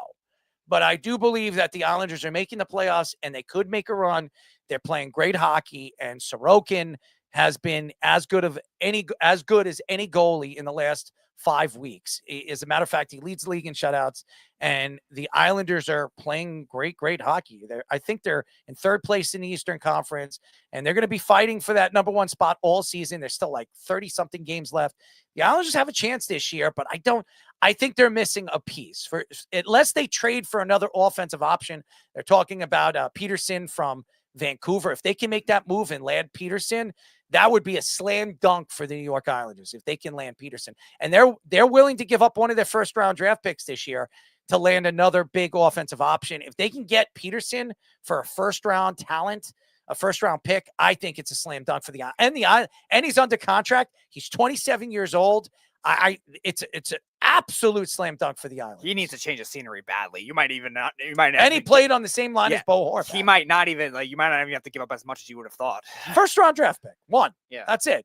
I think you give up 1 first round draft pick, you can land Peterson, and then you bring him on the same line as Bo Horvath and Matthew Barzal. I mean, come on, guys. That could be one of the best lines in the NHL right now. And with the way Schaefer's playing, the Islander defense is playing, Patrick Waugh, to me, is coach of the year right now. If you were to ask me right now, it's either him or the Colorado Avalanche coach. I mean, Bednar. These two guys are probably 1A and 1B this year for coach of the year.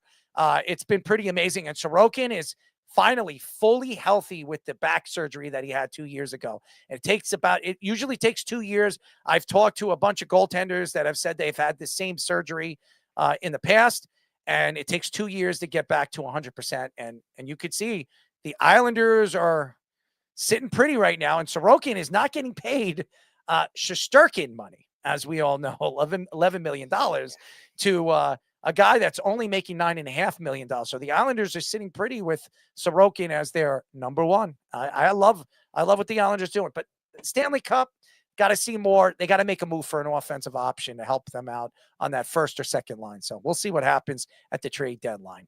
All right. Our last segment of the night. What's that smell? Hold up. What is that smell? What's that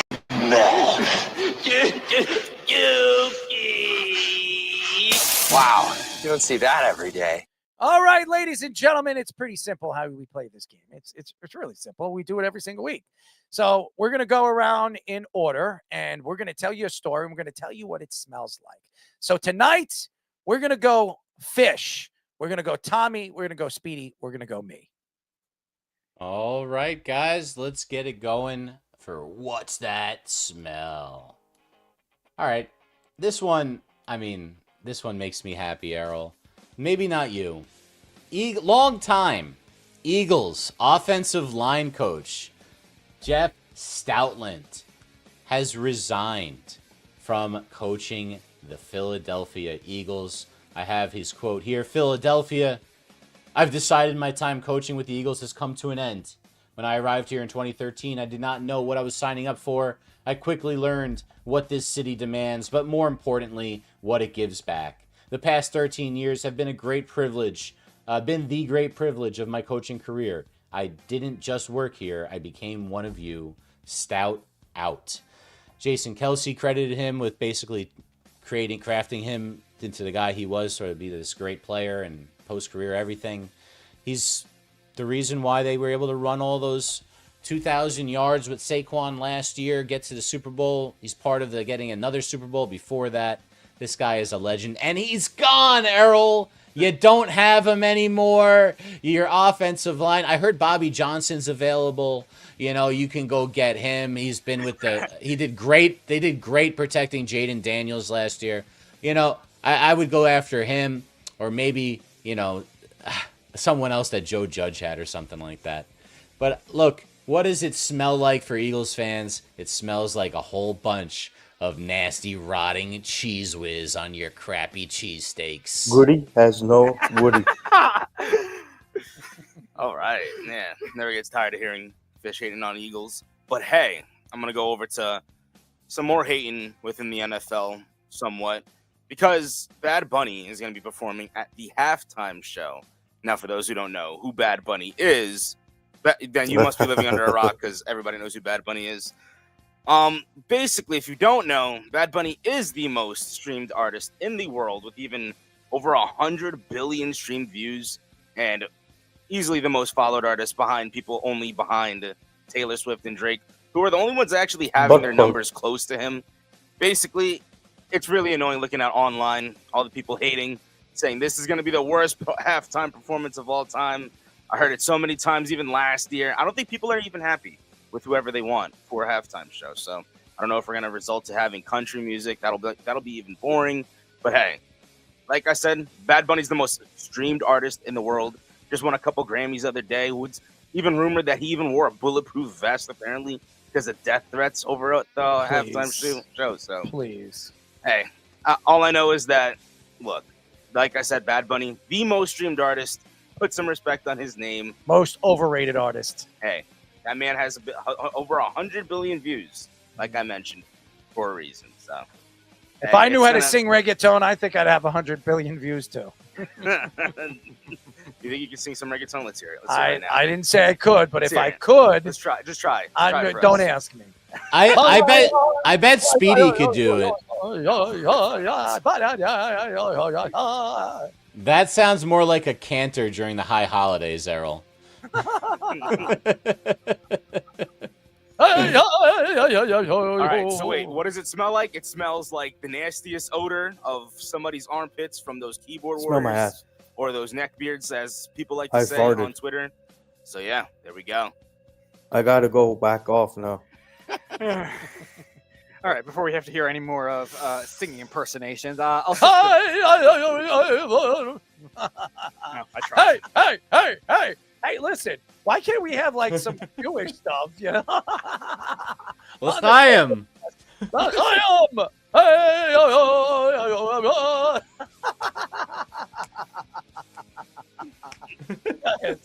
right, so I'm going to go over for kind of a blast from the past. I saw on this this hockey page on Instagram.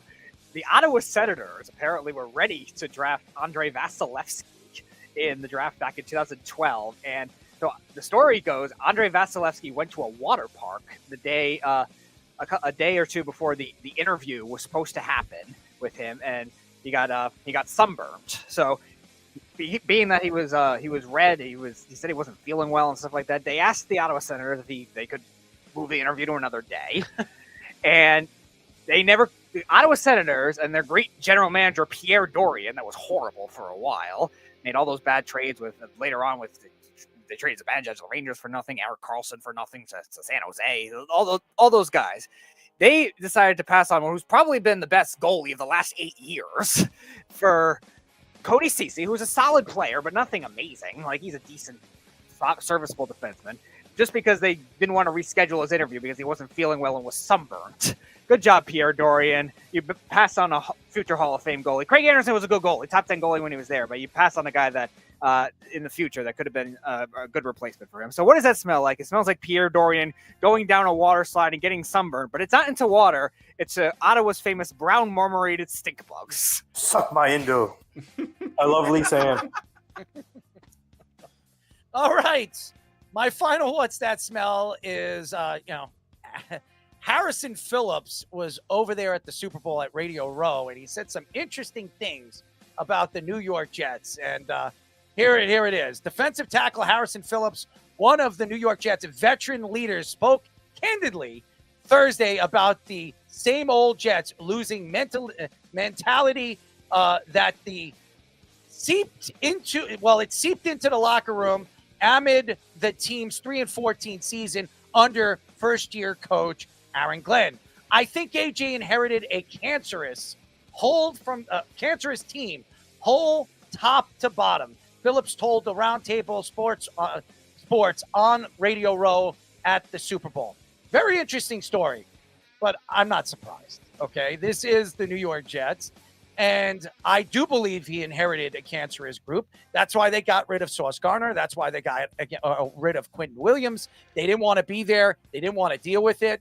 And now we'll see how he can rebuild this team in probably his final year. So this better be a very good draft for the New York Jets. I also heard through the grapevine that Moji, their leader, their GM, is telling, obviously executives and players from other organizations not to come here because it's a cancerous organization. Now, I don't know if that's true, but Manish Mehta, Speedy, we've had him on the show. That was before my time, but I know you've had him. Manish Mehta came on my show a couple of times. He was a friend of the show, and he got fired by the New York Jets. The Jets got rid of him. And now he posted that Moji has reached out to former players that might be interested in coming and playing for him and the New York Jets and told them, you don't want to come here. This organization is cancerous. I don't know if it's true. I'm probably going to say that it isn't true, but who knows? What does it smell like? Well, it smells like the same old Jets. That's what it smells like. I have no idea if this is all true. I will say this. I said this was Robert Saleh's team. You can shut the music. I said this was Robert Saleh's team. This was not Aaron Glenn's team all the way through going into the season. This is practically the same team that Robert Saleh and Joe Douglas put together. Now we'll see, going into an offseason with a lot of money and a lot of options when it comes to draft stock, what the Jets probably do. Could the Jets trade one of their first-round draft picks next year to move up into this year's draft and draft 3 first-round draft picks? Very interesting, because they got 3 next year. Or do they trade out of the number 2 pick and add a 4th to next year? I don't know how or what they do, but the Jets have a lot of options. I think they're in the driver's seat. And they also have a second-round draft pick this year for the Quentin Williams trade. They got a 1st next year and a 2nd this year from the Cowboys. So the Jets are sitting pretty right now. And if they can pick the right guys, they could be set up very, very good for the next 2 to 3 years. We'll see. That's all I'm going to say. Thank you to Howard Cross for joining us. I'm sorry that I kind of messed up with Ernie Davis and then Ernie Banks and then Carl Banks. I want to apologize, but I think he knew what I meant. All right. But it was a great interview, and I'd like to thank Howard Cross for joining us. Thank you to Reno Johnny, and thank you for Chaz for giving us their picks for the Super Bowl and giving us their Let's Parlay picks, their top 4 picks of the week. We'll probably have Wes on next week. He's been traveling a lot. He's been in San Francisco, taking care of some real estate. He's doing some good things right now. So shout out to Wes. And thank you to all the fans on all the platforms from Spotify and Apple, video and audio. Thank you to the fans on TikTok, Instagram, Facebook, X, YouTube, Jabba in the Mouth. Shout out to Jabba Chamberlain. He's traveling all the way to Kansas City, getting ready for the season for Hutch and his son, Carter Chamberlain, as a lot of Division I schools are looking at Carter, and hopefully he picks the right school and eventually becomes a top-end first-round draft pick like his dad is. So we're rooting for him. Shout out to Carter. I hope you have a great season this year with Hutch, and your future is very bright like your father's was. And we'll be back next week on Monday. Who do we have on, Speed? Nothing yet for Monday, but we do have a guest for Thursday. Nathan was able to get him, a linebacker that also played with Howard Cross. Gary Reasons will be joining the show at 8:45 on Thursday. All right. New time, right, guys? Yes, sir. Next week, our show will be starting at 6:45 Eastern time. So it will be 7 the main show will be from 7 to 10:30. We might go a little bit over, but we're going to try to stick to the time, 7 to 10:30. So for all the fans out there that are tuned in at 7:30 at night, we're going to move it to 7 o'clock. It'll start at 6:45 because we do our spiel in the beginning of the show, as we always do. But at 7 o'clock, we will start the content. So get ready. New time and new year, guys. It's going to be a great year for us. We're working on some big things. We're going to have some new segments and a lot of new content for you guys and new guests. So looking forward to it. Nathan's over there in San Francisco. I hope he's enjoying the nice weather. I think he said this morning it was like 40-something degrees over there, but it's going to hit its highs at 73. So it's beautiful right now. He's enjoying the beautiful weather at 70 degrees. So enjoy the time with Shedeur Sanders as you're sharing whatever that is. Whatever that is. Clam chowder? I don't know what it looks a little bit different to me. I wouldn't share anything with Shedeur Sanders when it comes to eating. That's for sure. Anyways, that's it, ladies and gentlemen. We will see you next week. Have a very good weekend. Enjoy the Super Bowl. Go Seattle. Go Hawks, baby. Good night.